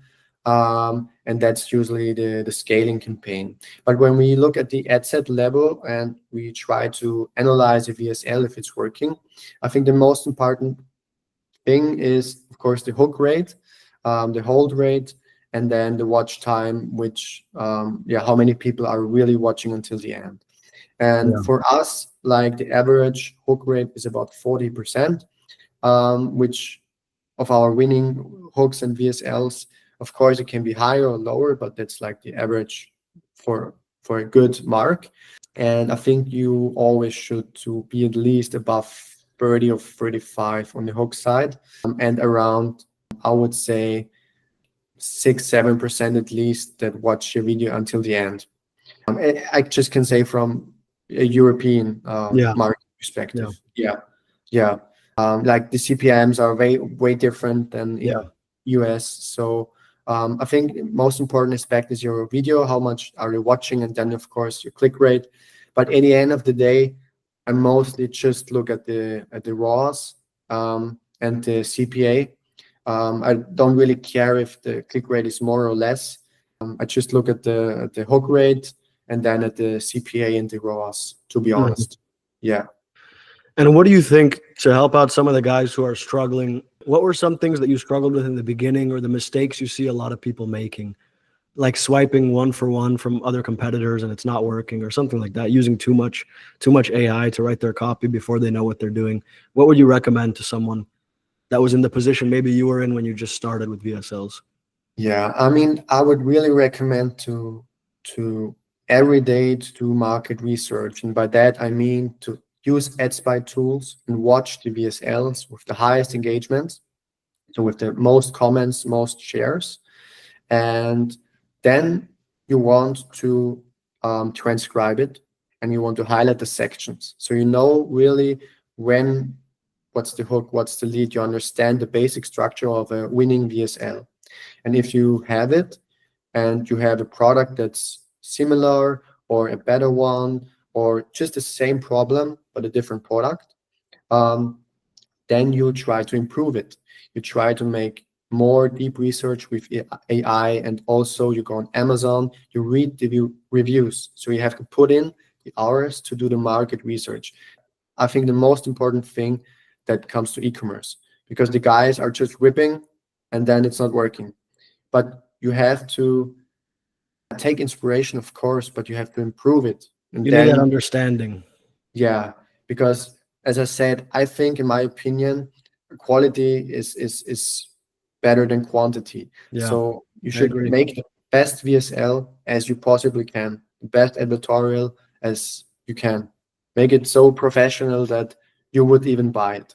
And so I think that would be my recommendation for someone that just rips off and then runs a scammy funnel, and then it's not working Mhm. because they didn't even change the colors of the standard funnelist checkout, which are like yellow. Yeah. So Yeah. yeah. Well, I hope they're listening if those guys are here. Take some advice from Thomas. So it seems to me, Thomas, you emphasize more the structure of copy versus the actual writing itself. That to you is a higher leverage thing, the structure, the flow. Can you talk about that a little bit? Because I say the same thing, that a really good structure is much more important than really good copy. It can make up for even bad copy, but good copy can't make up for a weak structure or a lack of market research. So have you found that to be the same thing in your VSLs? Yes, I mean, I try, of course, to have both, but if the structure is, in my opinion, way more important, and because the chronological, how is it called? The chronological order? Yeah, the order of it should always be similar, because most winning VSLs Yeah. have their hook, lead, The same problem, pattern. solution. You should, if I wake you up at mid of, I don't know, 3 a.m., You should know the whole know thing. the structure. You should get it tattooed somewhere. Hook, lead, problem.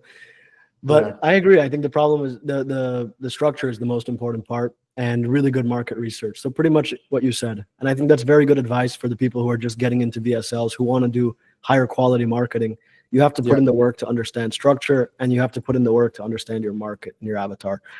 And then the last thing I want to talk about is, we talked a lot about the market research side. How do you use the AI research and the forums to come up with new angles? Because I'm assuming that a lot of your creative tests are, trying out new angles, new approaches to the problem, new ways of framing it, calling out different types of people in your market. So how do you come up with new angles, and how big is that for you compared to just variations of whatever is working? Yeah, so basically, we use AI deep research on ChatGPT. So, but we are not just a simple prompt. We are really trying to, we are prompting the prompt. So you can, on ChatGPT, you can prompt what you want to give as a prompt. You can use it to help you come up with a prompt. Exactly, and that's when we're doing AI deep research. And then additionally, so we have a Google document where we write everything down in detail, and we also go through Amazon reviews. We try to count how many times they're using whatever, knee pain or numbness or these words, and then you can come up with a great hook or a great new angle.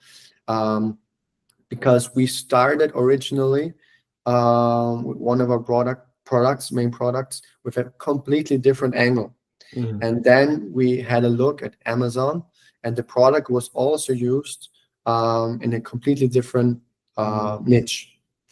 And now that was when things really took off. It was a new angle in the market where nobody did direct response with that particular angle. And that's, I think, when you have a big win. So you should focus on a market where nobody has used this angle, as direct response. Yeah. And then it can be a good fit. Yeah. That's what I say often when people ask about saturation, this question everyone's asking about. But just like you said, I say the same thing. If just because they're selling the product doesn't mean anything, are they going after that angle, that pocket with that message? Which oftentimes, even with the biggest products, you can find angles that nobody else is selling with direct response. Even for the knee massager, for the biggest products that are selling 9 figures, you can find, you just got to get creative. Listen to Thomas, put in the effort, do the market research, and you can come up with angles. One angle is enough to do multiple 6 figures a month, even in Europe. It's like we have 2 winning VSLs with like a lot of different hooks, but they are carrying all of our revenue. It's crazy how much one VSL can change your life. As Peter Kell, he's always saying, you're one VSL away from your dream life or something like that. Yeah, it's crazy. Yeah, it's true though. I've experienced that. So now, Thomas, thank you so much for your time, for sharing all this information. I think it'll be very helpful to a lot of people. Now, the last thing I'll ask is, when it comes to the group, the school community, what benefit would you say that you got from it? What did you learn from it, if anything at all?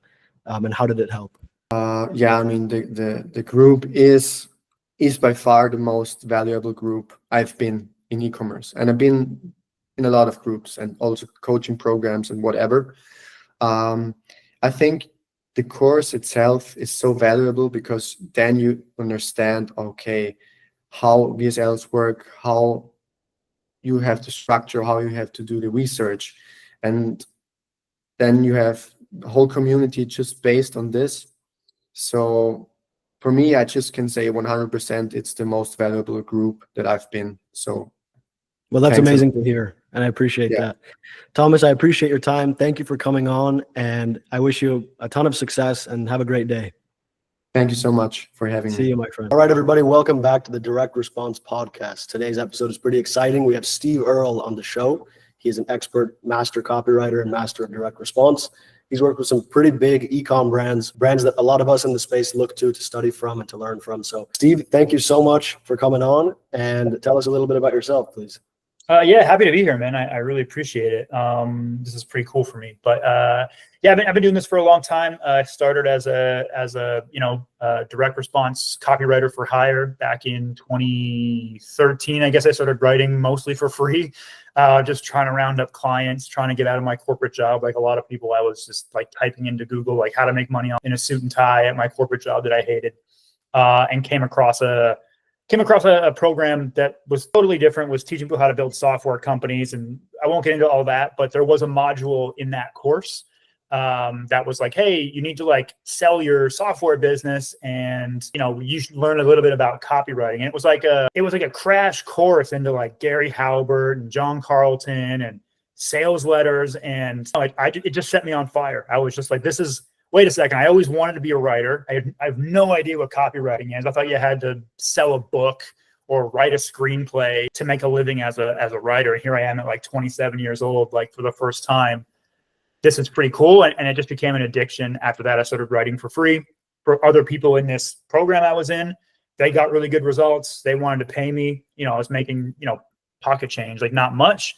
But then when I decided to kind of go all in on it, 6 months later, I was, out of my corporate job, getting paid a living wage as a copywriter, had a mentor my mentor used to live with Gary Halbert. So like, that was pretty cool learning from him, cut years off my learning curve. And then it was just pick up and move to Spain, because I always wanted to live in Spain. And I've been in Spain for 11 years now. So, and yeah, I had a really cool career and worked with a lot of really cool people in mostly the supplement and health niche. Amazing. Could you mention, if you're comfortable with it, a few of the brands that you've worked with so people have an idea of what world you're in? Yeah. I've worked with, if anyone knows Agora, so they're one of the large, like billion-dollar direct mail publishers. When you're a freelance copywriter, back in those days, you wanted to get on with Agora because they could pay big package fees for 30 and 40 and 50-minute VSLs. Trying to think of names that your audience would know, like VShred. I've written for VShred, written for Noobru, written for Amberleave, who was around before Noobru was around so much anymore. And then just Up Wellness is a brand that I still work with and love working with. Those guys are really great. And then just a whole bunch of more individuals that are in like the direct response space, whether they have offers or whether they're like full blown brands. But most of my time before 2020 was spent, writing those 30, 40, sometimes an hour long, VSLs, those like 9,000 word scripts. And yeah, I spent time working with Stefan Georgi as well and learning a lot from him. So I never really like menteed with him directly, but man, have I ever learned a lot, working with him and handling projects with him, and just like a world-class copywriter and a really good dude. So owe a lot to him as well, and the stuff he's put out in the market.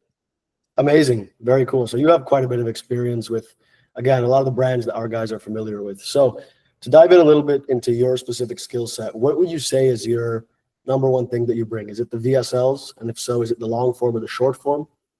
Yeah, it's VSLs would be like that's where I started. It was like long form, the 30, 40 minute ones. Writing those is I mean, in the days before AI, right? I don't want to date myself, but it was like, that's a 4-week, 5-week project to write like a 40-minute, 50-minute VSL, because you've got, you had to do all the research yourself, come up with a big idea, work your way all the way through it, submit it.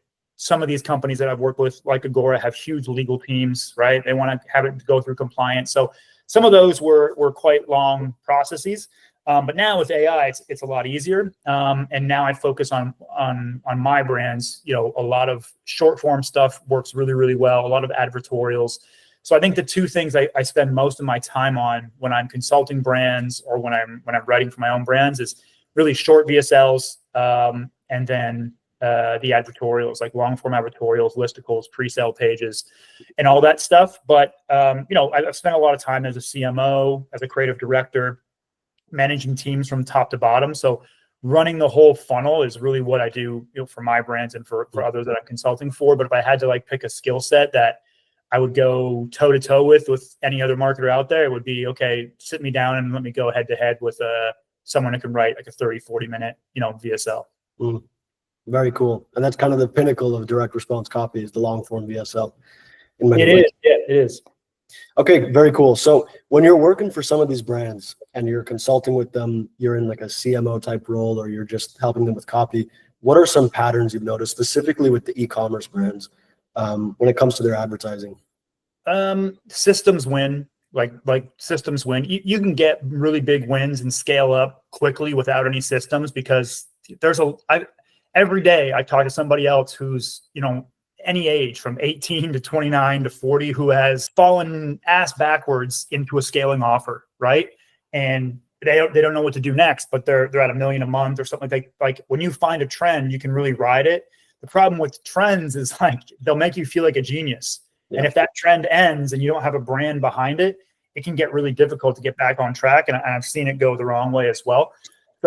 So the guys that I've seen do really, really well, riding a trend, are the ones that kind of ride up a trend and back it into a brand. And that takes systems, especially from the marketing side. So if you're going to do your VSLs and your marketing all internal, which a lot of brands do, you've got to have a good system of how you manage your video editors, how you manage your copywriters, how you manage your creative directors, and then how do those all report up the line to keep things, when it comes to meta advertising, it's a beast that constantly needs blood, right? Like I do talk to some brand owners who I think they think like, well, once we have a couple of winners, that's it. We can just scale. And then they realize like, oh, I need to feed this like every single day. So you do have to have a really good system to come up with new variety and new volume, because that's where people are winning the most on meta right now. I see on X and on social media, a lot of people will debate like, is it volume or is it variety? And usually it's a disqualifier for me, because I'm like, oh, I can just safely ignore them if they're debating one side or the other, because the answer is both. The answer is always both. Yeah. And it's what Meta is telling us it wants. So you've got to have good variety and good volume. And if you don't have a system for that, to find UGC content, direct promo content, AI content, like all kinds of stuff you want to work into your ads, you've got to have people that know how to bring new stuff in, and then people that know how to iterate on what's already working, right? So those are the brands that I've seen win the most, that do really, really well in their respective niches, because they understand whether they're doing it internally or they found an external team to handle part of it. And there's some brands do a mix of both. It really comes down to systems. Mm-hmm. All right, amazing. That was a great answer. Now, my next question is leads into the next question. Is a lot of the people watching, I think maybe a majority, are e-commerce founders. So they're running their offers, they're at some level of scale. And I want to get your opinion on how they should approach the copywriting side, especially with VSLs and, let's say, the advertorial, the highest leverage stuff. You said a little bit about, outsourcing to an external team versus keeping it in-house. And then you did talk about the systems, but could you talk a little bit more directly to those people, how they should approach the copywriting and how they should build that side of the business if they're not, expert copywriters? Yeah, that's a really good question, because I'll back up one step and just kind of qualify it a little bit. I've been saying this a lot. Some other people I know have been saying this a lot, like Stefan Dorjai. I 100% agree. If you're somebody who is looking to become, say, a freelance copywriter, don't. My answer is don't. Like, AI is doing that. And if you're thinking of doing that and becoming good at copy, I'd be thinking about being a brand owner, because it just learn copy through running it for your own offers. And to be honest with you, most of the really, really good copywriters I've met over my time, they're not copywriters, they're brand owners, and they learned copy because they had no other choice. Like, I don't have money to pay anybody to write copy. I don't have time to read 7 copywriting books and copy out letters by hand and have a mentor and all that kind of stuff. So when you're a brand owner, the best thing you can do is, it's not the most popular answer, but it really is rip. Go and find the brands in your niche that are doing as well as they can possibly do, that are experts at what they do, that have really good copy or really good copywriters, and borrow from them. I don't necessarily mean rip them off entirely. I'm be ethical about it. I would never do that. Go and just rip somebody's whole page. There are people who do that, and hey, that's their choice. That's not the route that I want to go. I would be looking at what they're doing and try and break it down and say, okay, why is this working for them? What can I learn about their customer? What can I learn about what their customer is complaining about? What can I glean from, what they're saying in their marketing to come up with new ideas for our business or for your business? And then borrow the structure. That's one thing that you can rip off directly. I think people get it confused and go, oh, just rip everything off, and they just go and steal somebody's copy 100%. When I say rip, I mean take their structure, right? There's a proven structure for a lot of offers, for short VSLs, for advertorials. That's a big thing that I see that people don't do with advertorials in particular, because a lot of these brands, these e-commerce brands, want to run advertorials, and they should, listicles and long form advertorials. They just kind of write something and throw it out there, and then maybe I'll see it, or I'm consulting for someone and I'm like, what is this? Where did you come up with this? And they go, I just kind of wrote it. And it's okay, I appreciate the effort, but where you should be ripping is go and look at other brands and try and break down their structure. What's the design of their page? Isolate design as a factor. You don't want design messing with it. There's tons of really good designs out there. Borrow one of those, give it your own brand colors, and then look at how they structured their copy and how they structured their offer, so you can get the plane in the air, and then later worry about what your direction is going to be. So that's a big one, is just following what's out there. I've worked with so many brand owners that they're younger than me, they've got less experience than me. Some of them are really, really good copywriters because they just had to be. And I asked them, how did you get started? And they go, well, it was just me and my founder, and my founder was handling all the money and offer stuff, product stuff. So I just kind of sat down and wrote emails, and I wrote VSLs and put them out there. So I guess the second biggest thing after you've found the structure is don't be precious. There's a lot of founders that are well, I've got to have this perfect and that perfect. It's in the beginning, you're just buying data. Yeah. If you wrote a VSL and you think it sucks, who cares? Get it out there and look at your soft metrics. Maybe you'll pop a sale or two. One thing I do like to say to young founders or people that are starting for the first time is even for me, the more I learn about marketing, the less I know about marketing, right? It's just true all the time. So they have just as much of an edge as anybody else has by just getting stuff out there, reading the data, and then iterating and saying, okay, our hook rate was solid, our CTR is terrible, and then start looking is it the ad? Is it the page? And by that time, you're in it. Like now you're in the weeds and you're cutting the grass and you're trying to figure it out. And the founders that do the best in that space with their copy are the ones that just like, they just don't care about what anybody else thinks. They're just like, I'm going to get this and figure it out and make it work. And I'm going to know my customer better than others. I've met some really good founders, and that's, you know, a differentiating factor when it comes to copy is they become obsessed about their customer. So they know what their customer wants and they just write copy that gives it to them, and it can work that way. Amazing. Thank you for that. That's a great answer. And you kind of described exactly my and my business partner's relationship and how I learned copywriting out of necessity, big time. Now, when it comes to writing VSLs, let's say these 5, 6, 7 minute VSLs, what would you say is the 80-20, that one big thing, that one big lever to pull? I mean, you already mentioned the structures, and I agree with you that that's by far the most important thing when you're swiping, when you're starting something new, a new concept, is start with that proven structure. Would you say that is like that biggest leverage thing you can take for a VSL? Yeah, find like what I would do is I would go, if you can find other 1, 2, 3, 4 minute VSLs that you know are doing well from other brands, even if they're not your niche, like go beyond your niche. Some people will stay too hyper focused on the pain niche or the pet niche or whatever it is that they're in, and they don't broaden out and look at what other major brands are doing, because that's also a great way to quote unquote steal, because then there's no way you're going to rip them off word for word because they're running pet and you're running beauty. But you can say, wow, this pet ad really scaled. Like, what's the hook on it? What's the lead on it? What's the idea behind it? How do I take that idea and use it for my beauty product, right? So that's really useful as well. So like just borrowing the structure. We have AI now. It's so much easier. Like I do this all the time because I'm lazy. I'll be watching someone's ad on Ad Library. I'll just take out my phone, open GPT, and I'll audio record it.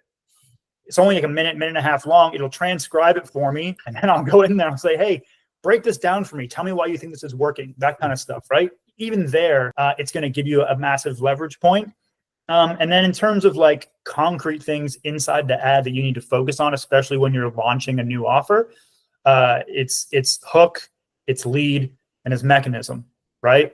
And mechanism is really important. Unique mechanism is really important, but it's not always needed. And especially the shorter ads, like the ones that you're just sending out there as tests, like the 1 minute ads. Some of the ones that we run, it's more like, I'm not really going to work in a mechanism per se. It's like I'm testing an idea. I want to see, like, is this hook or is this idea going to work?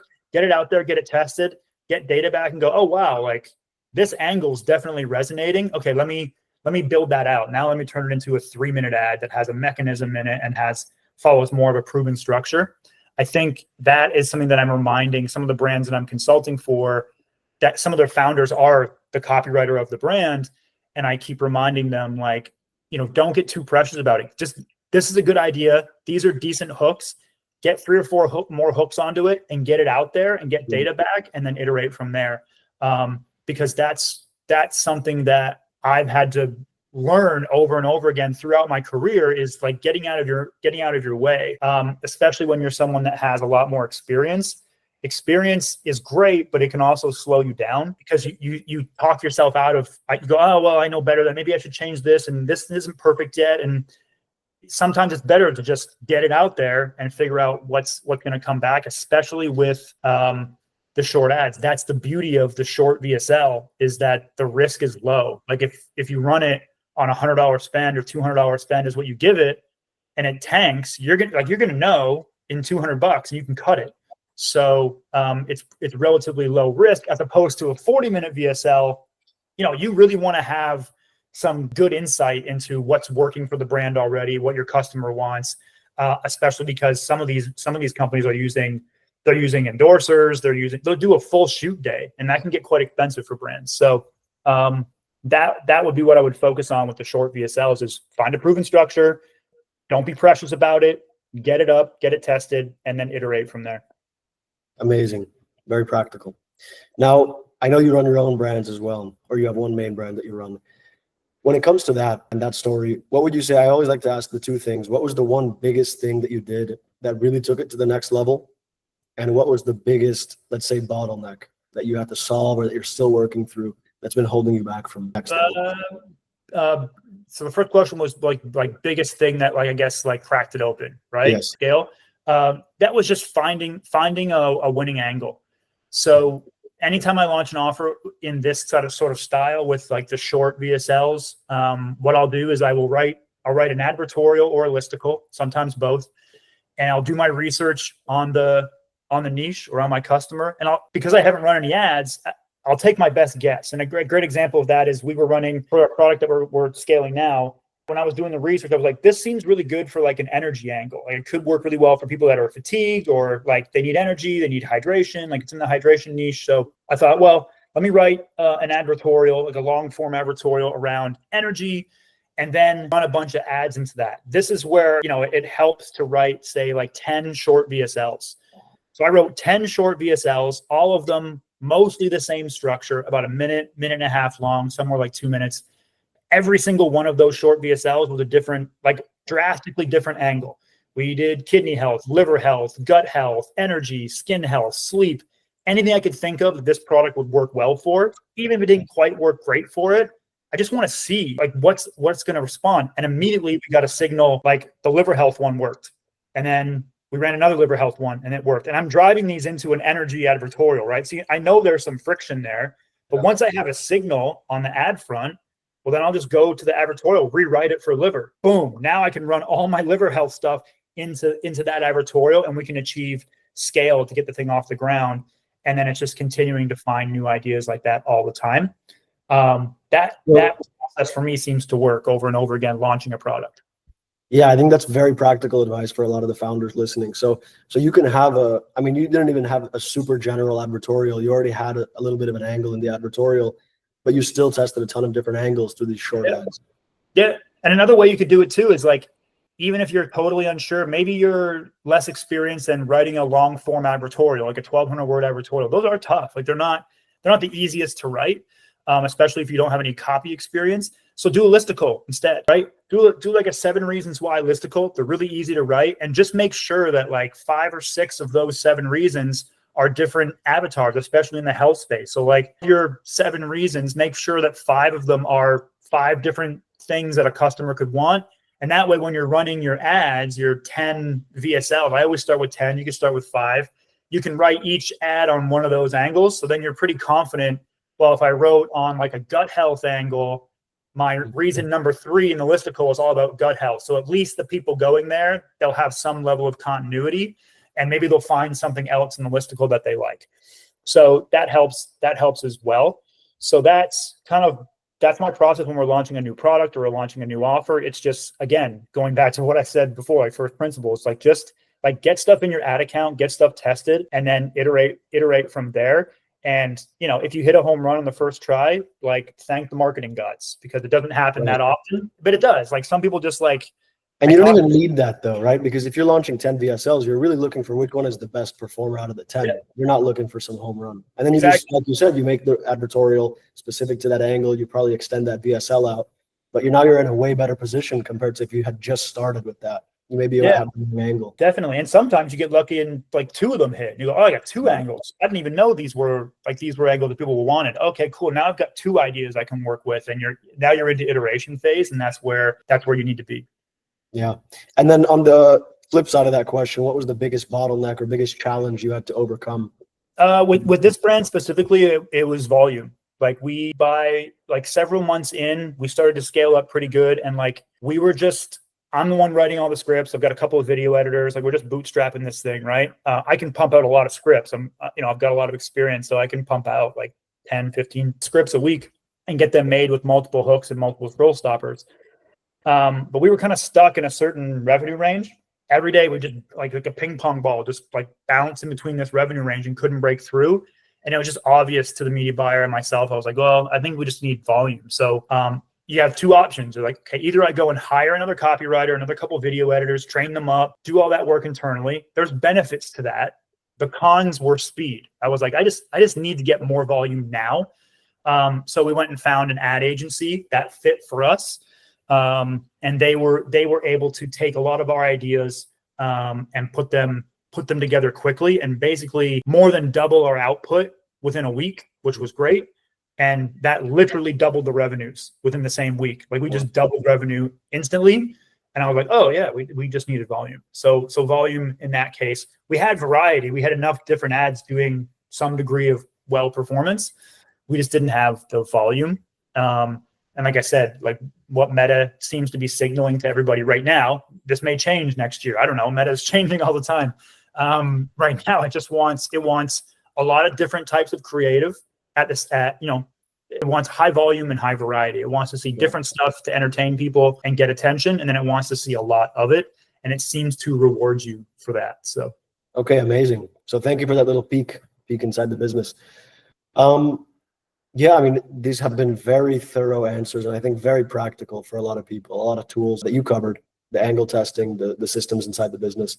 Could you talk, the last really in-depth thing I want to talk about is those systems, right? I also emphasize that I think the creative testing systems are huge because, yeah, as you said, volume and variety. And if you're kind of gung-ho about that and it's all in your head, it's going to be hard to, consistently do that, especially as you scale. So how would you recommend someone goes about it? Let's say they're on that wave, right? They found some stuff that connects, some good angles, and they want to build out these systems to create that sustainable growth. How would you recommend people approach these systems? What are the most important things to have in there? For me, anyways, the way that I think about it is the number one thing for us that runs across our brand and some of the brands that I work with is I emphasize like simplicity. Like make it the most simple flow that you can understand, that you could explain to yourself in less than 30 seconds of how it all works. The worst thing to do is some people get really hyped up of like having these ridiculously complicated systems. And then, maybe they work for you because you've got a brain that works that way. Some people do. But then when you bring anybody else in to manage that, when you they're like, I've had that myself when someone's brought me in. I'm like, this is like reading Mandarin. Like, I don't know what this is. Yeah, I've seen some of those like project management dashboards that you can just scroll and scroll. Not for me. So we keep it really simple. We've got a really good media buyer who I think is fantastic. That's not my skill set. So I needed to bring somebody in with that skill set. Some brand founders that I've worked with are amazing media buyers, and they needed to bring me in because they didn't have a copywriter. It depends on where you are and what your skill set is. So we brought in a really good media buyer, and we just keep it really, really simple on our weekly calls. Like we're looking at a very simple dashboard that we build in Excel, and we're just breaking down all the ads, and we're looking at performance on the ads. The main things that we're looking at every single on 7-day and on 14-day, we're looking at hook rate, hold rate, conversion rate. We want to see what's happening inside the ad itself. So we'll look at all those metrics.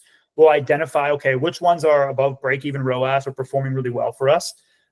Let's focus on those this week. And on the call, sometimes we'll open up the ad script or open up the ad itself, look through the ad, and try and find out, okay, we're trying to find patterns through the ad account, right? We're trying to find like, okay, what's working on this ad that isn't working on these other ads? And can we take that piece and turn these ones into winners?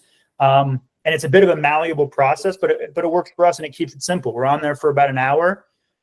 We figure all that stuff out of like, okay, these 5 or 6 ads are working really, really well. These 4 or 5 are like still performing from weeks past. How do we keep that performance going? And then we will decide, okay, these 5 need to go for what we call sort of like the winner treatment, right? You want to develop a system that works for your brand of how would you extend the life of a winner? So we just call that the winner treatment, right? It's okay, these couple of ads are working really, really well. Let's get 5 new scroll stoppers on them. Let's change, maybe we change if it's a UGC ad, maybe we order another actor who's a male instead of a female. Let's change what the caption looks like. All kinds of stuff like that. And every brand's different. They'll find different things that work for them, and you're always kind of mixing it up. And then we'll also schedule stuff on like, okay, these are the new ideas I think we should be testing, and those will go to me or whoever the copywriter is for writing that week. And because now we're working with an agency, we're able to take some of that data and pass that back to the agency as well and say, hey, the ones that you guys submitted for us the last couple of weeks, these 3 seem to be doing really, really well. We'd like a round of iterations on those, and then we'd like some new stuff on those angles. And it's a bit of a malleable process but that allows us to keep it really simple. 1, maybe 2 calls a week with the media buyer, and then we're just monitoring performance throughout the week. As you scale up, however, so for the brands that are already massively scaled up and maybe they're running 3, 4, 5 products, we're running 2 products. So it's really easy to manage. The best way I've seen that managed is with the pod system. So having like an A plus video editor who can oversee maybe 2 other video editors, a copywriter, and a creative strategist at the top that can watch this group that handles these 3 products, and then duplicate that pod for your next 3 products and for your next 3 products. And if you need to add more creative strategists along the way, I mean, I've worked with some pretty big companies that is how they have a lot of it set up. And at least in my experience with brands that I've worked with in the past where we've used the pod system, I found things start to break beyond 3 products.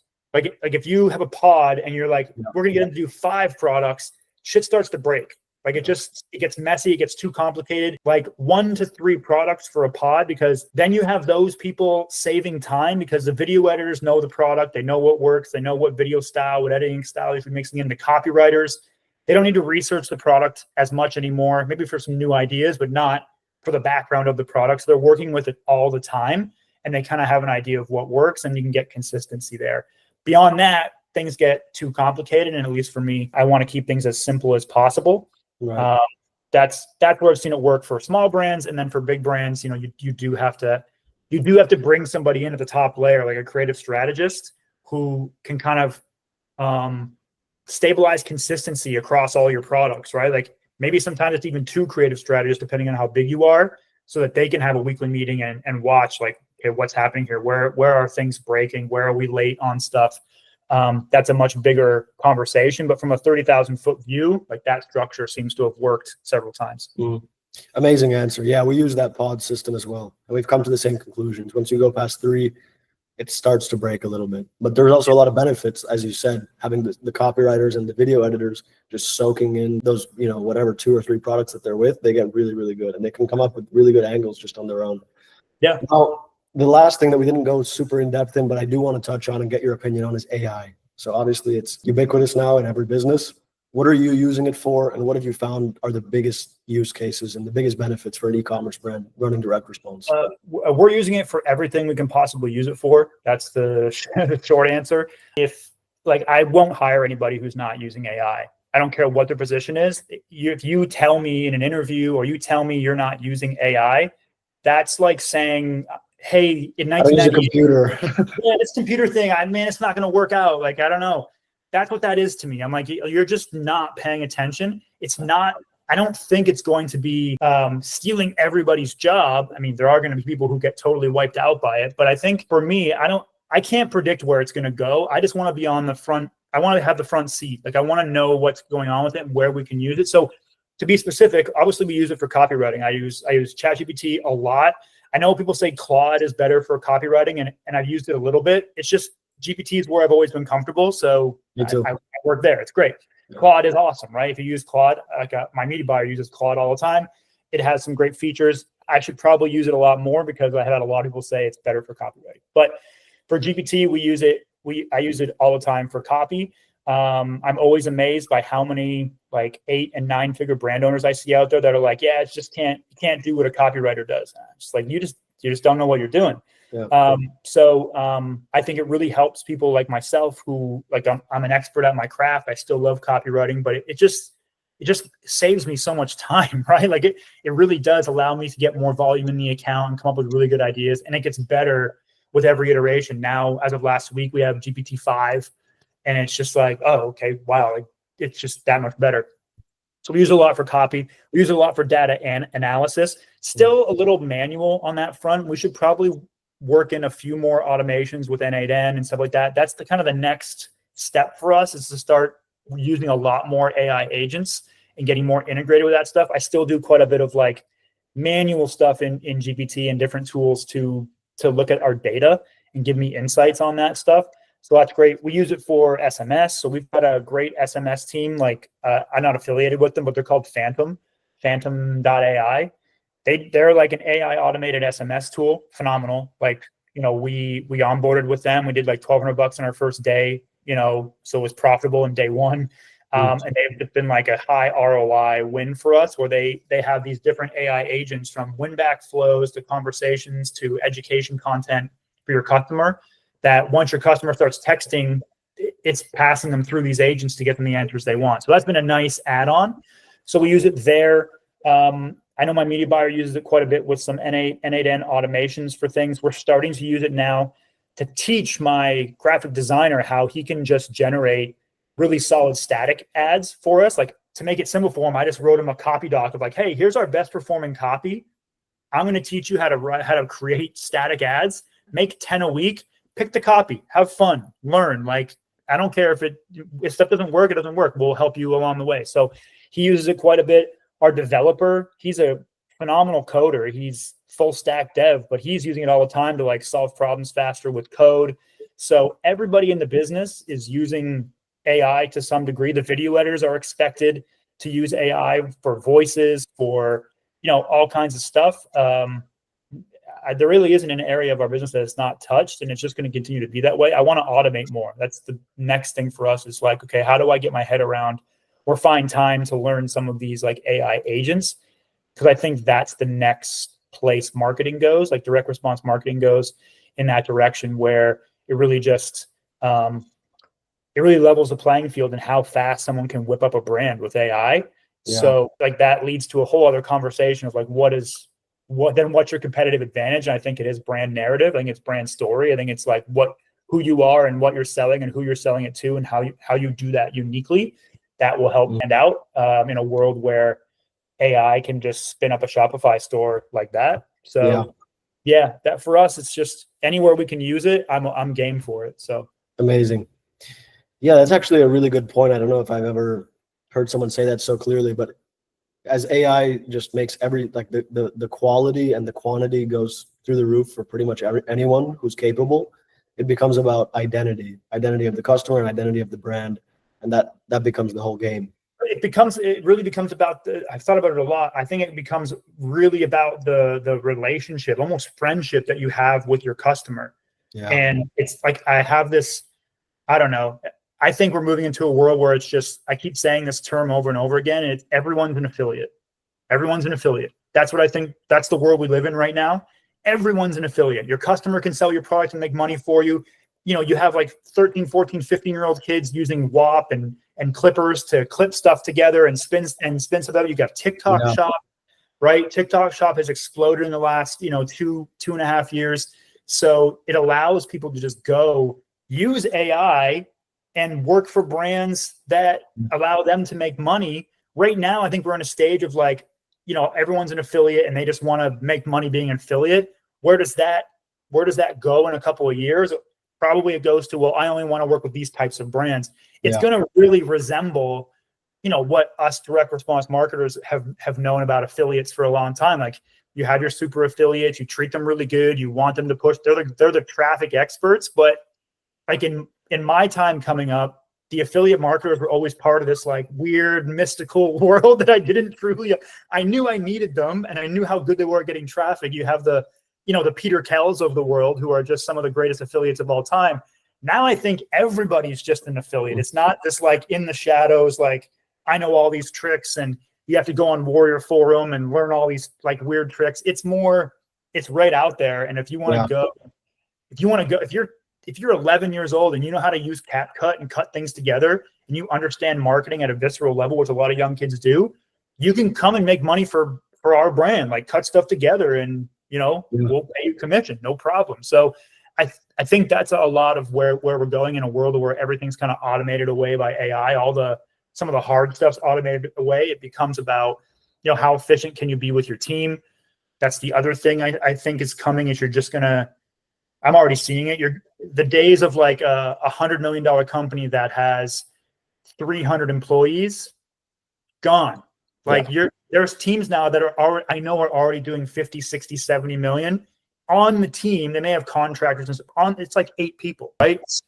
So it's just going to shrink down team size, and it's about how efficient are you with your resources, and then what story do you tell about your brand. And we see that with some of these brands that have really blended direct response and ecom well, like Primal Queen, like Obvi, right? Like Comfort, like brands like that have just had massive scale in a very short time. I kind of look at like, what's the common denominator? And it's like their founders are just very involved with the affiliates. They're very involved with the customer. They're very involved with the conversation going on between people. And that's the kind of brand that we're launching a new brand now, and we're doing it hardcore with a seeding program. And I want to take a big leap in that direction because that's all new to me.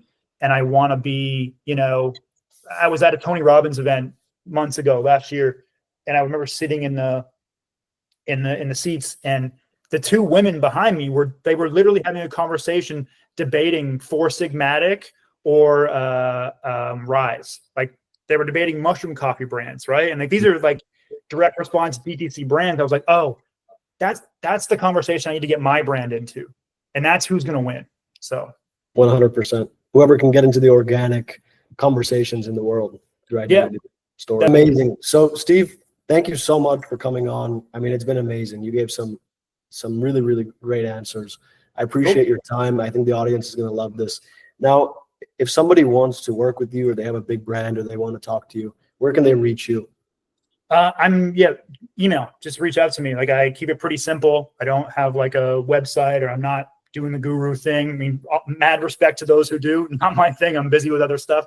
steve.erl19@gmail.com. Like, just email me there. We'll put that in the description.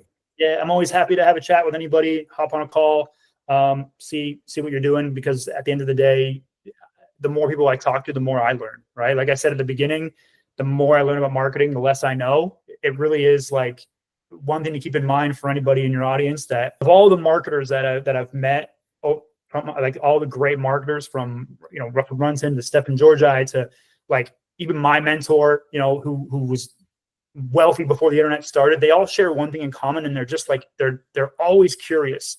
They're always willing to say, I don't know, could you tell me about that? Even if it's someone who has like 6 months of experience. Mm-hmm. And I try to keep that in the back of my mind. Like, every conversation I have with somebody, even if they're only making $1 online, maybe they're doing something in a new way that I never thought of before, and then I can benefit from that. So always happy to have a conversation with somebody. Amazing.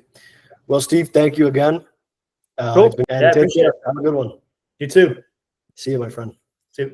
All right, everybody. Welcome back to the Direct Response Podcast. On today's show, we have Asir Alonso. He is an e-commerce operator and founder, and he's going to share with us his journey and things that he's learned switching from e-commerce to direct response and the success he's had. So Asir, thank you so much for coming on. It's great to have you here and to have this chance to talk to you. Thanks to you. It's exciting being here. Amazing. Yeah. So let's begin by just a quick background. Why don't you tell me about yourself and your journey in e-commerce, how you switched to direct response, and what the process has been like for you? Yeah, so I started like early on when I started university. Second year, I took a gap year and I started like SMMA, which was like, it was the hot thing at the time. And it didn't work for me because it didn't suit my personality. So I'm very very shy. So I didn't like cold calling, working, like doing meeting stuff. So that lasted like 3 months. Later, I went back to university because I thought there was no other way to make money online. So yes, get a job. Last year of college, I got an internship at like a supplement brand, but it was like very small startup. We were 2 interns, hired another intern who ran the marketing, and they scaled like within 2 months, 10x. This really works. Ecom really works. So why don't I start my own thing? Saved up the money. Within 1 year, I tried to launch like my own supplement brand, and it didn't work because I used UGC, a lot of things, and didn't work until in the group. Which so that's when you discovered direct response, VSLs, funnels. So that year that I launched, they fired me from where I work because they got funding, so they hired other people. And I found about Paul Nicholas 2 interviews with Alex, and there I started, I saw the guy scaling so much and mentioning direct response, funnels, affiliates, all of these, running offers instead of like selling products, running offers. And I started like within Twitter following him, following other affiliates and stuff, and learning a lot about direct response. And one day, a guy on Twitter, he DM'd me. He told me, hey, check this Fernando guy on YouTube. He has very cool guides. He actually told me, I watched the breakdown. I swapped my product within the structure, the VSL structure, and my ROAS is like 3x. So you should try it. Follow the same guideline, like the same structure. Hire this video editor that I use, and and you're gonna print. Amazing. So he gave you the whole playbook. Yeah, crazy. But it's funny because I watched the video and I was, no, another guru trying to sell me something, bro. I'm not gonna do this thing.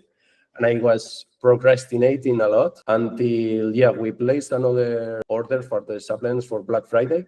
And I was down to like the last 500 euros on the business account and like 200 in my personal account. Wow. Credit card. Yeah, bro. It was, like, I had to make it work. And right there, I was, if I don't know how to create good ads that convert, I didn't even know how to write a script.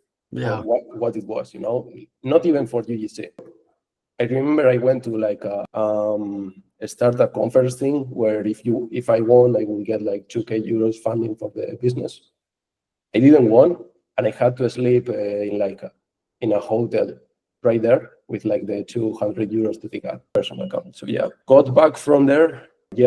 Joined the group and spent the whole day working, and at night from 2 a.m. to 4 a.m. watching all the calls within within the group, all the calls and the breakdowns. So what's working now? All of those breakdowns to see how everything works. Watching the breakdown, understanding the structures. And you broke down very well, and you said it very well. You have to find and to follow a structure. You don't have to reinvent the wheel. You just have to follow a structure. Yeah.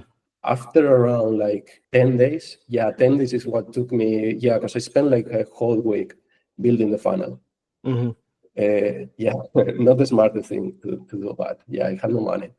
And I used the credit card to run the ads, the credit card. And the first day we made 1K. I remember, Nice. you remember I was sending you all the screenshots. Yeah. 1K. Amazing. What a story, man. So you were on your last dollar and you made it work. Bro, I was looking to get into jobs, and there weren't any jobs of what I studied. So I was looking to deliver food with a bike. Wow. It was either that or What a story. the Well, VSLs. now let's fast forward a little bit to where you're at now. So we got where you started and the transition point. So tell us, if you're comfortable sharing what kind of numbers you're doing, but in general, what are you up to now in terms of your business? Do you have multiple offers? Are you selling supplements, or are you selling physical products? What does your business look like today? So right now we switched from the supplements to drop shipping offers. We started with gadgets, but as I told you, the story type VSLs, I wasn't able to make different VSLs. So having different variety in the ad account. So now we are keeping the gadgets scaling, but I'm not launching that many VSLs for that. So we are doing 3.5K per day with that, around 30-35% margin net. Nice. And I wanted to focus on health products because you have more angles and different kind of VSLs. You have education, personal story, or personal story UGC, where you can explain the mechanism. Yeah. You have the story type VSL too, so you can write so many variations that you have more possibility to make it work. Yeah. Amazing. So it seems like things went well for you and you ended up figuring it out and you have a good baseline now. So now tell me, Asir, what are some of your main skills when it comes to you as a founder? I know you have a business partner. So what are your main areas of expertise, both tactically, like is it media buying, video review, copywriting, and then just in general, the way you think, the way you operate as a business owner? So I started with, naturally I'm very good at operations, but my partner didn't know anything. So I had to learn all the marketing and VSLs, and I had to delegate the operations that teach everything to my partner, which he's naturally inclined to operations and numbers. So we are both similar, but I'm open to learning new things and getting into marketing. So right now, I write the VSLs. We have very good systems that we learn from the group and the people in the group who are very, they share a lot of tactics and they share a lot. So I write the scripts, do the briefs, and we have a very nice system for the editors. Nice. So tell me about, when it comes to your business right now on the tactical level, you're using VSLs and you're using funnels. What does that look like? How long are your VSLs? And what does your funnel look like? Is it a 3-step funnel? Is it on Shopify? Is it on Funnelish? How do you structure it? No, we moved to, for the funnels, we moved to finalists since joining like the group. Mind you, I was like getting with Shopify, I already had bundles, but I was getting around 40 euro AOV. Once the funnel and the VSL, boom, 80, 100 euro Wow. on the front end, not even considering the upsells. Wow. I wasn't doing upsells. Same product? No, it was another one, but the VSL, the Advertorial, gives more trust. So people are willing to pay more, Yeah, buy more units. 100%. Amazing. So you had a big boost in AOV when you implemented funnels and VSLs. And now going forward, what does your plan look like? Are you going to be running more offers? Do you want to build a brand? What are you thinking in the next few months? We started with cash flowing with a lot of offers, but we realized it was very slow for the current team, and it was easier to scale one offer, health needs in different countries, and grow the team with that. And later we want to focus like on more like a kind of Noobru type brand where you are drop shipping, using direct response, but you are branding all the products. So it's kind of like a hybrid approach is what you're going for. Yeah. And later on, we haven't decided this, but probably exit and get into new vendors. Amazing. Amazing. So now I want to talk about when it came to your journey. So how long ago did you really get into direct response? How long? Are you about a year ago, I think? No. Less? Months. I got like in the group, I joined the group in December, early December. Okay. Until now. Like I knew about direct response, but there's nothing out there teaching it unless you pay. Yeah. You have to join the groups in order to learn. Yeah. So this was my first and only group that I joined about direct response, and I learned everything. Like you learn the breakdowns, and then you start breaking down yourself, and that's how you learn. Yeah. You actually explain that in a YouTube video. You have to break down every day. Yes. 100%. So you've probably become a much better copywriter now, even in just 6 months. So during that 6 months, tell me about, because I think a lot of the people watching are going to want to hear about some of the specific details about what did you struggle with? What were the main bottlenecks? What were the things that really you had to figure out and break through to get to this level where you're at now, doing 6 figures a month? What were those big bottlenecks on the way up? Okay, the first one was switching from COD to drop shipping, but most people are not gonna do COD. I don't recommend it anyway. That you actually told me you are focusing too much time on operations and you have to focus just on marketing. So focus on marketing and switch to drop shipping. Made the switch and it was more consistent and scalable. Nice. Second was meta bans. Yeah, a lot of bans early on, like February, March. Fixed that with Brandon within the group too. He helped me out. He spent like 1 month fixing that. After you redid your whole Facebook infrastructure. Yeah, I didn't have it. Like it was my personal account, and from there we redid everything. Then all the processes were super slow because everything was relying on me, and I was the bottleneck. You made me realize that, like everyone on the group and you with the weekly calls, you made me realize you have to delegate. And you have to, like, not only delegate, but have a system. Yeah. So I had a very simple system with Notion, like a Kanban style board, taught that to my video editor. And yeah, within like 2-3 months, the video editor, when this was very high level to pull, like hiring a proper video editor. He didn't know anything, but he really wanted to learn. So within 2 months, he already knew how to properly edit the VSLs. And right now, for example, we are launching around 1 VSL every day if we have all the content. So if we have all the libraries, same product, just making iterations, 24 hours. And if it's something new, maybe 2-3 days. Because it takes more time for the content. Amazing. And then on the other side of that, so those are the bottlenecks that you overcame, a lot of them through creating simple systems to get yourself out of the, the flow of the day-to-day stuff. What about the things that worked really well for you? What were the things that you implemented that just took everything, to the next level? Yeah, like the biggest levers. Honestly, it was breaking down, being good at copywriting, writing the VSLs. It's gonna take time. You have to be patient doing that. And yeah, I mean, pretty simple, like following all the steps to write a proper VSL. And yeah, and delegating so you can make more content faster, and so the feedback loop is faster, and you can create more VSLs faster. Amazing. Yeah, it's all about the VSLs. Yeah. Awesome. Also, something we got it fixed within 1 and 2 weeks, but we started to get a lot of refunds, and we talked about that, and you told me you have to track all the refunds and things that happen with the CS team. You have to track everything, find the reason of the refunds, and fix that. Once that's fixed, boom, less refunds, better margins. That's it. Awesome. And then when it comes to creative testing, because that's really the main engine behind this growth, right? Making sure you're testing high quantity and high quality of VSLs and variations. What does your creative testing process look like? How many people are involved in that? And do you have any systems for managing that, and what are they?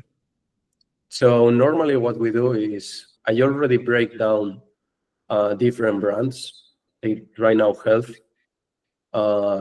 in the health needs. I already break them down, and after that, I find what works, and I rewrite the VSLs. So I try to combine different parts of each VSL and rewrite them. Once that is like every day, once the VSL is like the script is written, we create the project or the brief for the video editor. He grabs that and finishes does the video editing. For the research, normally when I find a new product, I research the angle or the pain it's trying to fix, or we are trying to, and not fix, but help. And find the mechanism of the product, how it helps with that pain, and understand the pain deeply. Nice. And researching a lot of forums. So instead of reviews, I love reading forums because they speak about their personal story, and everyone they interact with each other. Yeah. You see what they tried, what they didn't try, what they are considering trying to fix the product. And I was seeing, I'm considering 21K surgery. Another girl tried the surgery, said it didn't work. Another one was recommending a 1K product, and I was like, this is gold mine. I can make it. Yeah. And so that's a golden nugget right there, using forums. And which forums do you like specifically? Oh no, for the markets, for example, Reddit is very nice. Yeah. But you have to go, at least for us in Europe, you have to go deeper. So Reddit is for people that know Reddit exists. But if you are trying to sell to older people, I don't know in US, but at least in Europe, they don't know about Reddit. So you have to search the term and the forum, and you'll get niche exact forums for that pain. And that's where you'll search up something like knee pain or knee arthritis forum. Yeah. And then you'll find these super niche forums. Yeah. And then you go into the forum and you research within the forum all the threads. Maybe if you have to create an account, if you have to Yeah, and that's how you're coming up with a lot of your new angles and your new messaging for hooks and leads and stuff like that. Yeah. Amazing. So that's your creative testing process. When it comes to your upsells, that can be a really big lever for a lot of people. It can double your AOV. It can double your profit margin. What are you doing in terms of upsells? Have you gone deep into that? And if so, what have you seen? No, I haven't gone deep into them. I've only done the without VSLs. So a simple one-click upsell. Yeah, simple one-click upsells. But normally it's depending on the product. Because if it's a product that they are gonna buy once, you're not gonna sell more of that. So you want to find complementary products. But okay, got it. Yeah.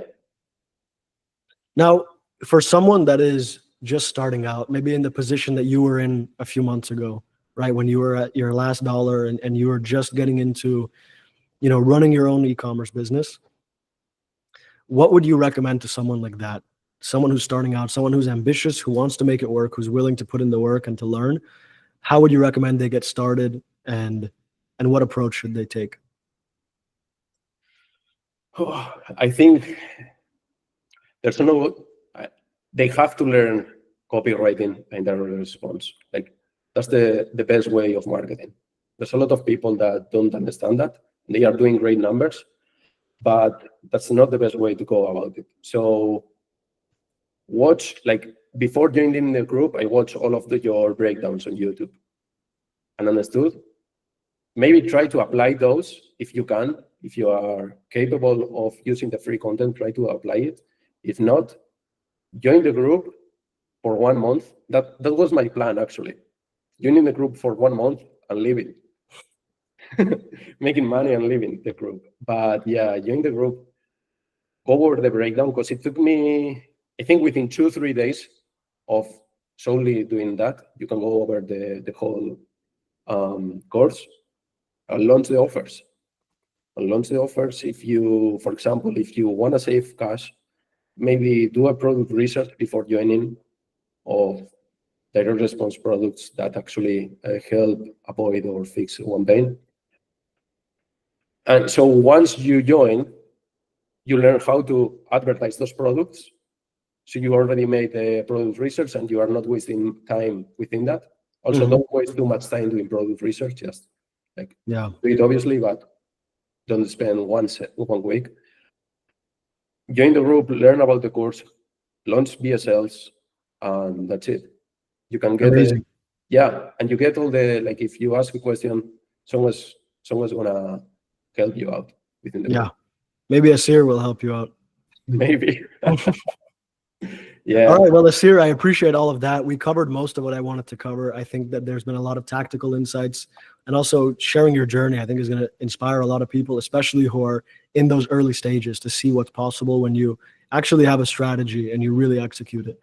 So the last thing I wanted to ask you about, we've talked a lot about the group. I didn't ask Asir to do that. He's just a very successful member of it. So the last thing is, if you can summarize, the main things you learned from it, from the school community, from Ecom Blueprint, and just give your thoughts on it. Just your honest thoughts. You don't have to say nice things if you don't want to. No, don't worry. So the first one is obviously direct response and VSLs. You're going to learn everything, but that's the first thing. You're going to understand how to drive traffic and get sales. But in order to scale within the group, what I learned that's super valuable was the operating the business and being able to delegate, hire proper people, having the systems, and scaling the business with profit. Important. Yeah. Amazing. And again, you said you have pretty high margin, 30-35%. So that comes down to really good operations as well as good advertising. So you're executing well. Well, Asir, my friend, if somebody wants to reach out to you, where can they do that? Do you have social media that you prefer them to reach out on? Yeah, I'll leave my Twitter account in the comments of the podcast. I'll put it in the description. So it'll be in the description of this video. I send it to you and they can DM me there. Tell me, hey, I come from the podcast, and ask me any question. Amazing. All right, Asir, thank you so much for your time. I appreciate it, my friend, and take care. Pleasure. Take care, bro. Goodbye. Bye. When you're testing new angles for your VSLs, the goal is to find one that resonates with your market, with your target audience, with as little money and time invested as possible. So you can move on quickly to building out the funnel and a more comprehensive VSL, and you can cut losers fast. So some of the secrets to how I test angles within my offers is with mini VSLs. This is our secret bullet. We create a general advertorial, a problem-focused one. Let's say it's about knee pain, back pain, hair loss, whatever problem we're solving, the advertorial is focused on that. The headline call out is about that. And then we create 5 to 10 mini VSLs, which are 60 to 180 seconds long for each of those angles that we want to test. So let's say it's knee pain that we're going after. We have a general problem-focused advertorial, and some of these angles that we're going to go after in our VSLs are going to be arthritis, knee pain, fear of getting a knee surgery, the cost of knee pain, going to the chiropractor or the physical therapist, and runners need. These are just some examples off the top of my head, but you come up with some angles and then you turn those into mini VSLs, which you can cover a lot of ground very fast. You can test them all at once and for at most $1,000. So we make 6 more angles. We have a total of 10. We accumulate these angle ideas through AI, deep research, niche forums, Google, anywhere we can, reviews from other customers and reviews for our own customers. We're going to dig deep and we're going to come up with new approaches to the problem. I'm going to talk more about coming up with those angles in a second. Once we have the mini VSLs produced, we launch them each at a budget of $50 to $200 per day, depending on the current scale we're at and the AOV of our hero product. We want simplicity and we want streamlined production. What that means is that all mini VSLs can follow the same script and structure adapted to the specific angle we're working with. This saves you a ton of time because you can write it all with AI. If you have a copywriting AI, in less than 2 hours, way less than that, in 30 minutes, you can write 10 different VSLs. And a decent video editor can produce them all in 3 to 5 days. There are lots of repeated scenes because the scripts and the structures are similar, so it can save them a ton of time. These mini VSLs are directed to the problem-focused advertorial, and the funnel is very simple. The rest of the funnel stays the same as our usual one. And the goal here isn't to get something that's wildly profitable. The goal here is to see which 1 or 2 angles are going to perform better than the rest of them. That's how we get direction, and that's what we're really trying to do here. There's no way to lose because you're winning by narrowing it down. Then you take the top 1 or 2 angles and you build out a full 5 to 15 minute VSL with the hook, the lead variations, a custom advertorial, a custom product page, all congruent with that angle. So let's say knee pain is our big problem, but we're going after different angles and we find that knee arthritis is the highest performer. We build out a VSL with hooks, leads that are calling it out, that are expanding on the problem, talking about the root cause, and an advertorial that's coming from the perspective of someone who resolved this issue. Once we have that congruence, the performance of the funnel is going to be way better. So now you're going to be testing just 1 or 2 out of 10. So a lot of people they skip the first part and they go straight to testing every angle with a fully built out VSL funnel, etc. And it takes so much money and time. You're going to spend thousands of dollars and it's going to take you weeks to go through 10 angle tests. Now this system is less comprehensive, but it's way faster. This way you can test 10 new angles every month or more, depending on what total scale you're at and how much you're willing to spend on ads. You can go for 10 new angles per month easily. And that's going to give you a huge amount of ammunition in your creative pipeline. So some technical details here when it comes to the angle test. I'm launching each mini VSL with 3 hooks. So there's 3 ads in each ad set, which are the 3 variations of each mini VSL, 10 total ad sets. The full VSL, once I've determined which angles I want to pursue further, they're launched with minimum 3 leads with 3 hooks each for a total of 9 variations, all focused on the same angle at different levels of market sophistication. And I'm usually sending these new angle tests to the original winning advertorial for the offer. And I always test my new offers with a general approach. So the VSL body and the advertorial are general, big problem focused. And that takes the guesswork out of which angle is working. You know, I don't make a custom angle advertorial and then test a bunch of different angles to it. So I have a bonus resource here, how I go about finding new angles. If you want access to this document, the Finding New Angles document, just DM. I'll send you this entire document, including the above and the bonus. Just DM me on Instagram. My Instagram is linked below. Just DM me. Say you want the angles document, and I'll send it over to you. And you can have access to the bonus as well. So I hope you enjoyed this quick video. It's just about something very simple, but extremely important, because this is how I fill my creative pipeline more than anything, is new angles. I do test lots of variations of what's currently winning in the ad account, but my biggest wins have always come from getting a new winner, a new angle, building out a full funnel for it and scaling that. That's how I've been able to double the scale of some of my offers. And I've done this many times. So I hope you enjoyed this video. If you did, give the video a like and subscribe if you want your algorithm to give you more ecom content. If you have any questions, leave them in the comments. And if you're interested in more resources on VSLs, funnels, etc., I have a private ecom community called the Ecom Blueprint, hosted on School. We have over 100 members, and I'm sharing a lot more resources like this in there every day. And if you're interested in higher level stuff, I have a high level mastermind that's coming out. You're doing over 50K a month. So that's the minimum threshold to be qualified to enter the higher level mastermind. All right. Thank you for watching. Have a great day and take care. Peace. Mini VSL, story based, performing very well. So let's begin with the script. This weird sticker improved my sleep 1,000-fold. It had a 1, 2, 3, 4, 5 punch that knocked me out to dreamland in minutes. Very effective hook that calls out the target audience by their desire to sleep better, adds intrigue and a reason to keep watching. The weird sticker, which is a loop that's not closed, and it has two benefits. It improved the sleep, so that's a general call out for people who want to improve sleep, and it knocked me out to dreamland. It put me to sleep in minutes, so fast sleep, a specific benefit. There's curiosity and there's intrigue. There's also two quick benefits: sleep better and sleep faster. How do you function during the day if you can't sleep well at night? This only takes 5 minutes, so keep watching. Again, another open loop to keep them in. This is the most important part. We got to keep them watching in the hook. Tired of feeling and looking like a zombie? This breakthrough solution makes you sleep better at the least cost, is taking over the market like crazy. So we're agitating the problem. So we've done a lot of things in these first 3 sections of the hook. It's a longer hook. We've done 3 things. Intrigue through the weird sticker, and that only takes 5 minutes. That's what keeps them watching. The reason they're watching is that they want to improve their sleep. We're also calling out the target market so Facebook knows who to target, so we can get good costs and get the right traffic into the VSL. And we're agitating the problem. So a reason to keep watching from both sides, to get the benefit, better sleep, and to solve the problem, feeling like a zombie, not being able to operate during your day. That's the problem agitation. Now we're going to expand on that with the story.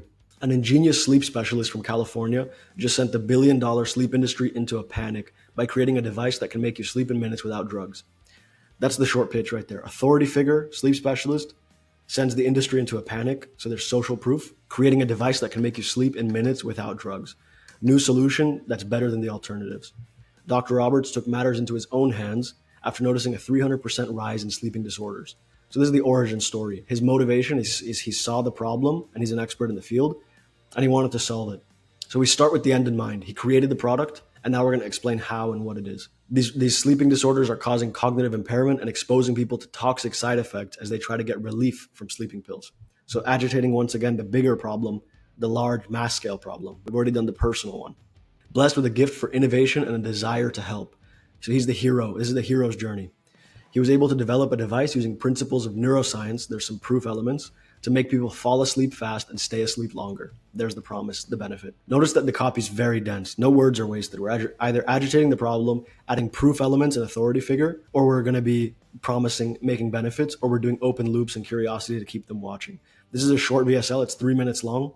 I'm going to show the full VSL at the end, but it's extremely effective because of how the copy is structured. After a small number of patients tried it, the sleep specialist behind it knew he had to get it to the public. So there's initial success. Now we're going to go bigger. This is always how these stories go. I tried it. My friend tried it. My clients tried it. And I knew I had something and I had to make it bigger. He started selling the device online and at first relied on word of mouth. But what he didn't expect was for the device to go viral after customers started sharing their positive experiences after using it. After word got out about what he made, investors quickly lined up. There's the social proof. So we gave these benefits. He created this product. It worked for those clients. Now we want to make it big. It started to go viral. Investors wanted it. People are sharing positive experiences. So you're not alone in believing in it and being excited for the product. There's a backup for your desire, which makes it easier to maintain and consciously accept. They told him they would help him go down in history, but a representative of Big Pharma approached offering $1 million for the rights to monopolize it. Dr. Roberts flat out refused. So that's building up this enemy, which is very effective because it takes all that skepticism we have of any kind of new product or solution that's introduced to us. That's human nature. We want to ease that skepticism. And in this case, he puts it onto Big Pharma. So he shifts the attention of the enemy, right? Anytime you're being told a message, subtly the mind treats the person telling it to you as an enemy because it doesn't want to just accept all new information automatically. So now we can point to the Big Pharma rep as the enemy, and it puts us on the side of Dr. Roberts, much more likely to believe what he has to say. It also makes the VSL more engaging and exciting. It was then that he realized how big an impact his device could have, partnering with Healthy Lab Co. Now we bring in the brand. They perfected the product and readied it for mass production. They named it Deep Sleep Patch. Now the official product introduction is in, and next we're going to be getting into the solution mechanism. It's the only one that contains the sleep hormone melatonin, valerian root, hops, magnesium, and 5-HTP. So we introduced the solution, partnered with the brand, developed with neuroscience. The name, we have the official name, so it's a product now, instead of just a solution or a device or a new discovery, and it contains these ingredients. That's the short pitch right there. And this is what it does and how it does it. This is the unique mechanism. The sleep-inducing capabilities of the Deep Sleep Patch are simply unmatched by any regular sleeping device. Compares it favorably to an alternative solution. Any other device, this is better. And why is that? We have to have proof for that. We can't just make empty claims. That's because of its brilliant osmotic absorption technology. That's the solution mechanism, which makes the solution, the promises, the benefits believable. It delivers the 5 sleep inducers directly into the cells. This raises the level of the neurotransmitter serotonin, which is responsible for sending the signal to the brain to rest. So again, how it works, adding proof, reducing skepticism, increasing desire and believability. Just stick it to your tummy or any part of your body. So we have a demonstration, which makes it real and vivid, where there's very little hair, and it will kickstart your serotonin to make you fall asleep in minutes. Stay deeply asleep throughout the night and wake up feeling fully refreshed and happy. It works whether you're finding it difficult to feel drowsy, wake up at the slightest sound, or feel the urge to get up. So we qualify everyone. We've called out people who are struggling with sleep, which is a huge market. But at this point, if they have desire, they're wondering, does this work for me? That's always a question you have to answer. Is this going to work for me? And we make it clear it's going to work for you whether you're just struggling a little bit, whether you wake up in the middle of the night, or you're just a general bad sleeper. So we qualify everyone. These are the promises, right? So now that we've introduced the solution, we've introduced how it works, the solution mechanism. Now we're going to introduce the promises and the benefits, the reason you want it. Every so often, customers around the world are choosing the breakthrough deep sleep patch over toxic sleeping pills. Would you also like to sleep better without the fear of side effects? So we make it personal, finally. At this point, we haven't used the word you, but now we're making it personal. We're putting it on them. Would you like this?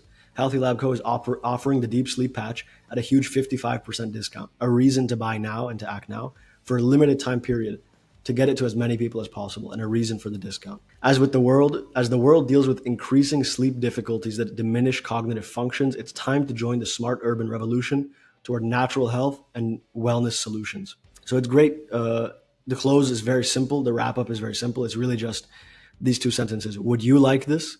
There's a reason to buy now, a discount and a limited time. And then just a final closing statement with social proof. The world is dealing with the problem, so join the revolution to natural health and wellness solutions. So now it feels like you're riding a wave. You don't have to make this decision by yourself. Other people have already made it. You're just riding the wave, which is a lot easier than being the first to make the decision.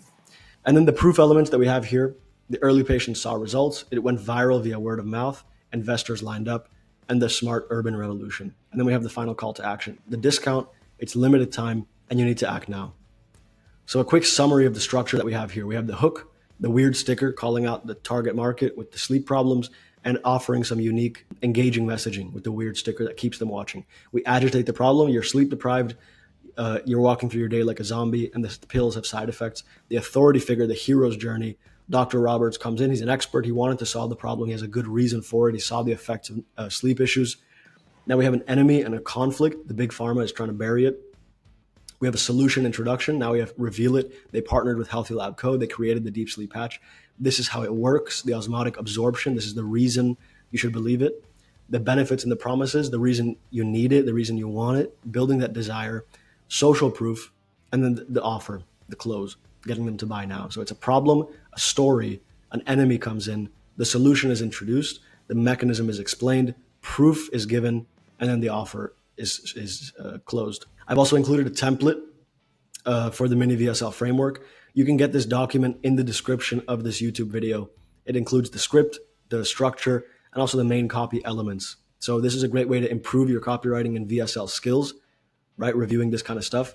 You can use this across many different niches: health, beauty, gadgets, supplements, any physical product that you're selling direct to consumer to a mass market. This structure is going to be highly effective.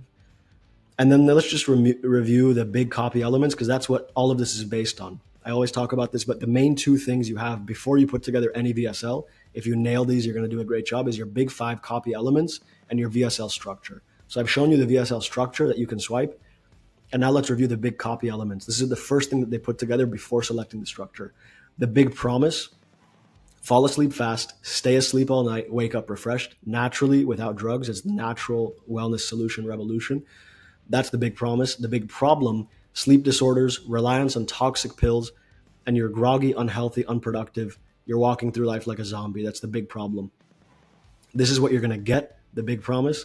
This is the big problem. This is what you're dealing with now. And the way we get you from the problem to the solution is the solution mechanism. The deep sleep patch restores serotonin, natural sleep signals, through targeted delivery of sleep inducers without the drugs. That's the how. The problem mechanism, the reason for the problem: the current solutions are harmful. They target symptoms, not the root cause, not the real deep sleep signals. And then the proof elements. In this case, we have the authority figure. We have some statistics, the rise in sleeping disorders, the big pharma being involved adds credibility to it. Customers are going viral, investors are coming. They partnered with a brand, with a health D2C company, Healthy Lab Co. And then we give information about the ingredients and the mechanism. So authority, science, testimonials, the David Goliath fight. Those are the proof elements. So those are the big 5 copy elements that are making up the foundation of this VSL. So that's the foundation, that's the ground we're building on. And the architecture, the structure of the building is the structure of the VSL flow. And then the copy is just filling it in. That's the final step. And if you do the first 2 steps well, the copy is going to be really strong and the VSL is going to perform. Now let's check out the VSL itself. It's 3 minutes long. I'll play it on screen and you can see how this all ties together in a real video. This weird sticker improved my sleep 1,000-fold. It had a 1, 2, 3, 4, 5 punch that knocked me out to dreamland in minutes. Very simple hook structure with a UGC actor using the product with a very simple headline. 2, 3, 4, 5 punch that knocked me out to dreamland in minutes. How do you function during the day if you can't sleep well at night? This only takes 5 minutes, so keep watching. Tired of feeling and looking like a zombie from lack of sleep? This breakthrough solution that makes you sleep better at the least cost is taking over the market like crazy in the US. An ingenious sleep specialist. So the video itself is very simple in terms of the content they're doing. They have a few UGC creators and they're cycling through those clips, just putting on the patch using the product, and then mixing that with stock footage. From California just sent the billion-dollar sleep industry into panic by creating a device that can make you sleep in minutes without drugs. Dr. Roberts took matters into his own hands after noticing a 300% rise in sleeping disorders that are causing cognitive impairment and exposing people to toxic side effects as they try to get relief from sleeping pills. Blessed with a gift for innovation and a desire to help, he was able to develop a device using principles of neuroscience to make people fall asleep fast and stay asleep longer. After a small number of patients tried it, the sleep specialist behind it knew he had to get it out to the public. He started selling the device online and at first relied on word of mouth. But what he didn't expect was for the device to go viral after customers started sharing their positive experiences after using it.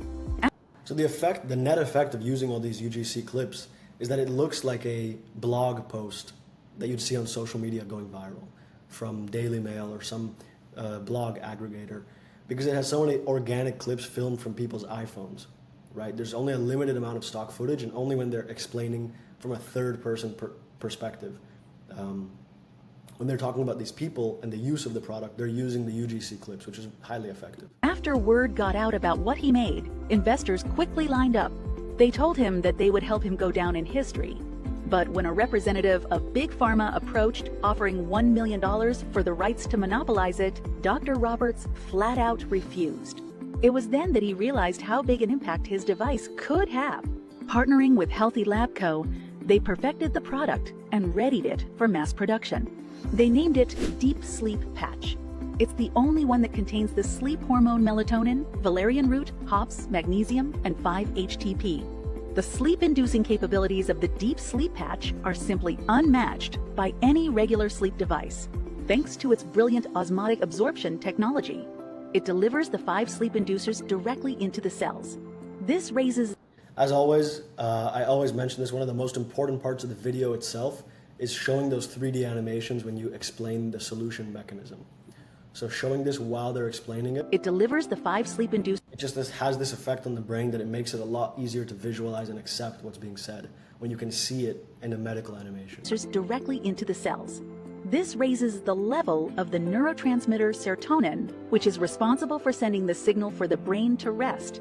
Just stick it to your tummy or any part of your body where there is very little hair, and it will kickstart your serotonin to make you fall asleep in minutes, stay deeply asleep throughout the night, and wake up feeling fully refreshed and happy. It works whether you're finding it difficult to feel drowsy, wakes up at the slightest sound, or feel the urge to get up every so often. Customers around the world are choosing the breakthrough Deep Sleep Patch over toxic sleeping pills. Would you also like to sleep better without the fear of side effects? Healthy Lab Co. is offering the Deep Sleep Patch at a huge 55% discount for a limited period to get it to as many people as possible. As the world deals with increasing sleep difficulties that diminish cognitive functions, it's time to join the smart urban revolution toward natural health and wellness solutions. Click on the link below and claim a 55% discount on your purchase. This is a limited time opportunity while supplies last, and the price is set to increase at any moment. Click on the link to claim your 55% discount on the Deep Sleep Patch today. And that's it. That is the VSL. So the video is very simple, very easy to make. I will leave a link to that document, the breakdown document with the structure, the script, and the copy elements in the description. I hope you enjoyed the video. If you have any comments or any VSLs you want me to break down specifically, you can DM them to me or put them in the comments, and I will happily do so. And if you want to check out my private community, the Ecom Blueprint, that'll be linked in the description below. All right, thank you for watching and take care. I'll see you on the next one. All right, welcome back to the Direct Response Podcast. On today's show, we have Nick Therio.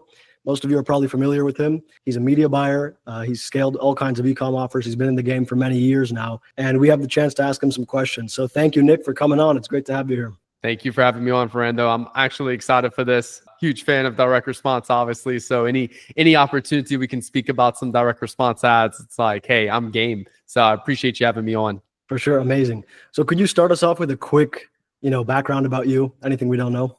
I mean, there's a lot to know about me, I guess you could say, from just like YouTube and stuff like that. But, for just like the general people who are first time hearing about me and everything like that, my name's Nick Therio. I've been writing ads now for 10 years. I wrote my first ad ever, October of 2015. So technically it's like 9 years, and I'm literally like 14 days away from 10 years in this industry, actually writing direct response ads now. But yeah, so dropped out of college, started my first business. When I started my first business, I needed a way to get customers, found Facebook ads. Then I learned like what you say in those ads actually drive customers to your business. So that's how I discovered like copywriting, direct response advertising. And, to be fair, I just found a natural love for it the minute that I started writing and starting to understand like how to actually convey emotion and, talking about a product into an ad and get people to buy. It's just a really cool feeling. Allows you to be creative, but also to like make money from your creativity and stuff. And then 10 years later now, I've started an agency. I've started a YouTube channel teaching everything I know about ads and direct response on that YouTube channel as well. I've done a little over $100 million in revenue for my clients through direct response advertising and stuff like that just over the last 5 years. So overall, it's probably like, I guess you could say a full background on me and everything like that. Awesome. Well, thank you for that. I appreciate that. So now that we know, the gist of it, let's dive into direct response. So for those clients that you're working with, what does the ad format look like on Facebook? Are you running any VSLs? Is it direct response UGC? What's your go-to? I think it's a little bit of everything, to be fair. I wouldn't say it's just one, and that's because like, creative diversity is the biggest one. I think for me, my most popular format though is literally just going into like 11 labs, tossing a script into 11 labs, getting an AI voiceover, getting a bunch of B-roll we have on file. And obviously everything's gonna be direct response. I'm not doing any branding plays or anything like that there. So, we have a desire, we have an awareness, we have an avatar we want to talk to. We start off with that, and then the whole ad's based around that. Okay, awesome. And on the funnel side, are you using advertorials, listicles, quizzes? What do you see working the best for D2C? I think listicles are my favorite. Just because of how quickly they are to pop out. For the average person, they can crush it with listicles very quickly. For advertorials, they're significantly harder to produce and actually like create. But I find those having the largest success when you do hit an advertorial.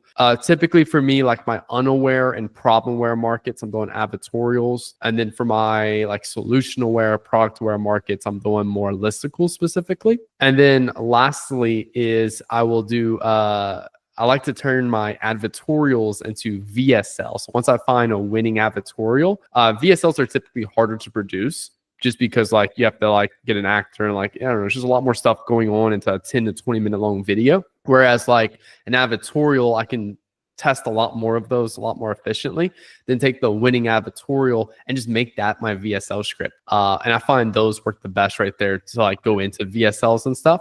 And then lastly, quizzes. Quizzes is something I've actually recently been testing out. I haven't done much of those, but I've recently started testing those. I haven't really had any huge successes with them yet, but they are fun. I do like them. I like them specifically for qualification. So where like it makes the product feel a little bit more unique and custom to them. If we qualify them based off a couple problems they're having, diagnosing them, and then from there, even qualifying them before they buy. They're really fun. So we haven't had any huge wins though I can really gloat about with those, but I've been having a lot of fun using those. I've been using Hayflow to create them, and we've been enjoying those a lot lately for that. Yeah, I've seen the quizzes crush it for supplements for exactly that reason. It feels custom, it feels unique to you. Less so for the physical products.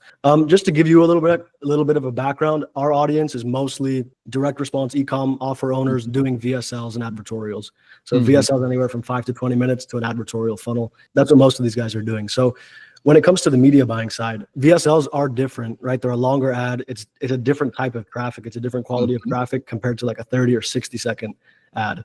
How do you go about that when it comes to media buying? You know, like you're going to take more time to get reliability of the results. Like you're going to test more variations. It's a little bit more complex, right? So could you talk about that a little bit, media buying the longer ads? I mean, are we looking at it from like I think this is also like a misconception as well. Is a VSL for you guys like running traffic to a VSL landing page? Okay, or are we talking about a VSL creative? We're talking about VSL creatives. Okay, that's the big thing. And that's funny too, because I know recently like people have been looking at VSLs as like the actual creative, not come from like the personal branding world, which personal branding world, we're looking at VSL landing pages. So not everyone's talking about VSLs. I'm like, wait, hold up. Which one are we talking about here? But as far as like actual VSLs inside of the campaign itself, I mean, we're not really doing anything different in terms of like how we're testing and stuff. Due to it taking a lot longer to produce and stuff, obviously we want to give it the highest possible chance of performing. So usually this will come down to like, okay, let's say, you know, we get this 15, 20 minute long video created, right? From there, taking that, can we swap out the beginning? You know, what are our macro, like our big control levers of getting that VSL to work? From a media buying perspective, we're just launching in the campaign, to be fair. I mean, we're not doing anything special. Maybe we'll put like a little bit higher of like a minimum spin on that particular ad set where like Facebook prioritizes it at the end of the day to get some spin and everything. But for the most part, a lot of it's going to be back down to the creative side of, okay, hey, we tested this VSL, it didn't perform, you know, it had a really high cost per click. It barely gets any spin and stuff like that, has a really low watch rate and stuff. What can we do first, starting off with that beginning part right there, the hook, reworking that from a visual side and a textual side, and then the lead as well, just that first like 30, 60 seconds of that video right there. Can we rework that to where it really pulls people in a little bit better? Then from there, we'll just kind of test other versions right there of just like at like this particular moment right here, this doesn't quickly align. And usually those are more like specific to like certain creatives where we actually identify a problem in the video that we're running. Got it. And to circle back, we did mention misconceptions, but could you go deeper into some? I'm sure you see, you know, a lot of misconceptions that you can identify. Could you enlighten us a little bit? Like in terms of like VSL? Media buying misconceptions. Oh, media buying misconceptions. There's a lot of those. I made a post about that today on Twitter because the major first misconception a lot of people think is that they think that, oh, if I want to spend more on Facebook, I need like a really complex ad account. I need dozens of campaigns. I need to be doing cost caps. I need to be doing ABO. I need to be doing bid caps. Like I need to be doing it all to like spend. And like for us, you know, we're spending 300, 400K a month inside of a Facebook ad account. And like, we're literally running one campaign per product category. We're keeping it extremely simple. We're spending 5-10 minutes a day inside the ad account. Whereas like people think you need to be spending all day inside of the ad account, just tweaking out over all the little settings and stuff. And I say that from experience because I used to do the same. And I got very, very poor results until I shifted over to like just focusing all on like direct response principles and stuff of the ads, the landing page, the offer, and optimization of the AOV. So I think misconception one is just time in the ad account and what they need to focus on. Misconception number two is that Facebook is against us. I've seen so many people talk about that, where it's like, you know, Facebook doesn't want to make us money because, you know, they want to have all the money.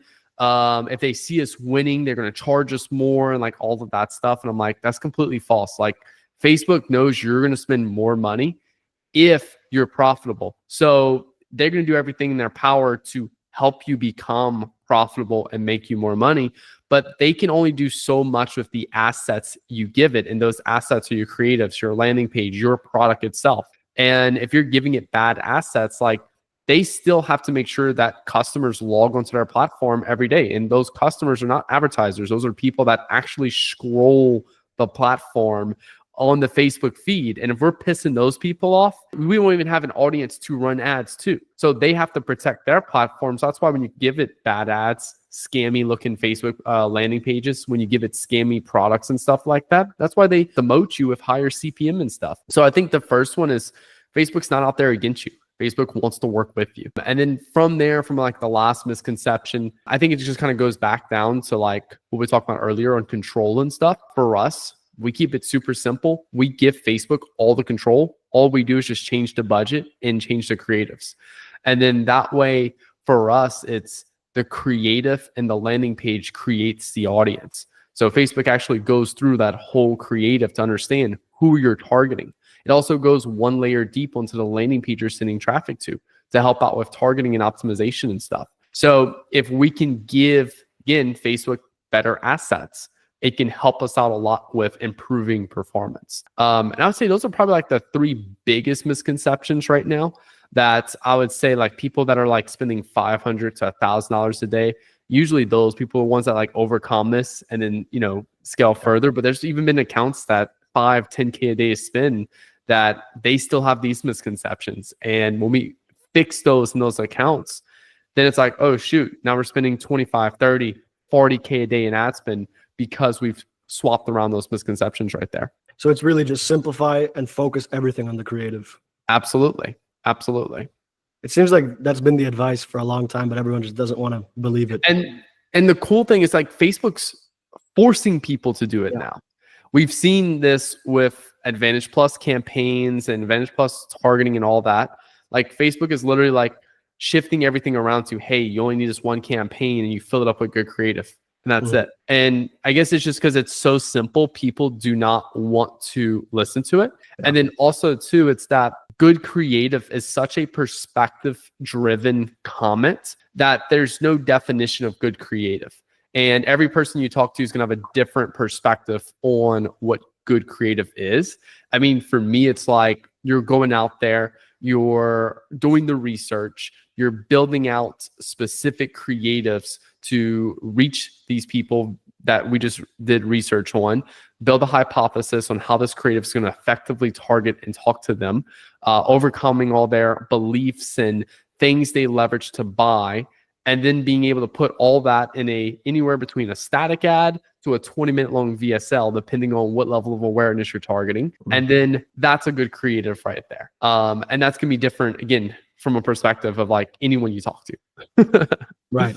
Of course. Okay. Thank you. And then when it comes to testing these ads, what are like some of the biggest bottlenecks that you see repeatedly, the biggest patterns that these ad accounts have where the ads are just stalling or they're not scaling? I think a big one people don't look at is frequency. A lot of the accounts that we take over that are at a plateau, or a lot of my student accounts and stuff, and they're kind of stuck at a certain level of ad spend and everything like that. And they're testing new creatives, but they're not getting anywhere. It's usually when I go look at their top 2 or 3 highest spending ads and their frequency on a 7-day window is really high, like 1.5, 1.6, maybe even 1.8. And for me, that's how I look at like ad fatigue in a way. And it's not necessarily ad fatigue. It's more of, hey, we're hitting a ceiling. So to blow beyond that ceiling, we need to create ads that can spend more than these ads, but with a lower frequency. And this is always going to come down to creating creatives that reach a substantially larger group of people right there. Now, sometimes this may be completely changing the avatar, and other times might just be how we're communicating to this particular avatar. Sometimes you have the right avatar, but you're just communicating to this particular avatar in a really bad way, to where you're only appealing to like a 10% of that avatar right there. Yeah. So there's been times where it's just a simple change like that. There's been other times where like we're going after an avatar and we're only using like UGC videos and we never tried any other type of creative. And then we go and try like a completely different creative type, like maybe a photo ad with an advertorial, and that performs 100 times better than the UGC. So sometimes just changing the creative type plays an impact on that. We may be communicating to the wrong particular desire, where like we may be going after something that's not urgent at all or not relevant at all, and then we change that desire to something that's more relevant, people are actually going through right now. So usually with those plateaus and stuff, it's understanding, number one, the frequency side. Are we doing really good on the frequency side to the point where maybe we have like a 1.02 frequency last 7 days on my highest spending ads. Literally one of my students yesterday, I was hopped on a call with them, like they're spending $30,000. I think it's like 30 grand, 30, 40 grand a week they're spending. So a decent amount of money on ads. And like literally all their ads have like a 1.05 frequency, which is amazing. It's really good. It means it's appealing to majority new people every week, but they had no lower funnel ads. So all of their ads were unaware ads, but no lower funnel ads. So I was like, hey, if we want to bring down cost per purchase, we're funneling in tons of people and traffic into this business. So now we need to complete the other half of that sales cycle. Because as you start to spend more, you start going past, it's the adoption curve where like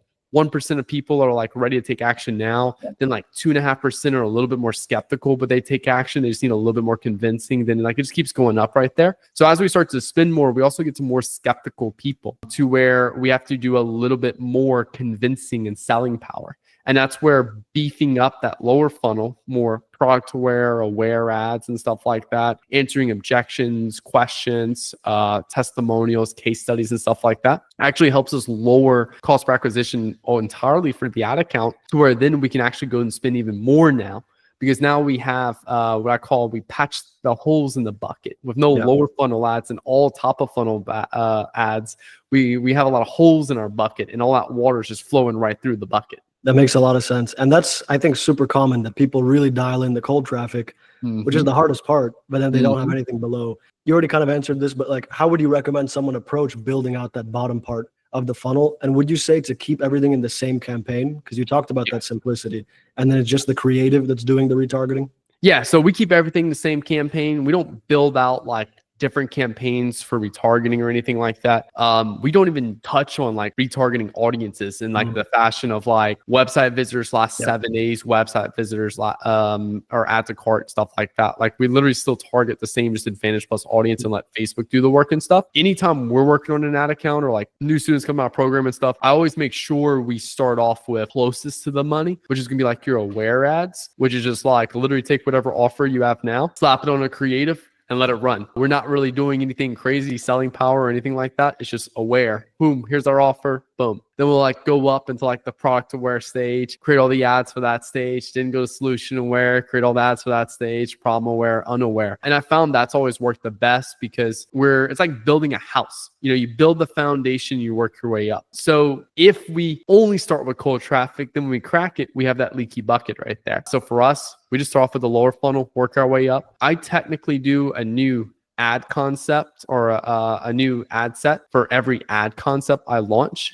And an ad concept is just like a desire, awareness, sophistication, avatar, and either photo or video all kind of put together. And then that either makes my video or makes my photo. And I just do like one of those per ad set. So I'll just launch a new ad set in that CBO campaign, launch my 3 ads for that ad concept in that ad set, and then I'll just keep doing that. So like there's some accounts now that we've been running for the last 3-4 years where we have over 300 ad sets in a CBO campaign, but only like probably 15, maybe 20 are on, depending on how much we're spending for that particular client. And do you ever go more than 3 variations or ads inside of one of those ad sets, or do you keep it small? Yeah, that's a really good question right there. So what I like to do is I follow the 80-20 rule in the sense of like I'm 20% of the ads I'm testing or new messaging where I go after a new desire, a new awareness level, new sophistication level, new avatar. And then 80% of my ads I'm testing are going to be iterations or variations of an existing winning ad right there. Because at the end of the day, it's like, I just want to repeat successful actions just to keep making me like more money at the end of the day. So when I'm looking at it from a new messaging perspective, I'm only creating 3 ads for that ad concept. So if I sit down and write a script, it's going to be the same script in all 3 of those ads for that ad concept, but I'll just change the visual hook for each one. That's it. Now, let's say I have a winning script and we know for a fact this took overall spin, it's crushing, it's helping us, succeed on our advertising goals and stuff. I will literally go and create like 6 to 12 versions of that exact same video with the exact same script and just change the visuals in it. That's it. And like literally just doing that every week, I found so many winners just by literally changing the videos. And there's a psychological component to it when working with video editors, because you're forcing them to go recreate the same script each week. And each week their ads get better because it's like you're forcing them to get more creative every time because they don't want to keep being repetitive. It's literally the same metaphor like in copywriting books where like write 3 pages of headlines, throw the first 2 pages of headlines away. Now that 3rd page is the one with your winning one, because the more you do it of that same thing, the better the output gets. So yeah, so in those other ad sets with like iterations and variations, it'll be anywhere between 1 creative or 50 creatives. It just depends on like how many iterations and variations we want to do of a particular concept itself. Got it. Understood. And let's talk about AI a little bit. What is your, how are you using it right now on the creative side? So I don't really do too much in terms of like the actual like me sitting there in Nano. I know Nano Banana has been really popular this week as September 2025. So I don't really do much because I work with a lot of video editors, a lot of graphic designers. So I'm only really focusing on the aspect of the actual script writing process and like landing page writing process. Now, as far as like my video editors and like the actual creative side of AI, I have one rule, which is it shouldn't look like AI. That's it. And I think a lot of people, like I get questions like this all the time. Hey, Nick, can I do well with AI creatives? I'm like, if it looks like it's AI, no, you will not do well at all. But if you can actually put something together that doesn't look AI at all, then yes, you'll crush it as long as you have everything else under foundational like research and stuff right. Now, as far as the actual script writing process itself, I find that this is where like a lot of people go wrong, because they'll look at like ChatGPT at a beginner level, which is just like, hey, write me an ad script. Here's my product, write me an ad script. And like, to be fair, it's gotten a lot better over the years. But I find with that is that it leaves basically endless possibilities of where ChatGPT can go and everything. And my goal is that I want to continuously narrow down ChatGPT of where it can go to focus on a higher quality output now, because it can only go within this little box I constrain it to and stuff. So like for me, I want to do all the manual research. I do not like letting ChatGPT do the research for me, unless it's like me just asking ChatGPT a question like, what's the symptoms of high blood pressure, right? But I don't want to like give it the idea of like, hey, go research 50 products for me and tell me the negative stars on each one, because it's just not going to have the same understanding of like what I'm going for and stuff. So all the research I'm doing for myself, and then genuinely what will happen is kind of like 2 things will happen. Number 1, I start sprouting ad ideas as I'm doing that research, and I'll just do the rough draft for those ad ideas. So those rough drafts may be full on start to finish. Some of them might just be like 5 words. And then I'll take that rough drafts, give it to ChatGPT with my research, and have ChatGPT finish those rough drafts for me. And that works really well, because a lot of the time as a writer, you're kind of thinking on how to put things together. And the cool thing about ChatGPT is that it allows you to almost outsource that in a way to like, hey, you go do the logical connections for me, and I'm just more copy chiefing for you. Then you have the other area, which is like, I have no clue what to write. I have no ideas or anything. I'm working with a complex product. So I'll give ChatGPT all the relevant information I have, And then I basically just be like, hey, like, look, give me 10 ad angles, right? Here's my product. Here's my research. Give me 10 ad angles and like list them from most likely to convert versus least likely to convert. And you can only use these 2 documents. You can't use anything else. And usually that'll give me some pretty good outputs when I'm like in a, just kind of roadblock, which is not often, but it does happen, especially when you're writing things for a long time. Yeah. But you prefer to use it. You prefer to use it as like kind of the manual worker, and you're the strategist and copy chief. Correct. Yeah, I find that's the best way to use AI. And then also too, don't forget, like if you have the ad idea and you know exactly what you want it to write, like literally just sit down and write that ad idea real quick if you know exactly what you want to write. I've seen so many people like get fed up with ChatGPT. I'm like, why? Like, I want ChatGPT to say this, but it's not. I'm like, well, tell it. Like literally give it the ad idea you want and then let it go down that path. Yeah. Awesome. Now, one thing you mentioned before that I do want to circle back to is AOV. So that's, as we all know, it's a huge aspect of every part of the funnel, including media buying. The bigger your AOV, the better you can, the more you can spend in the auction. What are some things you're doing to boost that AOV?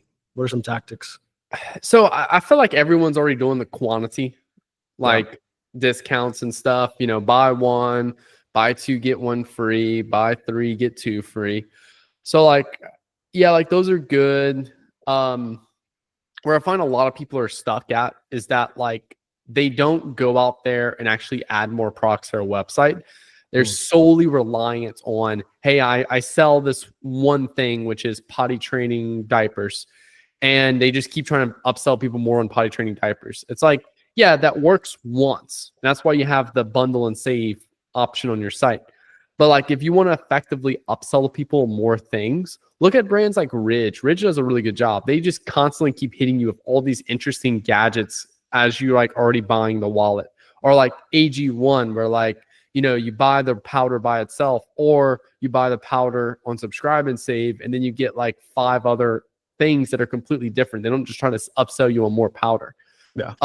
So I always like to look at like the post-purchase upsells. Obviously you have like in-cart upsells and in-cart upsells are going to be like when I go to like Apple, for example, and buy like an iPhone and get like other products specifically for my iPhone. But when I'm looking at post-purchase and like using like after sell, for example, I always like to do 2 things. I like to have a upsell and a downsell. So like if I'm selling potty training diapers, for example, then it's like, okay, I know people want, like they desire a kid that's, they're fully potty trained, they don't have to deal with this anymore. And they just want like a one solution that just ends it all as fast as possible. So it's like, for me, I sold them the diapers. Then the next thing I want to look at here is what are other products that are completely different than my diapers that they can use in conjunction with my diapers to make potty training possible not to fail. So it's like, okay, maybe I'll get them like the potty training toilet seat, potty training alarm to like alarm the kids to go use the restroom and stuff. Maybe I'll give them like a booklet too of like a training protocol for a couple of days they have to follow and everything like that. I may give them like, I don't know, maybe some type of like potty training bed sheets, right? So it's like I'm giving them a couple different products to make a bundle, and the bundle will typically be 2 times higher than what my current AOV is. So if my AOV is roughly around $50, I'll make this bundle at $100 worth like $300. If they decline that bundle, then the downsell will just be one of those products from that bundle. So like, hey, if you decline that bundle, then you just get the training booklet for 50% of the AOV. So they have a 2x AOV, then a 50% AOV. And that's giving us some really good take rates just using after sell. I think it's by Rocket or something like that. And that's worked really well to increase the AOV. And it's also like building out specific scenarios for that customer for what they're trying to achieve, and just more products to help them make it impossible, like I said, just for failure not to happen, basically. So you prefer the complementary products, really leaning into that. Building around that. Yeah. Awesome. All right. Well, Nick, thank you so much for your time. We went pretty deep. We covered, everything from media buying to AOV. I appreciate it. I think the audience will appreciate it. Where can people find you? What do you, how can they get in touch with you? I know you have your YouTube channel, which they probably follow, but what's the best way to get in contact? Yeah, easy. It's just Nick Terrio on YouTube. And then Nick Terrio on literally like Instagram and Twitter. I think I'm more responsive on Instagram specifically. I do post a lot on Twitter as well, but I don't really check it much. But yeah, Instagram pretty responsive as well. All right, perfect. Thank you. Well, we appreciate it. Take care, Nick. Great to have you on, and see you. Hopefully have you back later on. Awesome. Thank you, man. Most people think that VSLs are just long sales videos, but they're not. They're a lot more than that. It's an engineered psychology flow taking the viewer from unaware, cold traffic to buyers. And today I want to be pulling one apart piece by piece. My name is Fernando Oliver. I've scaled my ecom brands to 7 figures. I've had 2 exits, done over 8 figures in total revenue, and I've helped over 300 ecom brands implement VSLs to scale their ads. And today I'm breaking down one of the highest converting and most unique health VSLs ever made. We're talking about Gundry MD's olive oil ad, where they're selling a bottle of olive oil, a seemingly mundane product with a very unique mechanism, very effective direct response, and doing millions of dollars with this one ad. We're going to look at how every line turns cold traffic into buyers. We're going to see the hook, the lead, the story pivots, the emotional shifts, all the direct response elements that are being used. Then I'm going to take that exact structure that we break down, and I'm going to use AI to build a brand new VSL from scratch in 5 minutes using this structure for a gut health supplement. The same thing, the same framework, but with a new offer. You'll see how you can use AI to plug and play different structures, scripts, VSLs with your own offer in just 5 minutes. So if you're in e-commerce, if you're in supplements, if you're in direct response in any way, you're going to want to understand how the best VSLs are written and how to use AI to create your own. So watch this breakdown all the way through. Let's begin. All right, so here's the VSL script. I'm going to first go over the big 5 copy elements that are in this script that make up the core of it. These are the core ingredients of every VSL. And then we're going to go through the script line by line, and you're going to see inside of the inner mechanics of how a winning VSL actually works. This is a world-class, world-level VSL that's made millions of dollars, has tens of millions of views, and we're going to see how it all works. So the big problem here is weight gain, fatigue, and industrial vegetable oils. That's the big problem we're addressing. That's on the top of mind of the viewer. We're going to give it shape, give it form, and take them through the journey of resolving that. The problem mechanism here is that other olive oils, they're not potent, they're not pure, and seed oils are ruining your health. The industrial vegetable oils, you can't avoid them, they're in everything, so you have to overcome them, balance them out with something healthier. The solution mechanism is the polyphenol-rich olive oil. This is the super health enhancer, and this is the unique mechanism behind this VSL that's making it work so well. The big promise is that you just take 1 tablespoon of this special super olive oil today, and your gut health is going to skyrocket, your health overall, your weight loss, better memory, more energy. And the proof here, we have a lot of proof, as Gundry MD's VSLs always do. We have the authority figure, Gundry himself, who's a doctor. We have statistics. We have the history. We're going into the backstory of seed oils. We have awards and certifications for quality, and we're going to go into the real story of the manufacturer. So there's plenty of proof. So let's begin with the script. First, we have the hook. Why is a shot of olive oil the perfect start to a new year? It implies a benefit. It implies there's a reason why it's the perfect start, and it builds curiosity because it's a little bit strange. Now we have some intrigue. Have some olive oil before your bed. Have some olive oil before bed, and your sleeping partner will love you for it. We have some intriguing benefits. Factor crap, shaving cream. Yep, swap out that spray can and slather some olive oil instead. It could really be useful for moisturizing your skin, making it look bright and fresh. So we have unique, valuable information. We're giving them little tips and tricks. We're building curiosity. We're telling them that olive oil is good for a bunch of different things. And what we're doing here is called hook stacking. So we have multiple independent hooks.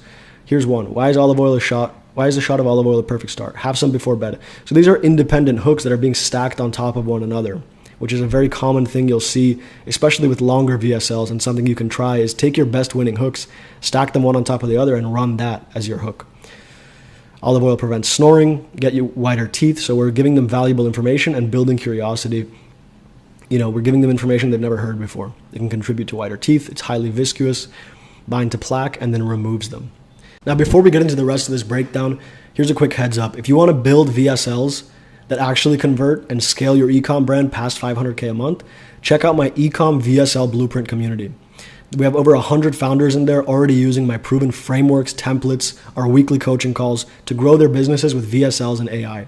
The link's in the description. So click it now, grab your spot, get access to the exact tools that help me do 8 figures in revenue and sell 2 brands. Anyway, back to the video.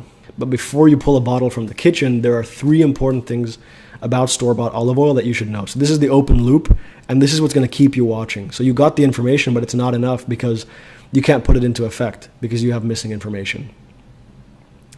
And then before we resolve that loop, we're going to give them the benefits. So now that we have their attention, we're going to use that attention to give them benefits and build that desire. So we give it to them in the first person, using a testimonial format. After a few weeks, I had more energy. I could think clearer. My skin was glowing. Watch this video to find out how amazing it is.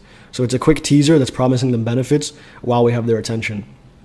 Now we want to deepen that attention with intrigue and a scandal that's affecting you personally and you didn't know it. So this is what's going to suck you into the story and make you a character, a part of that story. There's a good chance you've never actually consumed fresh olive oil. In fact, there's even a chance that the olive oil in your pantry isn't 100% pure olive oil. According to several investigative reports, including one done by 60 Minutes, you can't always believe what you see on olive oil labels at the store. So this is the intrigue part. You know, it's taking something mundane like olive oil and making it seem like some crazy crime that's being done to you. Now we have some objection handling.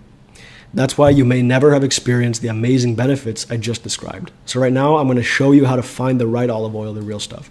And this answers that subtle objection, that subconscious objection. If it's so good, why haven't I experienced these benefits? This is often going to come up when you give free tips and tricks, value, home remedies. They're going to wonder, why hasn't this worked before? Why doesn't everyone know about this? And the key is, we're answering that right here, you're missing the one thing that he's just going to describe to you in 1 second. In this case, it's not that it's 100%, it's not fresh 100% olive oil. If it was, you would have experienced all the benefits.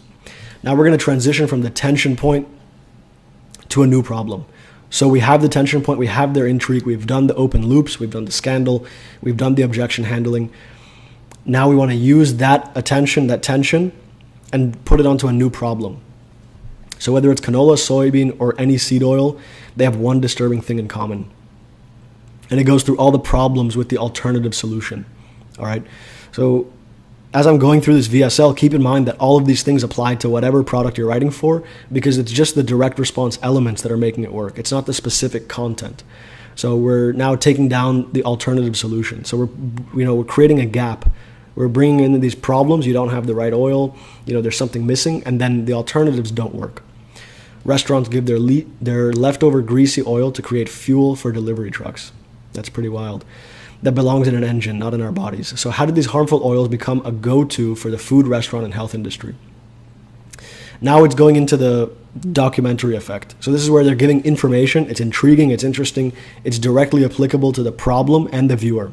So we're going to rewind to World War I. During this time, they were in hot demand because they were used to fuel ships and aircrafts. They were also used as machine lubricants in factories and even as paint coating for weaponry. And after the war, the demand plummeted. That's when big companies and clever marketers came up with a big idea. Why not call seed oils a health food? After all, they're cheap, they last forever, and just like that, they ended up in just about everything you eat. There are studies and experts to this day, often funded by the same big corporations, that are still pushing the agenda that these oils are good for you, all to make a quick buck.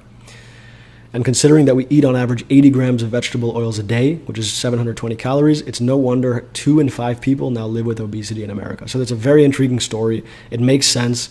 It has that element of scandal and an enemy, a big enemy. So it's just bringing attention in even more and positioning Gundry, the narrator, as a good guy, as the guy that's on your side. So here's the big promise.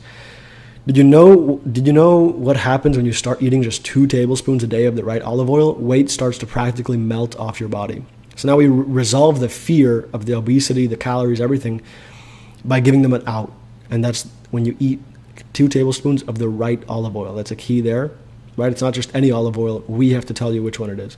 And then we promise them more benefits, build intrigue, tell you what you're going to get, but not the how. Gundry's very good at doing this. They're going to tell you the benefits you're going to get, the things you have to watch out for, but not the how until later in the VSL. Once we've captured your belief, we've given you some new perspectives, then you'll get the how, which is their unique product. Your energy levels feel like they did in your 20s, digestive system feels better, and I'm going to show you the easiest way to do that. So you'll see he does a lot of open loops after every benefit is given. You're going to see this all the time in big, high-performing VSLs.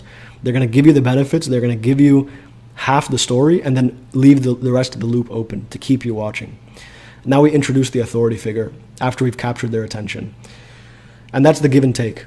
We're going to give you an open loop, And then we're going to take some of that attention and convert it into what we want. So in this case, it's the proof, the security, the authority figure.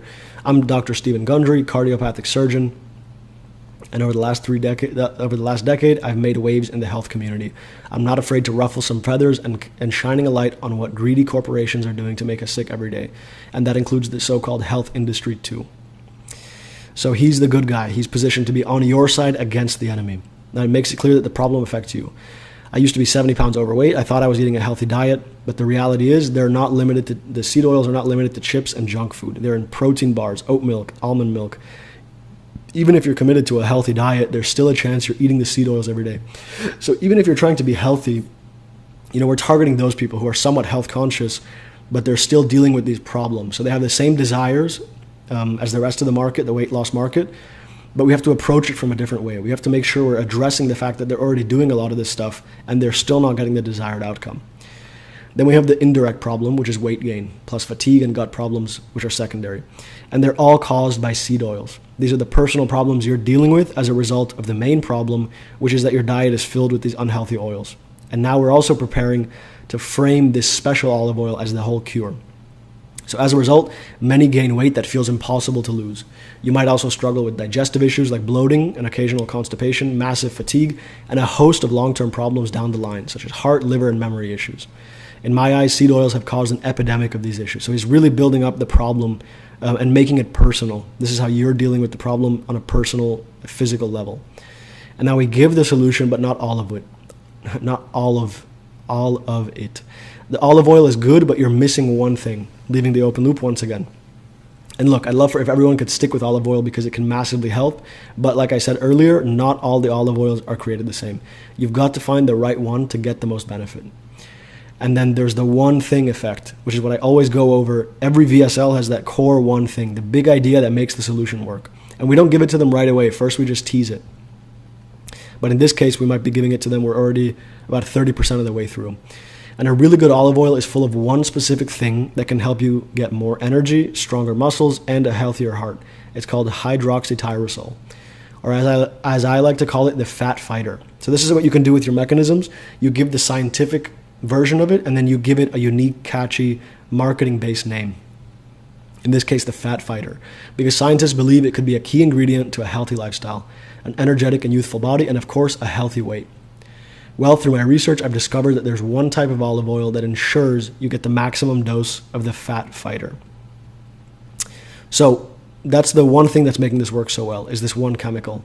And that's only in a really good olive oil. So you still don't know how to find it, how to navigate all the different olive oils, so you don't have the solution yet, but you know what makes it work. So this is why we introduced the solution mechanism before the solution itself, because we want to get their belief. We want them to believe that, in this case, hydroxytyrosol, the fat fighter, is the key to getting those benefits.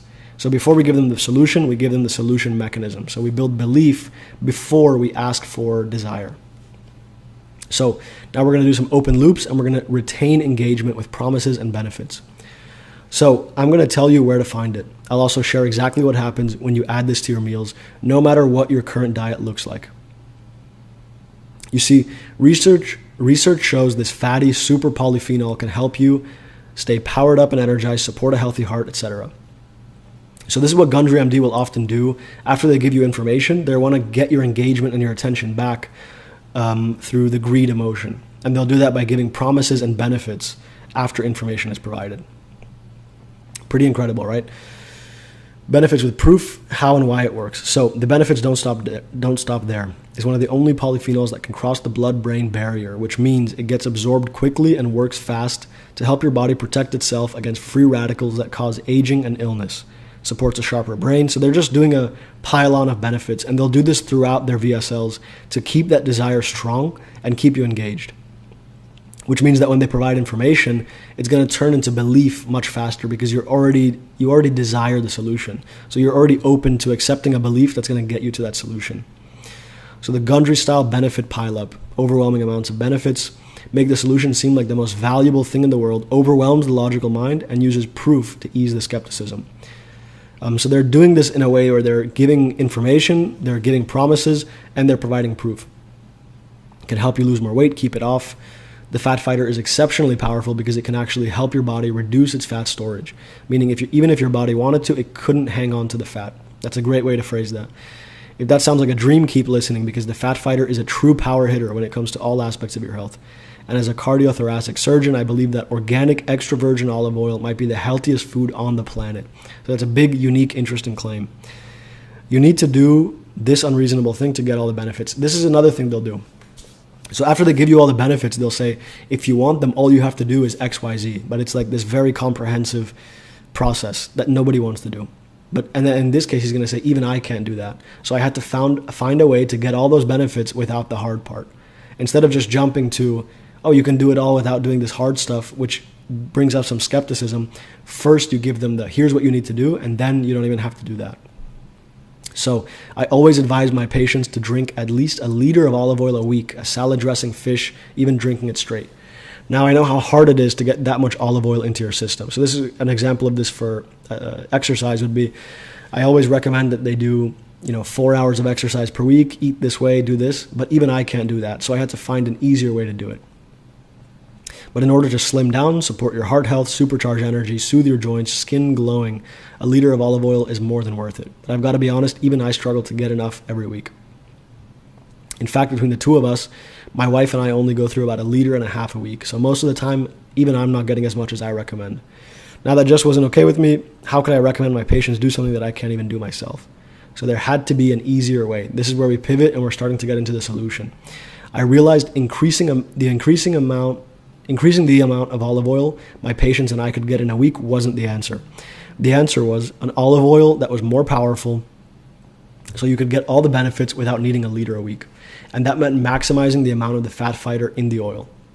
So this is going to frame the product intro as part of the story where the hero is building up to there, right? So he wants to solve this problem, he wants to get these benefits, but without all the hard work that's involved that's keeping people away from the dream outcome.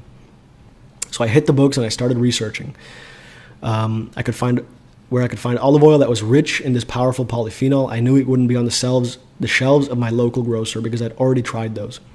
From the most expensive to the least, none of them measured up to the big enough dose that I was looking for. So I had to look all over the world to find one that was. So he's now building in this whole story that's going to keep you engaged. It's going to add weight and meaning, and it's just going to make the whole VSL a lot more interesting. So he begins his search for a potent Italian olive oil that was not only natural. After all, you probably know they've got a reputation as the best. But what I discovered really surprised me. Many Italian olive trees are growing fruits with only a base amount of the fat fighter. So there's ups and downs, right? He goes to this place, it doesn't work. He tries this solution, it doesn't work. And that's all making this more engaging, more interesting. And the more you can make the viewer feel like they went on this emotional journey throughout the VSL that really, took them to different levels, it's going to feel like they went on a much longer, deeper, more personally transformative journey than they really did. And that builds desire a lot more than if you hadn't done that. So we went to Greece, to Spain, to 2 other Mediterranean countries, but it was the same story. Very little hydroxytyrosol, the fat fighter. It wasn't good enough. I was feeling pretty disheartened. So this is where the hero is starting to hit rock bottom on his journey. If these famous hotspots didn't have the olive oil I was looking for, where could I turn? As it turns out, the answer was pretty unlikely because there was an unlikely Mediterranean country I hadn't looked at. The only catch was you'd never imagine that olive trees could grow there, never mind flourish, because the olive trees there live in a harsh desert condition. That's barely any rain, barely any heat, or it's really hot, and the soil has hardly any nutrients. Honestly, the conditions are so brutal, the olive trees think they're dying. It sounds bad, but this is the best thing that could happen because they buck up and they go into survival mode. So he's just explaining and building up to that solution. So I'm going to speed it up a little bit here. Interesting reasons and story before the product is introduced. And it gets you to accept everything that goes into it before asking you to accept the product itself. So the trees produce massive amounts of polyphenols, including hydroxytyrosol, to save their lives. So this is the reason why this solution works. Now, a quick one before we move forward. I made a full free A to Z guide on how I test products. I broke down my multi-phase product testing system that I use to find winners fast. Inside, you're going to learn how to validate products before scaling, how to set up testing parameters, and make data-driven decisions that led me to $600K plus in monthly revenue with a very small team. So click the button below, get access to this game-changing resource, and start testing products. In the process, they produce olives that are jam-packed with polyphenols. So he found the perfect olive tree in Morocco, just off the Mediterranean Sea. When I came across these incredible trees, the ones that are forced into survival mode, I knew I'd found the answer. The olive trees growing in the Moroccan desert had elevated levels of the fat fighter. In all my travels and research, I found these olive oils are one of the most potent sources of hydroxytyrosol on Earth. That's a big word. They have so much of this nutrient, you wouldn't need to drink a liter. You could get the same benefits with a fraction of it. So this is how he's resolving. You don't have to do all that stuff that I said before. You just need a little bit of this new solution. So now he's building up the product creation story. Keep in mind, there's still no pitch. We're still just building up to the solution.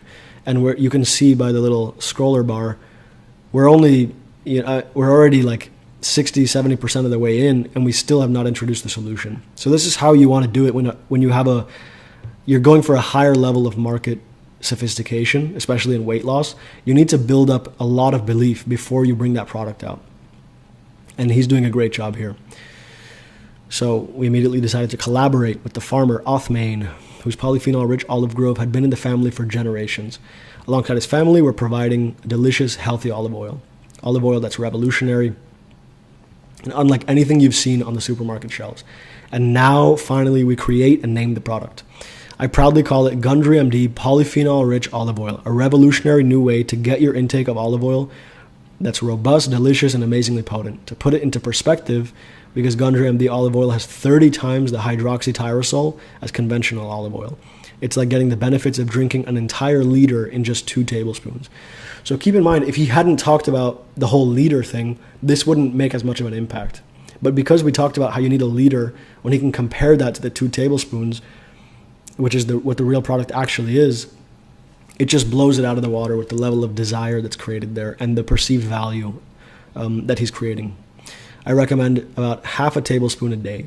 That'll ensure you're getting your entire liter a week's worth of supercharged polyphenols in just 4 days. Then he explains how to use it. If you want to have more, be my guest. You can never get too many. You can have it any way you like. Drizzle it on your favorite foods. It's great on salads and fish, but you can add it to any meal. Now we do another benefit shower, which is where we're just giving them a ton of these health benefits that they're going to get to build that desire. Adding this to your daily diet can increase blood flow, support healthy arteries, laser focus, crystal clear concentration, comfortable joints. It just turns you into a superhuman. The super olive oil. I love that it takes the pressure off trying to get enough olive oil every single week. In just a half a tablespoon a day, you're meeting the weekly quota and then some. Now, this is different from your typical olive oil, and you'll notice that when you taste it, it's slightly bitter, peppery, and green, and all the hallmarks of a potent olive oil. It's the best tasting olive oil I've ever had. I love the bite it's got, but you really can't compare run-of-the-mill grocery store oil to polyphenol-rich olive oil. That's like comparing grape juice to wine. When you taste it, you'll know the difference. So where can I get it? It won't be I just want to point out this quick transition phrase here. He'll use this always between sections. You may be wondering how you can get your hands on it. And that's where he goes into the pitch. It won't be on the shelves because it grows in such specific conditions. And not only that, we refuse to cut any corners. Every batch is immediately cold pressed in a state-of-the-art facility right next to the olive groves to preserve as much of the fat fighter hydroxytyrosol as possible. When you introduce heat, light, or air, the quality is almost instantly degraded. So we make sure to cold press our olives so heat can't attack the polyphenol content.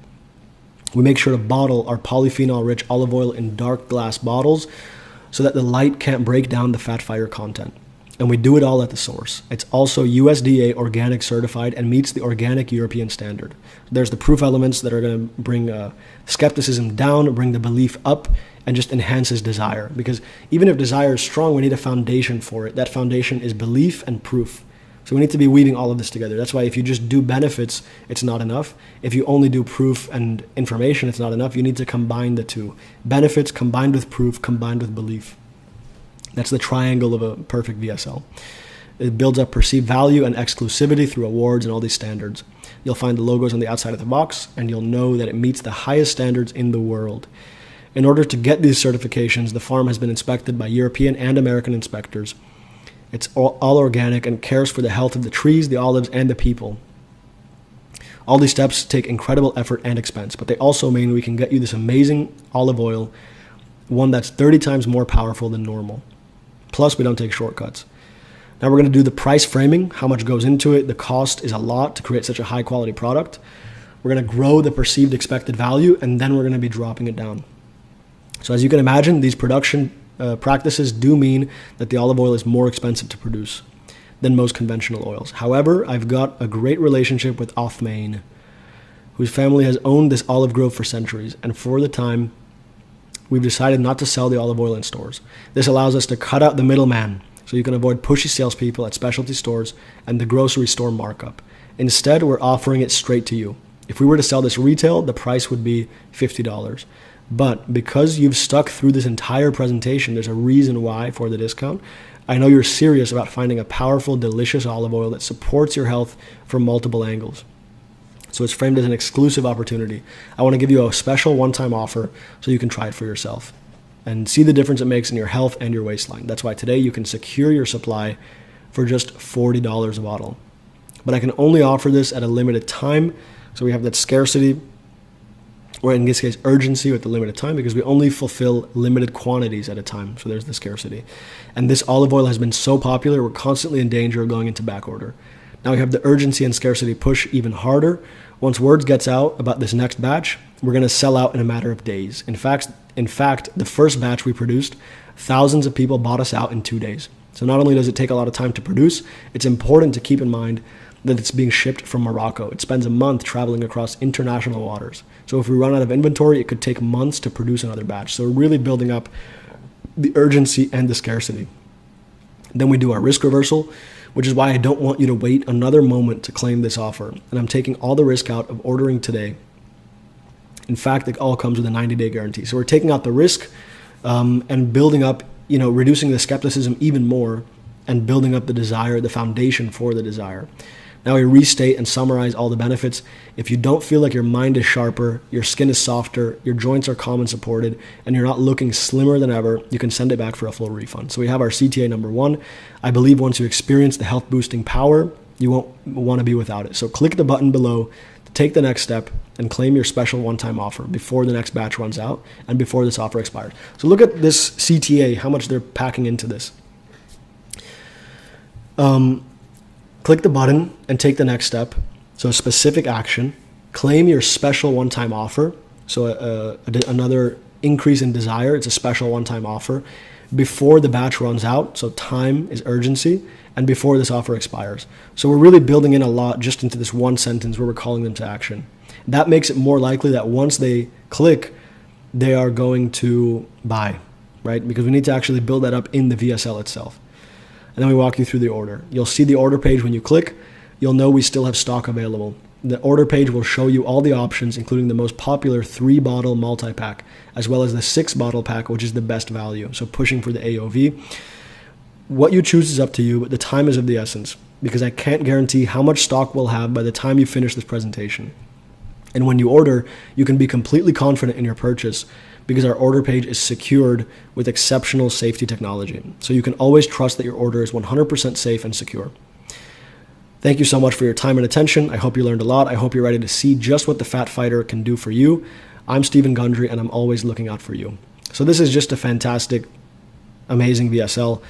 And this just shows the power of direct response and the skill of Golden Hippo, the parent company of Gundry MD, at using direct response copy VSLs to sell olive oil, which is, you'd never think that olive oil could be, multi 8-figure offer, but it is. And it's thanks to VSLs like this. So I'm going to be sharing this script breakdown document in the description where you can get the link to the ad. It's on Foreplay. It's 18 minutes long, the full video VSL, and the landing page. So it's a simple landing page. Here are those 3 options that they were talking about, the 1, 3, 6. You have one time and subscribe and save. And it's just a very clean, offer-aware sales page, product page. And the ad itself, I encourage you to watch it, see how they do the editing for their VSL. It's 18 minutes long, and it's just a fantastic video. Now let's get into the VSL analysis. So I've broken this VSL down into a 10-point structure, summarizing the main elements that are making this video work. Because if you just look at it as an 18-minute video, it seems big, complex, hard to understand from a marketer's perspective. But if you break it down into the copy elements, the structure that's behind it, it actually starts to make a lot more sense. So first, we have curiosity. We have the hook and the pattern disruption. And our goal here is to stop the scroll, reframe a familiar object as something extraordinary. So this is where we're getting them these unique benefits. Why is it the perfect way to start the new year? Have some before bed, use it for shaving. We're breaking the pattern, we're creating curiosity, and we're calling out the target audience. This product seems normal, but new benefits create surprise and open loops. So that's how we're capturing their attention from the feed. Now we have the benefit teasers and the factor crap segment. Build perceived value before introducing any pitch. That's our goal here. We're going to stack small, relatable benefits, glowing skin, sleep, teeth, energy. And each example creates a micro proof. That's interesting. What else does it do? So we're keeping that loop open. We're establishing hidden potential. The viewers now believe olive oil is this multi-benefit wonder, priming them for the missing link reveal. As I mentioned, the one thing that separates this specific product from general olive oil. Now we have intrigue and the scandal. So you've been lied to.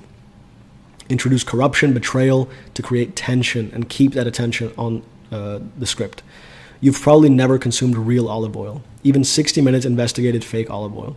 The purpose here is to establish the external villain, the fake olive oil industry. We're building emotional conflict, we're building skepticism, and then Gundry can resolve this later. Now we have the enemy, and the fear is going to be escalating. We're going to be broadening the conflict. We're talking about the origins of these seed oils, the World War II stuff, how it's causing obesity, fatigue, inflammation, and this is why our country is in such an obesity crisis. And the purpose here is to transform the viewer from curious to worried and to put us on their side. The problem is now personal, urgent, and invisible. They've been unknowingly consuming poison. Now we have the big promise. We introduce the hero solution, real olive oil. That's the salvation. It cancels out the effect of all these seed oils. 2 tablespoons can melt fat and restore energy. And we set the right olive oil as the new opportunity. It's not the product yet. And the purpose here is relief after fear. This gives hope, but it keeps curiosity open. What's the right olive oil? So it keeps that open loop. They're going to still be wondering, how do I get the effect that I'm looking for? And we don't give it to them just yet. First, we introduce the authority figure and the empathy bridge. So he's the trusted authority and he's the relatable guide amidst all this turbulence. He's a cardiothoracic surgeon, a nutritionist, a reformer. He was himself 70 pounds overweight. So we're transferring credibility to empathy and identification. So the viewers trust him because he knows and feels their pain. Now we reveal the mechanism, the fat fighter, the solution mechanism, the hydroxytyrosol. This is the key discovery that makes everything work. And it's metaphorically framed as the defender of your body, the protector of your brain, and the supporter of your heart. And the purpose here is logical justification plus emotional excitement. So it turns belief into certainty. Now everything makes sense, why all the benefits work, how you're going to get them. It makes all the personal stuff we've done relatable and real through science. So we have the discovery story, how he goes through this whole journey. He fails in Italy and Spain, and he finally finds the Moroccan desert. And we explain how this leads into the product reveal, the Gundry MD polyphenol-rich olive oil. And we frame the offer as a scientific destiny, not commerce. The viewer sees the product as solution born of integrity, not marketing. Because we do story first, belief first, problem first, then product. Proof, quality, exclusivity. We build the value, we justify the premium price. We explain the production costs, the scarcity, one farm, one region, limited harvests, rational validation, emotional exclusivity, and we create the perception of rarity and purity. The viewer now believes that it's worth it. Now we have the offer, the urgency, and the risk reversal. We move from belief to action. We anchor the price from 49 down to 39. We have scarcity, we have the guarantee, and we call them to action. We're removing the final objections, building trust, reversing risk, and then it ends with clarity, excitement, and safe urgency. It feels like a reward and not a risk. It's a very positive VSL. And the general flow of how we're taking them from cold traffic to converting is breaking that pattern. When they're starting cold, they have no awareness. We trigger their curiosity. We entertain and intrigue. We create fear. We realize the hidden danger, the seed oils. We offer relief, which is the right type of olive oil. It gives them hope. We build trust with Gundry MD's story and the data. We prove the mechanism by explaining the hydroxytyrosol, the solution mechanism. The story of discovery. This is how the viewer emotionally commits by following along on this story as he's going through Europe searching for olive oil. We show the scarcity, the desire intensifies through exclusivity. We eliminate risk, logic and emotion now align, and then we can take them into conversion. Buying becomes the natural next step. It's a logical act of self-care. And to summarize that, it works because it turns a neutral everyday product, olive oil, which would never normally be $40, into a high drama narrative with emotional stakes, identity appeal, benefits, science, proof. And the viewer doesn't just buy olive oil, they're buying relief from the problem of seed oils, trust in Dr. Gundry, control over the whole process, and hope that they can get all these benefits. And it's engineered through the story structure. So that's a summary of how this VSL works. Now let's go into the AI prompt. This is a very simple, easy prompt that you can derive from this analysis by just taking the 10-point structure. And I'm just going to copy and paste this, take it into the custom GPT, and we're going to be pasting this in here. And I'll say that for a gut health supplement.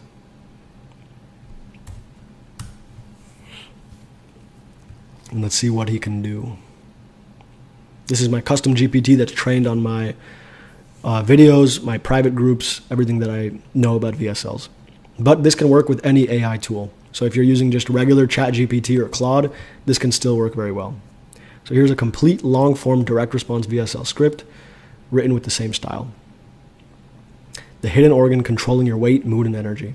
If you're tired, bloated, or gaining weight, no matter what you eat, you need to hear this. This is the pattern interrupt in the hook. What's really keeping you stuck has nothing to do with XYZ. It's happening in a place most doctors never talked about, your gut. Inside you right now lives an entire ecosystem of bacteria, billions of cells strong, that controls everything from how much energy you have to how well your brain functions and how you burn fat. Then we tease the benefits, just like the Gundry MD VSL. Once you fix the system, everything changes. You have energy, stomach is flat, your cravings disappear, your mind feels clear. We have the scandal and the deception. The health industry told us that gut issues come from bad food choices, but that's not what the science says. Most of the probiotics are dead before they reach your gut. The same companies selling you gut-friendly foods are filling them with preservatives, gums, and emulsifiers that destroy it. So while you're trying to heal, your gut is being attacked. Then we expand the fear. When it breaks down, you have leaky gut, intestinal permeability. So the scientific term, just like Gundry, and then what we call it, or leaky gut. Tiny food particles slipping into your bloodstream. Inflammation skyrockets, joint pain, brain fog, low energy, stubborn weight, and mood swings. Now we have the relief. Here's the good news. Your gut can heal faster than you think. Your body wants balance. It's designed to repair itself. Once you feed the right bacteria, seal your gut lining, and calm inflammation, everything changes. It's not a cleanse. It's not a diet. It's giving your gut the environment it needs to do what it is designed to do. We introduced the authority, Dr. James. I'm a medical researcher, gastroenterologist. Wow. This isn't just science, it's personal. So he himself suffered from it just like Gundry. And you see this whole VSL follows the same structure, the same copy elements, the same flow, the same copy blocks that make the Gundry MD VSL work so well. So we're piggybacking off the success that Gundry found, that the copywriters developed, and we're using the same thing to write a shorter version of our own VSL. We reveal the mechanism. The problem is they starve your good bacteria. I found a way to deliver these gut-restoring nutrients directly where they belong. And then the product selection, he goes to southern Italy. He follows trend, or they're not following trends. They weren't taking supplements. They're eating traditional foods. We analyzed those compounds, and we created a precise concentrated blend, biome rebalance, proof and exclusivity, 58% reduction in bloating, better digestion, noticeable improvements, no sweeteners, no shortcuts, etc. And then the offer. Price drop, risk reversal, urgency, scarcity, etc. And the tone is empathetic, scientific, curiosity-driven, trustworthy, and emotional flow, just like the Gundry one. And then, if you're using AI, you can do all kinds of things like generate more hook variations, scene-by-scene video structure, etc. Very powerful tool if you know how to use it. So that is a summary of this VSL. So that's the breakdown. That's how Gundry MD takes a bottle of olive oil, something completely ordinary, and turns it into a multi-million-dollar brand through story, belief, and structure. The truth is that the framework doesn't just sell olive oil, it can sell anything, especially supplements, but also skincare, performance products, gadgets, whatever your niche is. The key is understanding how to build belief before you pitch. That's what makes everything so special here. So if you want to learn how to build these systems and create VSLs on autopilot with AI for your own brand, the same creative testing processes, AI VSL workflow, messaging framework that I use, that's exactly what I teach inside the Ecom VSL Blueprint. So click the link below, join the community, and start building your customer acquisition system the most advanced way that currently exists on the market, using direct response principles and AI-driven creative strategy. That's where the real operators are learning to scale, and I'll see you inside. Thank you for watching, and I'll see you on the next one.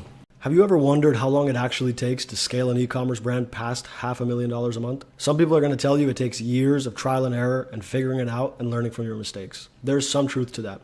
Others will treat it like an overnight success story, just finding a winning product and scaling. There's also some truth to that. But the real truth is that most people overlook a critical part of the process that I'm going to be breaking down today. If you don't know me already, my name is Fernando Oliver. Over the years, I've generated more than $13 million in revenue for my e-commerce brands and had 2 exits.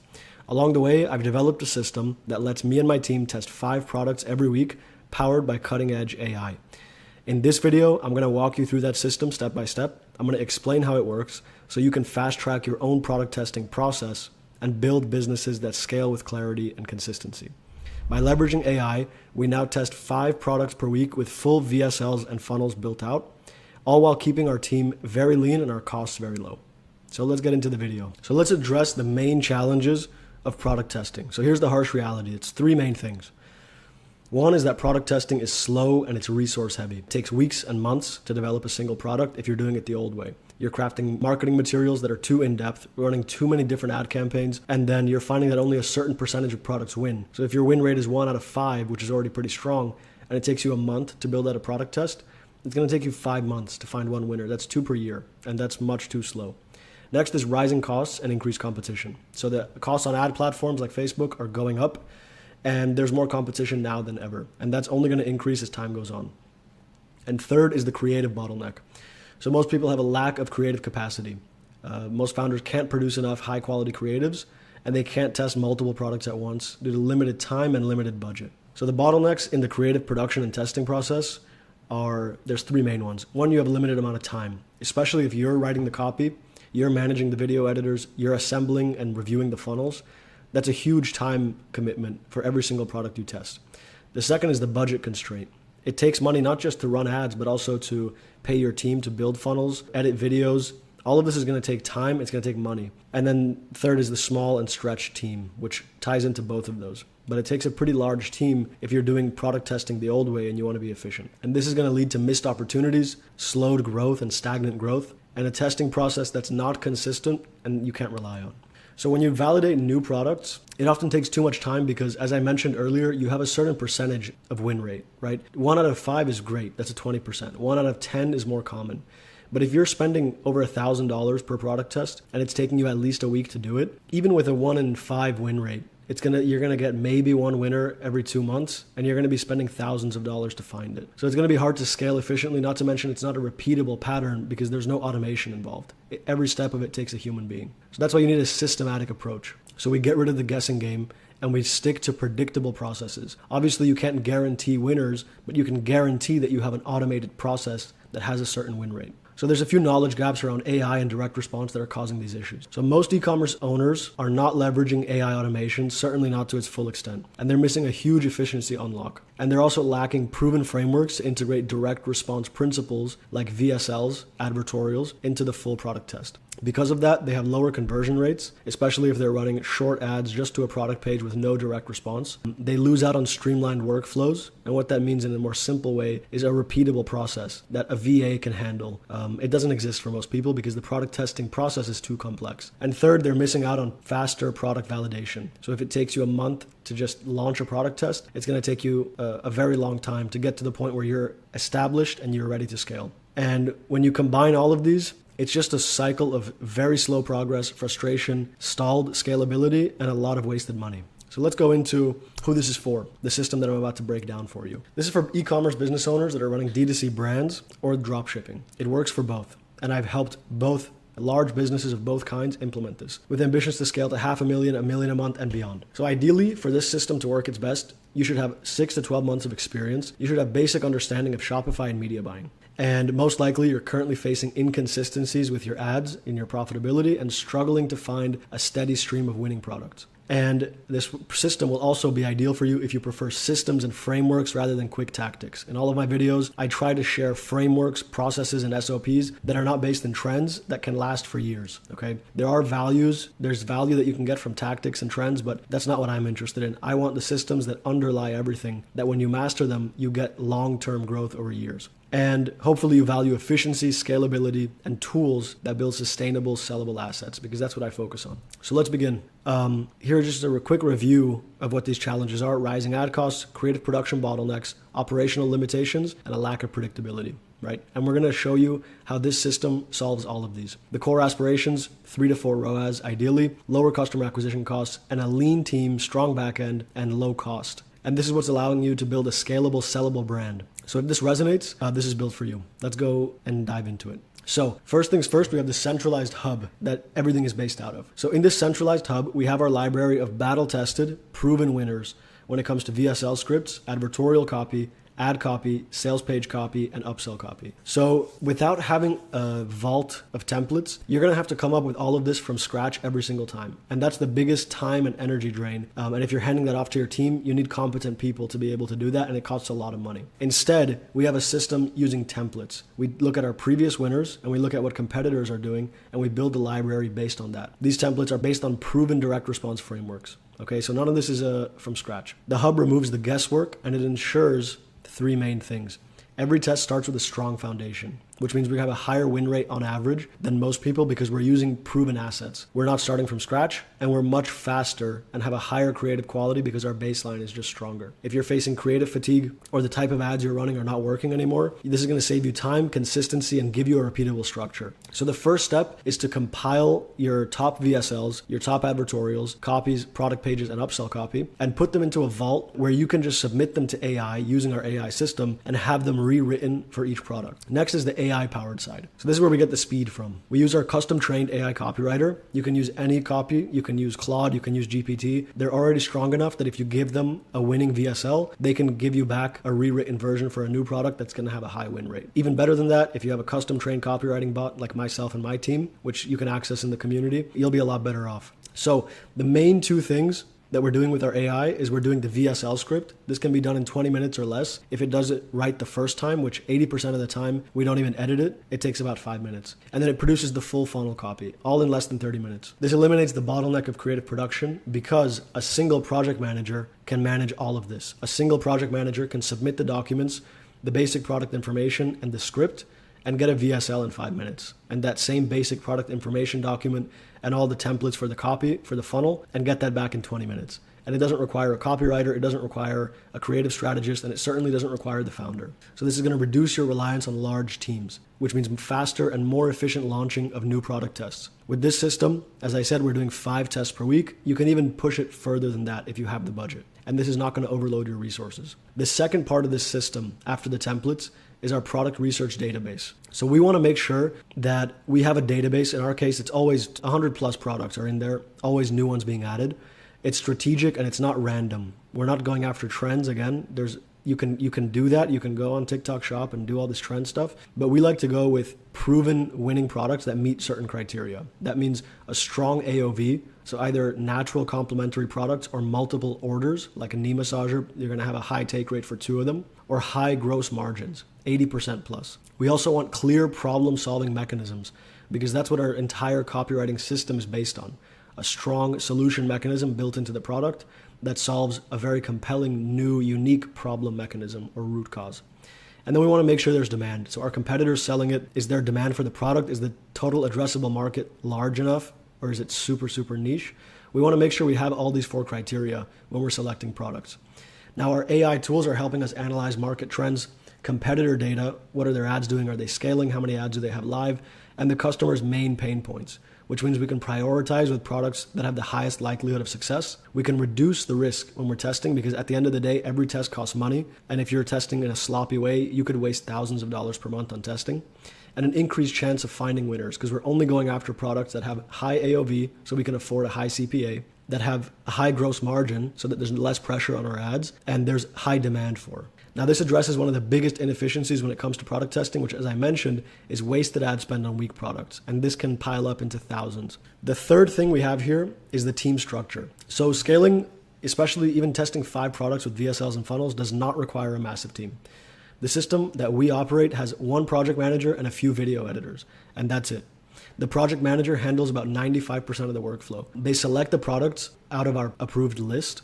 They use AI to generate all of the content and the copy. They delegate tasks, so they delegate to the video editors and they stay in communication with them, and they're launching the tests. Another key aspect of the system is you want a very clean, very simple project management tool. You can use Notion, you can use Asana, or you can use Google Sheets and keep it as simple as possible. My role and my business partner's role is limited to high-level copy strategy. So we're helping with that copy planning document where we're outlining the big problem, the big promise, and the mechanisms. This is literally 200 words or less. And we're choosing the products that go into our database. So this structure allows for high testing volume, minimal overhead, and it solves most of the scaling bottlenecks that are common to almost everyone who's testing products the old way. Next, we have our results tracking dashboard. So we want to make sure that, especially if we're testing a lot of products, we're doing things based on data. We're seeing what kind of ROAS are we getting, what kind of AOVs are we getting, how much does it take to get confirmation on a product test, how much ad spend. We want to see the patterns here. So we're tracking in a very simple performance dashboard, the revenue, the ad spend, the net profit, the ROAS, and the conversion rates. These are the key things that we're tracking. A few other things you can add: the advertorial click-through rate, the product page click-through rate, the checkout conversion rate. All right, but these are the most important by far, because based on this, you can see, at a glance, especially if you're experienced, is a product a winner or not. So AI supports the pattern recognition. It's going to identify the product types, right?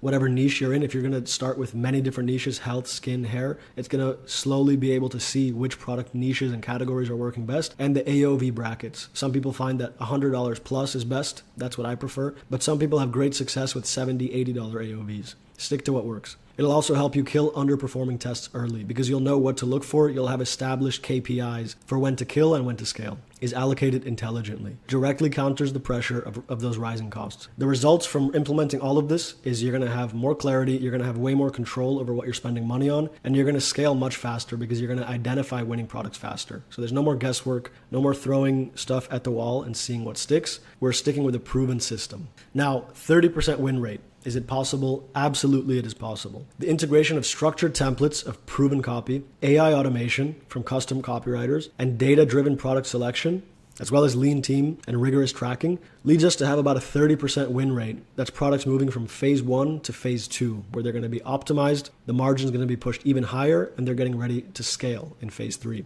This is not based on chance. We've done it for months and months on end. Many people we've helped implement this system with have done it, and it's all because it's a repeatable, controlled system. So when you're testing 5 products weekly, we're identifying winners faster, often within a few days, 3 days if results are really good, 4 or 5 days if it takes a little longer. We're reallocating resources towards scaling proven products instead of spending lots of money trying to make a test work. And we're minimizing losses when we can clearly see based on the data that the product is not going to be successful. So this approach overall lets us stay ahead of the competitive pressure, market saturation, and differentiates us because not many people are able to test with such quality and such speed and such efficiency when it comes to cost. So we're just able to test more than most people. And that gives us a sustainable advantage to grow. Here's a quick heads up. If you want to build VSLs that actually convert and scale your ecom brand past $500,000 a month, check out my Ecom Blueprint community. Over 100 founders are inside right now using my proven frameworks, templates, and our weekly coaching calls to grow their ads and scale their offers. For example, my student Asir went from having 0 winning e-commerce offers, never having a product that scaled, to now a few months later doing over 100K a month consistently, just using what he learned in the community about VSLs and funnels. He transformed his entire business. The link's in the description below. Click it, grab your spot, get access to all the tools, including what I'm talking about in this video, and scale your brand to new record levels. Anyway, back to the video. So if you put this AI-powered product testing system into action, the way that I outlined in this video, you're going to identify winning products faster, reduce wasted ad spend, and scale for less money, and scale much more efficiently. But finding winners is only the first part of the process. That's phase 1 out of a 3-phase system. The real growth comes when you maximize the conversion potential and actually scale up with the best ads possible. So without the right VSL structure and funnel strategy, you're going to leave a lot of revenue on the table. So if you want to learn exactly how I turn winning products into high converting offers that scale fast, check out this next video where I'm going to show you the strategy I use to boost my AOV and build funnels that outperform standard product pages. Take care. Thank you and goodbye. This is the one VSL structure that you need. This is the VSL structure that every VSL ad is based on. So it's the skeleton structure, the 7 points that are going to create any VSL. So if you nail this, if you get this down, you'll be able to make profitable ads on repeat with different angles, different concepts, different spokespeople, different avatars. The point is to understand the main structure. So in this video, I'm going to be breaking it down piece by piece, giving examples of each section of this VSL. And by the end of it, you'll know how to write a full VSL and why it works and how to put it together. And that's going to allow you to make the highest converting type of ad right now on Meta and YouTube and be able to scale any brand, any product, any offer.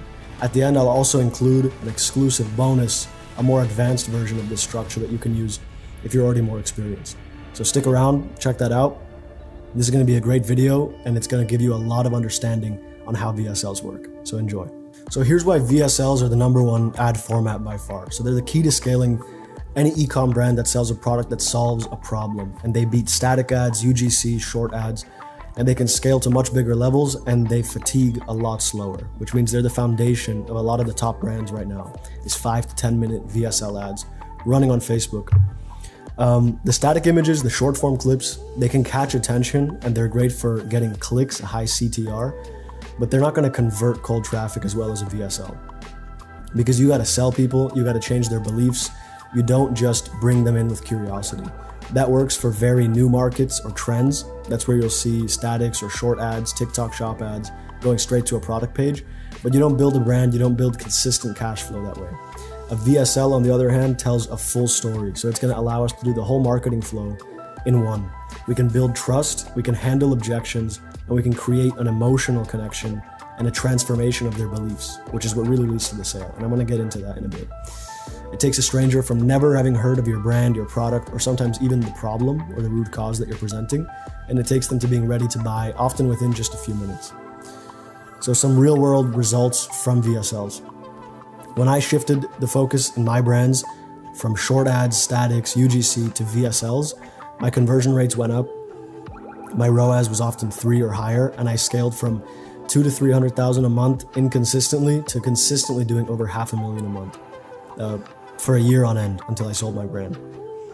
Milan, who's a member of the Ecom Blueprint community, he's done a fantastic job with his VSLs and he's scaled in just a few months to 300K a month consistently. And the data backs it up. Studies show that video boosts conversion. And the reason is people are on these social platforms, they're used to video and they're used to engaging with video in a very unique way, different from how they engage with articles, how they engage with images. They're just sitting there, they're watching, they're absorbing the information. And that gives us a doorway to be able to change their beliefs, to show them that the real root cause is something that they didn't expect, which opens the door for a new solution mechanism and a new product. But not every VSL works, and that's the truth. So just throwing up a video that's focused on benefits, promises, without strong mechanisms, it's not going to move the needle and it's not going to convert. A winning VSL has to follow a proven structure to take them on a psychological journey. So it aligns with how they already think. That's how we're bringing them in the hook and the lead. We want to align with what they're already thinking, how they already think about their problem. And then we want to move them step by step into a new belief system where they realize my problem, let's say knee pain, isn't just caused by old age and sitting. It's caused by a nutrient deficiency that leads to collagen collapse, or it's caused by fluid not getting into my knee. So a new root cause opens the door to a new hope, because now if there's a new root cause, there can be a new solution, which means they could solve their problem. And then we want to build desire without being too pushy. We want to be compliant with Facebook so we can actually advertise. And the VSL does that because it's informational, it's educational, rather than relying on emotions like short ads have to do, because they don't have a lot of time. So they have to compress all the emotion into one. And that's what you're going to get in this video. I'm going to outline the VSL structure that every VSL follows. Some things may change, maybe flipped forward or backward, but this is the general structure that this psychological flow always follows. So let's dive in. Here's a quick heads up. If you want to learn how to implement VSLs to scale an e-commerce brand, check out my private community below, the Ecom Blueprint. One example of a successful student who's been in there for a few months is Thomas, who scaled to 10K a day just by improving his VSLs, just by starting to use VSLs. He wasn't using them before. So if you want to learn how to use these types of ads in your e-commerce business and scale to new levels with the best ad format on the market right now, check out that community. Let's get back to the video. So the foundations of a winning VSL. We want to talk about strategy, and it's more important than tactics, and here's why. Most people get it backwards. They're focused on the copywriting tricks, the phrases, and those things are important, but they're not as important as the strategy.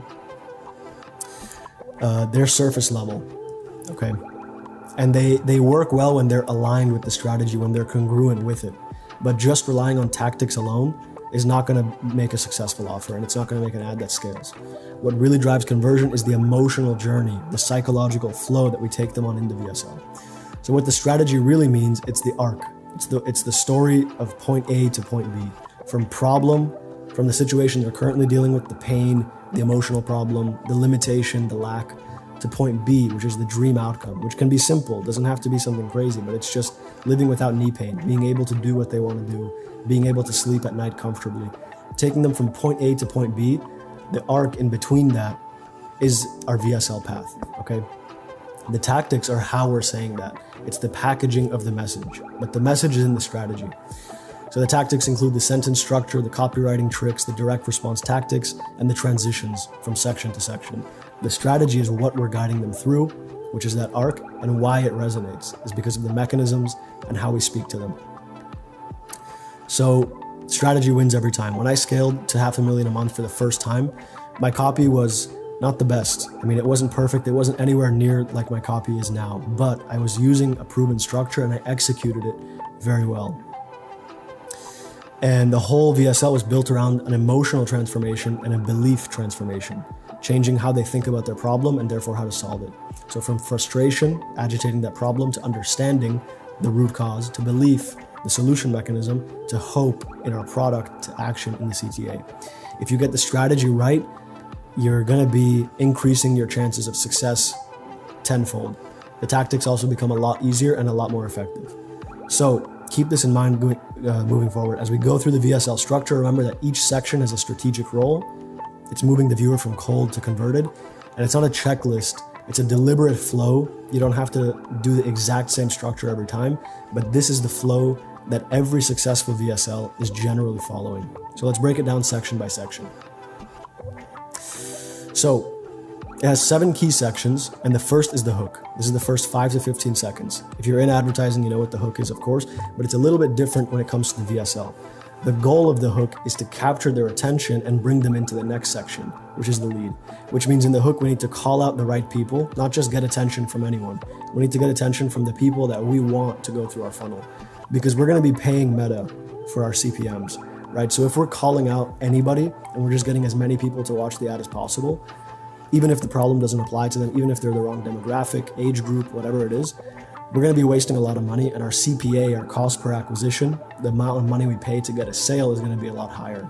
So we want to stop the scroll, call out the target audience, and then build curiosity or promise a benefit, create some open loop to bring them deeper into the ad. So those are the 3 things that we got to do in the hook. And we should either agitate their problem, promise an outcome that they like, or say something weird, bold, or surprising that fits those 3 things. Stops the scroll, calls out the target audience, and builds curiosity. The reason we're doing 3 different types of hooks, there's many different types, but these are the general types, is because there's different levels of market sophistication, what people know, how much they know about their problem and about the product. So some examples of this from real winning VSLs. This weird sticker improved my sleep 1,000-fold and knocked me out in minutes. This is for a sleep patch VSL. I went from this to a full head of hair in 6 months, no transplants. And that's obviously for a hair loss VSL. So this one is promising a benefit. They're both promising a benefit, but in a little bit of a different way. This one has more curiosity. It's a weird sticker and knocked me out in minutes. So it's a benefit combined with this open loop of the weird sticker, something strange and bold. In this one, I went from this to a full head of hair in 6 months. It's a transformation, it's a promise, it's a benefit, no transplants. So it creates some curiosity of how they did it.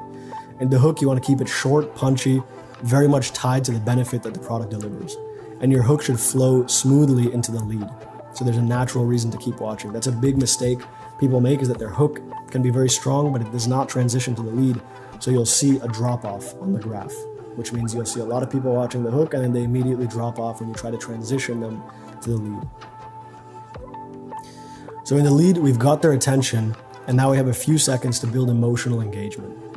Now we want to use the lead to agitate the pain points, the physical and emotional pain points, because at the end of the day, we're making this ad to encourage them to solve the problem using our product. So we need to bring that problem top of mind. And we want to make the problem feel real and personal. So it's not just an abstract idea, it's a real thing they're dealing with. And then we want to open a curiosity loop that's going to tease a hidden cause or a breakthrough that can solve that hidden cause. So some examples of the lead.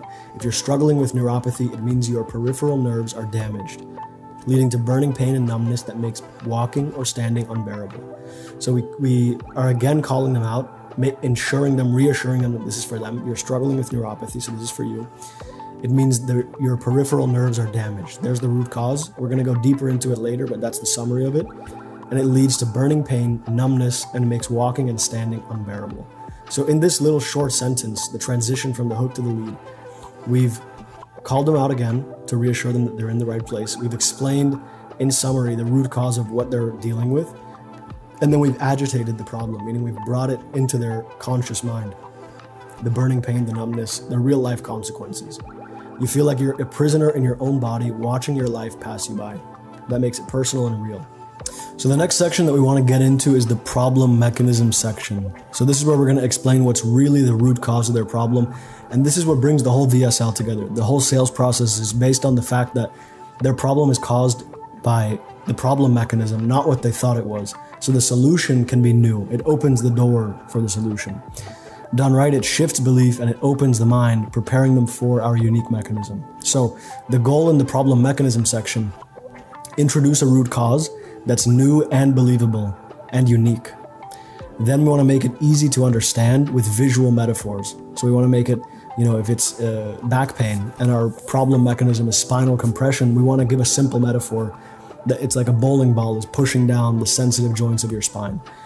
And then we also want to show that in the video itself with a 3D animation, a clip in the VSL. And we want to dismiss the surface level fixes. And then after you've introduced the problem mechanism, you say, that's why physical therapy, stretching, and exercises don't work, is because they don't address the real root cause. Some examples of that. Collagen collapse is the real root cause of wrinkles. This is what Miami MD uses, and they've made millions of dollars with this problem mechanism. Cervical compression, the real reason behind chronic back pain, which I just described. Tips. You can use tools like Google or perplexity.ai to find scientific studies and then simplify them. So you can find studies, give it quick prompts like, what's the real root cause? What are the underlying causes of back pain, knee pain, wrinkled skin, dark spots on the skin? And then you simplify it and you give it a name and then you explain it. The solution mechanism comes next. After the problem mechanism, they're wondering, okay, if this is the real root cause, how do I solve this real root cause and get to the core of the issue? So now that the root cause is clear, we introduce the mechanism that solves it. We're not pitching the product yet. First, we want to shift their beliefs.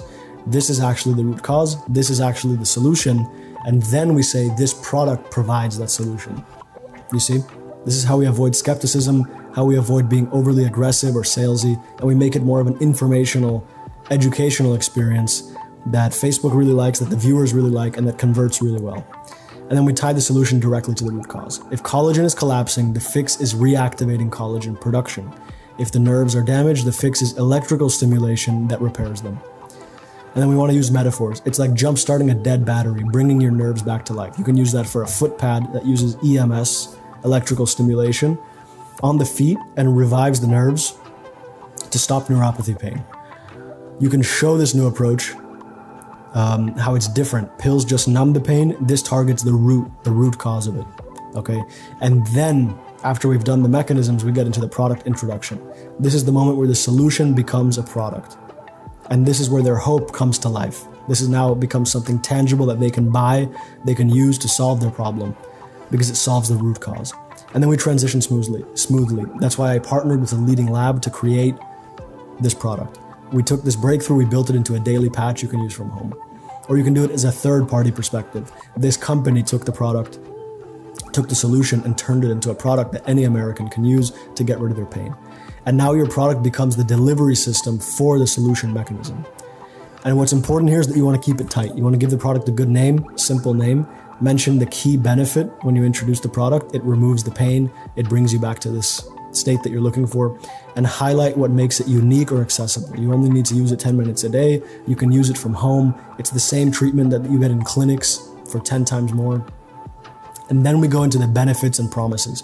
So we've brought their attention in with the hook, we've agitated it and brought their engagement into the VSL. Now they're interested, they're watching. Then the problem mechanism, the real root cause and the reason other solutions don't work. The solution mechanism, which resolves the root cause and gets you to the dream outcome, right, from point A to point B. And the product itself, which is the solution mechanism packaged into something you can use. Now we want to explain to them why this is good, why they want it. So just like we had to bring the problem top of mind, now we want to bring the desires top of mind. So we build intense desire by stacking tangible and emotional benefits.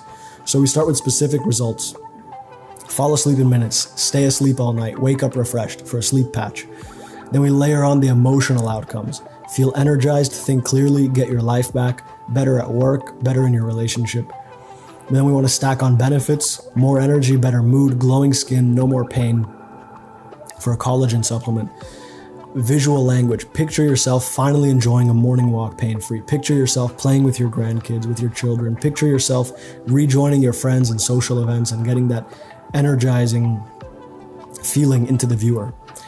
And then we want to anchor it back to the problem. No more pain, no more sleepless nights, no more discomfort, no more feeling like a prisoner in your own body. We close that loop. And then we have the proof and the close. So now we want to build trust, right? Now they have desire, now they need trust, they're a little skeptical before they take action. So we start with social proof. Thousands of customers swear by it. So thousands of people are already using it. John, who finally got restful sleep after years of struggling. That can transition you into a short testimonial. It's developed alongside sleep specialists. So any kind of authority figures or proof or research you have, this is where you put it in. 150,000 users have transformed their health. Then we want to add a risk reversal, which is a guarantee, 90-day money-back guarantee. If it doesn't work, you get a full refund, no questions asked. Then the crossroads close creates urgency. You have a crossroad, you have two options. You can keep doing what you've been doing and struggling because you're not solving the root cause, or you can take action and finally fix the problem, your call. And then we end with the clear next steps. Click the button below. You'll get taken to a secure page and you can make your purchase there. Stock is limited. Grab yours before this offer ends. Now here's why this structure works so well and how you can implement it yourself. So you've seen all 7 core sections of a high converting VSL. The hook captures their attention. The lead brings it into our video. Problem mechanism shifts their belief about the real cause of what they're dealing with. Solution mechanism resolves the new root cause. Product introduction, the product provides the solution mechanism, solves the root cause, gives you the dream outcome. Benefits and promises, everything you're going to get as a result of using this product. The proof, why it works, why other people have used it, why it's safe to buy it. And the close, why you need to take action right now. So let's talk about why it works and how you can apply it. So why does this structure work so well? It mirrors the natural emotional journey of a human being making a decision. Curiosity, relevance to you as a person watching, the pain that you want to solve, a reason to act, hope that you can solve it, belief that you can solve it because you know the real root cause and the solution to it, desire for the product that's going to provide that, and action to get it right now. So each section has a job, as I just mentioned. The lead and the problem, they build tension, they connect to the viewers at negative emotions that are already there, the problem they're dealing with. The solution offers relief, the clear next step, the benefits create desire, and the proof and the close remove doubt and push them to act. It feels like a story, like an experience, like a decision that they've made with our help, with the new information we provided them. That's why it works so well on cold traffic. We're not pushing them, we're not trying to sell them on something, we're trying to shift the belief. There's no pressure, just the natural momentum from problem to belief to purchase. I've used this exact structure to generate over $10 million in revenue, now closer to $15 million, and sell 2 brands. I'm actually in the process of selling an e-commerce brand right now that I built up over the last year and a half. Founders inside of Ecom Blueprint, like Asir, a good friend of mine now, he's seen an 11 times ROAS and he's scaled from 0 to over 100K a month using VSLs, a few months after joining the community. So how to implement this in your brand? 1, research. You got to get inside your customer's mind through forums, Amazon reviews. Don't take too long on this, but you need to see from their perspective. This should just take an hour or so. Study their pain points, what they're dealing with right now, their desires, what they want, and their everyday language. How do they communicate about the problem? their desires, what they've tried before. You can use tools like Amazon reviews, Reddit threads, Perplexity AI, ChatGPT, Facebook groups, and your own support tickets if you already have a product. Then you want to find your problem mechanism. What's the real root cause? Find some kind of study or proof, and then learn how to explain it in a simple, unique, and desirable way, and use metaphors to simplify any complex scientific concepts.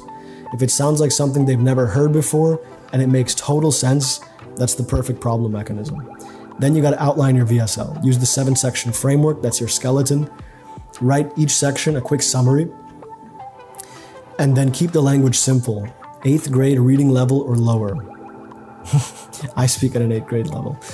You can use AI for this as well. Just tell it, your criteria, 8th grade reading level, use metaphors, simplify everything, and follow the structure. Make it feel like a real person talking to another human. And then you want to test your hooks. So, build the VSL and then test your hooks before you're going into testing new VSLs, new structures. So some production tips and optimization tips. So for the production tips, we have first, authenticity. That means we want to use UGC style footage in our hooks and in our leads to take out that skepticism. And we don't want this to look like an advertisement. So this works best when you take those clips from TikTok, from Instagram Reels, from Meta, from YouTube, any clips that are out there on social media that we can use. For clarity, we want to use 3D animations when we explain the mechanism. So that means when we're explaining spinal compression or collagen collapse, we want to use a 3D illustration, medical animation to show the collagen cells collapsing or the spine, right? We don't want to just show a person, we want to show the mechanism itself. Now for polish and to make it a smoother experience to keep engagement, we want to add a B-roll from stock footage sites, from social media or AI generated, or your own content that you filmed or had an actor film. We want to have captions on the VSL. We want to have music cues to support the emotional beats, so something more intense in the hook and the lead, and then something softer for the explanation of the mechanisms and the close. And then once your VSL is live, some key metrics you want to track is your hook rate. Are people watching the first 5 seconds? Your hold rate, are they staying past 30 to 60 seconds, which is your lead? And then the conversion rate. Is the VSL actually making sales? That's the most important one. If the hook test flops, you test new ones. If the leads don't work, you test new ones. If people are dropping off after the product introduction, or the close, or they're not clicking through, or you're not getting the conversion rate, you may need to have a stronger close. So this framework gives you the foundation, and then you'll just have to do the testing yourself. And as I said, for the bonus, I'm going to be going over a more advanced version of this script that you can use. If you already have experience and you're willing to try some new structures, you want to go deeper, here's a more advanced version. So we have the hook. I have some examples here under each subsection. Why people with problem are switching to solution described with unique mechanism. So why people with knee pain are switching to this infrared heated massager. Then we have the lead. We want to meet the viewer at the level of their beliefs, what they think the root cause is, get on the frequency of what they believe right now, and shift them to a new one. So we do this by saying something like, most of us have been told that knee pain is caused by sitting too much, old age, or overuse. But the truth is, it's not caused by what you've been told. Then we have the problem mechanism. Actually, knee pain is caused by something called cartilage collapse inside your knee. And we agitate the problem, the early signs of the problem, and the danger of ignoring it. In the beginning, this sounds like clicking and popping and discomfort, but if it's ignored, it can turn into a serious situation that requires surgery, and the emotional pain that comes with this problem. The day-to-day dimensionalization, so not just knee pain, you can't walk up the stairs, you can't sleep properly at night, you're tired in the morning, you can't hang out with your friends and do the activities you used to be able to do, you can't spend time with your family the same way. So this is how the problem looks in the person's real life. Then we want to compare this. We don't have our solution presented yet, but we want to compare it to inferior alternative solutions. And the way we do this is we can give a small benefit to them first and then explain why they don't work. So we can say physical therapy, stretching, and even injections can work for relieving pain in the short term, but they don't solve the underlying root cause. Then we introduce the solution with an authority figure or hero story. So in this structure, we're presenting the product as a solution that was created by an expert. So he saw all of the issues with knee pain. He saw that the typical treatments were not getting to the root of it and people needed to get surgery. So he found a way that he could solve the problem naturally with the solution mechanism. Then we build credibility. He put so much effort into creating this. He tested different products. He tested this and that. He spent money on trials. If you're working with a doctor, you can do this. Otherwise, you can talk about the social proof, the research that went into it. And then we get into the solution mechanism. So this is how the product works. This is why it solves the problem effectively. So it's a little bit of a different order, but the same thought process and the same psychological flow. We explain the solution mechanism with metaphors, and we tie it together to the root cause. How does it solve the root cause and get you that dream outcome that you're looking for? Then I like to use a long testimonial. We have a protagonist who's struggling, and they go through the whole hero's journey. They're struggling with the problem. Nothing is helping. They tried everything. Then someone recommends the solution. They try it, it works, and then they get to their dream outcome. The end result, we cut from the testimonial. We talk now about the dream outcome, the benefits they're going to get, the emotional transformation that's going to happen in their day-to-day life. We also want to address skepticism head on. So we need to give them a guarantee that's going to ease that skepticism. So take the risk off of them. You have nothing to lose. You have 90 days to try this out, 180 days to try this out. And then we call them to action. We give them a reason to buy right now. There's a limited time offer. There's a scarcity in inventory. We are going viral. And you need to buy it right now to get access to this product. A clear, direct CTA. What exactly should they do? Click the button below, click the buy now button below, and get your knee massager today. And then that's going to take them usually to an advertorial page, which I have some videos on advertorials, breaking down some of the best ones on the planet if you want to learn more about how to use advertorials. So this is another example of a structure that you can use. And I will link the structure in the description of this YouTube video below, so you can get access to it and even see an example of this structure in action with a back pain product. All right, so now that you've got the only VSL structure that you ever need, the bare bones structure of every ad that works, you just got to follow these steps. Create a powerful hook, agitate the problem in the lead, bring them in, introduce your unique mechanisms, the real root cause and the solution to that root cause, and then you got to close with urgency, give them a reason to act right now. Your conversion rates, your ROAS, they're going to go up. That's for sure, because this ad format is better than any other on the market. Once you've got the structure dialed in and you want to be able to scale without your ads fatiguing and without your scale being limited, you need to incorporate new angles. Okay, so this is who we're talking to, how we're framing the problem. It's going to give Facebook ammunition to go after new audiences and unlock even more scale. So check out this next video where I go through how I'm testing angles without burning through a big budget, and I'm doing this pretty quickly. So this is my full angle testing framework. So you can check that out, and that's the next step on this process. Enjoy. In this video, I'm going to be breaking down one of the best performing snoring product VSLs on the market. It's grossing over $4 million a month, and it's all because of one core mechanism that they put together that holds the entire campaign together. It's very well done. The copy is very strong, very simple. It's a short ad, just about 5 minutes, but it's a very powerful one. So if you're new here, I'm Fernando Oliver. On this channel, I break down the world's top performing direct response ads. I've made millions from my own e-commerce brands, sold 2 of them, and these ads are pulling in millions of revenue every month. They're the top ones in the world, and I'm going deep into the psychology behind them, the structures, the copywriting flow, and giving you everything you need to reverse engineer them and use them for your own brand. All right, so let's get into it. All right, so let us break down this VSL script. All right, this is the Honex Anti-Snoring Mouthguard. As you guys probably know, if you've been in this industry for a while, snoring is one of the most competitive industries. So they really broke through with the script and were able to scale for a long time. They're still scaling, and this is a monster VSL. So let's break down exactly how it works. Let's start with the hook. What's one of the scariest side effects of snoring? A silent stroke. So right away, we're starting with one of the strongest emotions possible, which is fear, which is a really big one in this market if you've done your research. This is what your airway looks like when you're snoring. Most people think snoring is loud breathing. It's not. So the hook is kind of unrelated to the next sentence. The hook is there for shock value, for getting attention, and it applies to pretty much the entire market because fear is such a strong, dominant emotion. It's going to capture attention from everyone that has snoring issues or is related to someone with snoring issues. So the purpose of this hook is to be able to target a huge market, to get a total takeover on Facebook, on YouTube, because this applies to almost everyone in this niche. Okay, so they're just going after a big, broad market. This is why they're able to do $4 million a month, because their hook is not narrowing down into one specific category, which can be very profitable, but has a limited scale. They're talking to everyone. This is what your airway looks like when you're snoring. So they dive right away into a demonstration, bringing the viewer into the experience. They're not going to go off on some long explanation, trying to agitate the problem. They're going in right away to the mechanism and showing the airway, a 3D animation of the airway. Most people think snoring is loud breathing. Then they're doing a myth busting. It's not. Okay, so that's also a very effective hook or lead tactic, is to bust a commonly held belief.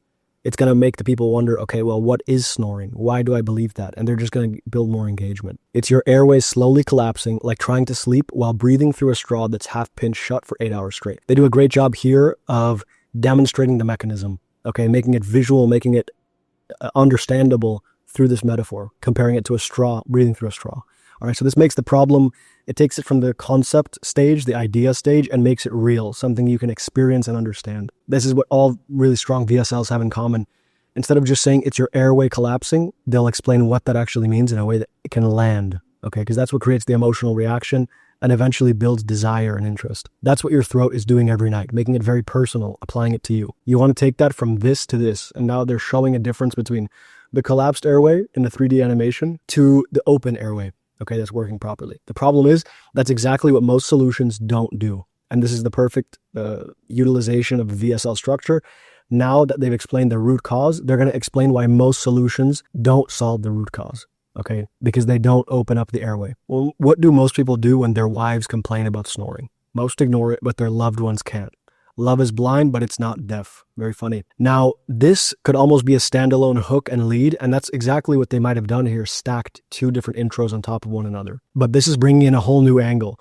So we address the snoring itself. This is applicable to, it's a market of, let's say, 40 million people. This applies to all of them. Now, this is narrowing it down a bit, but making it more vivid, more emotional. So we're speaking to an even smaller percentage of the market. Let's say it was 40 million before. Now it's 10 million or 20 million, but we're speaking to them much more directly. And the more directly you can speak to your prospect without making them uncomfortable or skeptical, the more likely they are to buy. Okay, we do that indirectly. Here they don't say, what do you do when your wife complains about snoring? They say, what do most people do?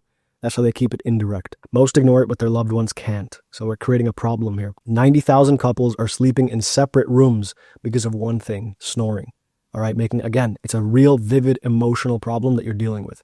And if you're one of that 90,000, it's probably more than that, then this VSL is really going to speak to you and you're very likely to buy. When one person is snoring, two people stop sleeping. They have great little catchphrases. And that leads to more than just groggy mornings. It causes arguments, emotional distance, and kills the intimacy that once came so easily. So we went from just talking about snoring, the technical side of it, the root cause of it, to now making it more emotional. It's ruining your relationship. And many people have relationship issues. This is one thing an effective VSL does, is it takes somewhat unrelated problems and funnels them onto the core problem. So even if your emotional problems are not related to snoring, if you're having relationship problems, this is going to speak to you if you're a snorer. And you're just going to subconsciously assume that it's related to the problem itself. You're going to hope that it is, because if you can solve the problem, you can solve the emotional issues. Until finally they retreat to the other room. That's when people start trying all sorts of band-aid solutions. So now we're going to break down the alternatives and why they don't work. CPAP machines are loud, expensive, and the perfect breeding ground for dangerous bacteria. So that's one of the primary tools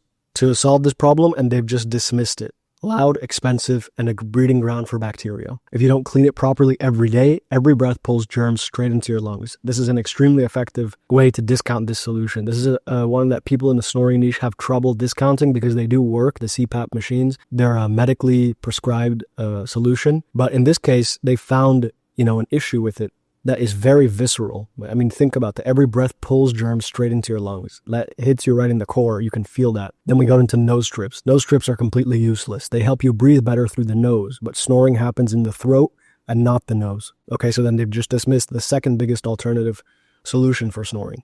And mouth tapes are probably the most dangerous of all. So you can see they're doing a lot of fear here. They did fear in the hook. They did fear against the CPAP machines. They did fear with the mouth tape. You only have two ways to breathe. When you block one way, you're increasing your chances of suffocation by 100%. It's intense. You're increasing your chances of suffocation. I mean, it's technically true, right? If you have two ways to breathe. But it almost sounds like the impression you get is like you're 100% going to suffocate. That's what you would get if you're not really paying attention. It's like locking the only one emergency exit in a burning building. These solutions fail because they don't address the deeper underlying problem. So they're really dismissing these solutions with two different tactics. They don't address the root cause, and then they're also building a lot of fear into it. You're breathing in germs, you could suffocate. They're really going after these hard. They want you to feel like you have no good options out there that you know of. When you fall asleep, your jaw naturally relaxes backward, drags your tongue with it, creates a dangerous pinch in your airway. All right, so going deeper into the problem mechanism. Think of it like stepping on a garden hose. This is the metaphor that makes it real and vivid. The water still tries to flow, but now it sprays and sputters. It's very simple, very effective. Okay, so this is a little bit more technical and conceptual, meaning it's in the realm of the mind. This is in the body. This is always how you want to structure your mechanisms. The technical explanation, keep it as simple as you can and make it clear. And then the metaphor, make it real, make it vivid. That's the snoring sound your throat makes when it's fighting for air. But it's not just about the noise. It triggers a devastating chain reaction. So again, they're building on it.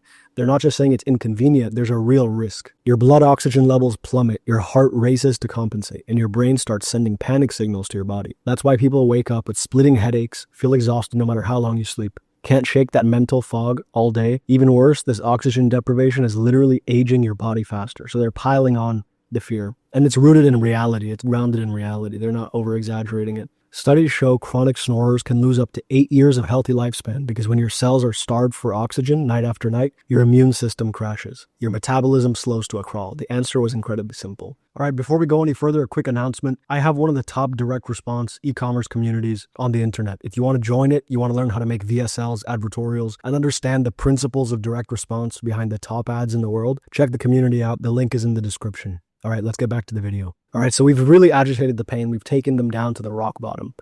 They have no alternatives. Your body's aging. Your body's being destroyed. You're at risk of suffocating. I mean, they've built a really serious dark night of the soul here with this snoring issue. And now they're going to help take us out of it and lead us into the problem. So let's see how they do that. This is the main transition point of our VSL. The answer was incredibly simple, okay? And this is where everything changes. Just keep the jaw from sliding backwards during sleep. So this is what I love to do in my VSLs, and they do a really good job of that here. They're giving you the solution mechanism without giving you the product. So how do you solve the problem? Well, it's very simple. You just keep the jaw from sliding back during sleep. But that begs the question, how do I do that? And most people don't really know how to do that. The challenge was how to do this comfortably without expensive custom dental work, and your risk of serious health problems skyrockets. That's why Dr. Lieberman's discovery is so revolutionary. So it's building rapport when they assume that you already know who this person is and you already know the story. As one of the world's leading sleep experts, he watched his own father suffer a devastating stroke from untreated sleep apnea. So there's a personal reason the hero decided to solve this problem that always makes it more effective. That personal tragedy drove him to dedicate his life to solving this problem. For over 2 decades, he studied thousands of snoring patients, looking for patterns that others had missed. After a groundbreaking 7-year study with 35,100 patients, ages 25 to 85, so it applies to literally everyone, everyone's qualified, he made a stunning discovery. So this is the big breakthrough, and now we're going to get into the solution. The solution wasn't forcing air through a blocked passage like CPAP machines, or trying to breathe through your nose with nose strips, or dangerously taping your mouth shut, or bulky adjustment devices. So he dismisses all the alternatives. We're keeping this open loop fresh in their mind. The solution is just on the tip of their tongue, right? His discovery is revolutionary. Keep the jaw backward. Groundbreaking discovery, solution. But we still haven't given it to them, so they're still watching. And meanwhile, we're building up the solution, we're taking down the alternatives, and we're emphasizing how important it is to solve this problem, right? His father suffered a stroke. So there's a lot you can do when you capture their attention with an open loop. There's a lot you can fit into that, a lot of selling. That's when Dr. Lieberman partnered with sleep engineers to develop a revolutionary new type of mouthpiece, one that would gently hold the jaw forward, keep airways open all night, and feel completely natural. It works from the very first use. The result, 98% of users eliminated snoring on night 1. I mean, that's a bold claim. It's social proof, and it's the dream outcome, right? You just use this product and snoring is gone. So there they have the dream outcome. And remember, this is after we've taken them out of rock bottom, they're eager for a solution. They have hope. They want to believe that they can solve the problem. To get rid of that feeling of anxiousness that we created by calling out their problem very specifically. By day 3, they forgot they were even wearing it. This breakthrough device became known as the Honex mouthpiece. Using cutting-edge 3D flex technology, that's the custom unique mechanism that's making this work. It custom molds to your unique mouth shape in minutes, creating the perfect position to keep your airways open all night. No dentist visit, no expensive custom fittings, no complicated adjustment. So they're doing the objection handling. Just pop it in your mouth before bed and experience silent, peaceful sleep from the very first night. So now we're getting into the positive side of the VSL. You can even feel the tone is a lot more positive. It's about promises, benefits, the dream outcome you're going to get, how easy it is to use.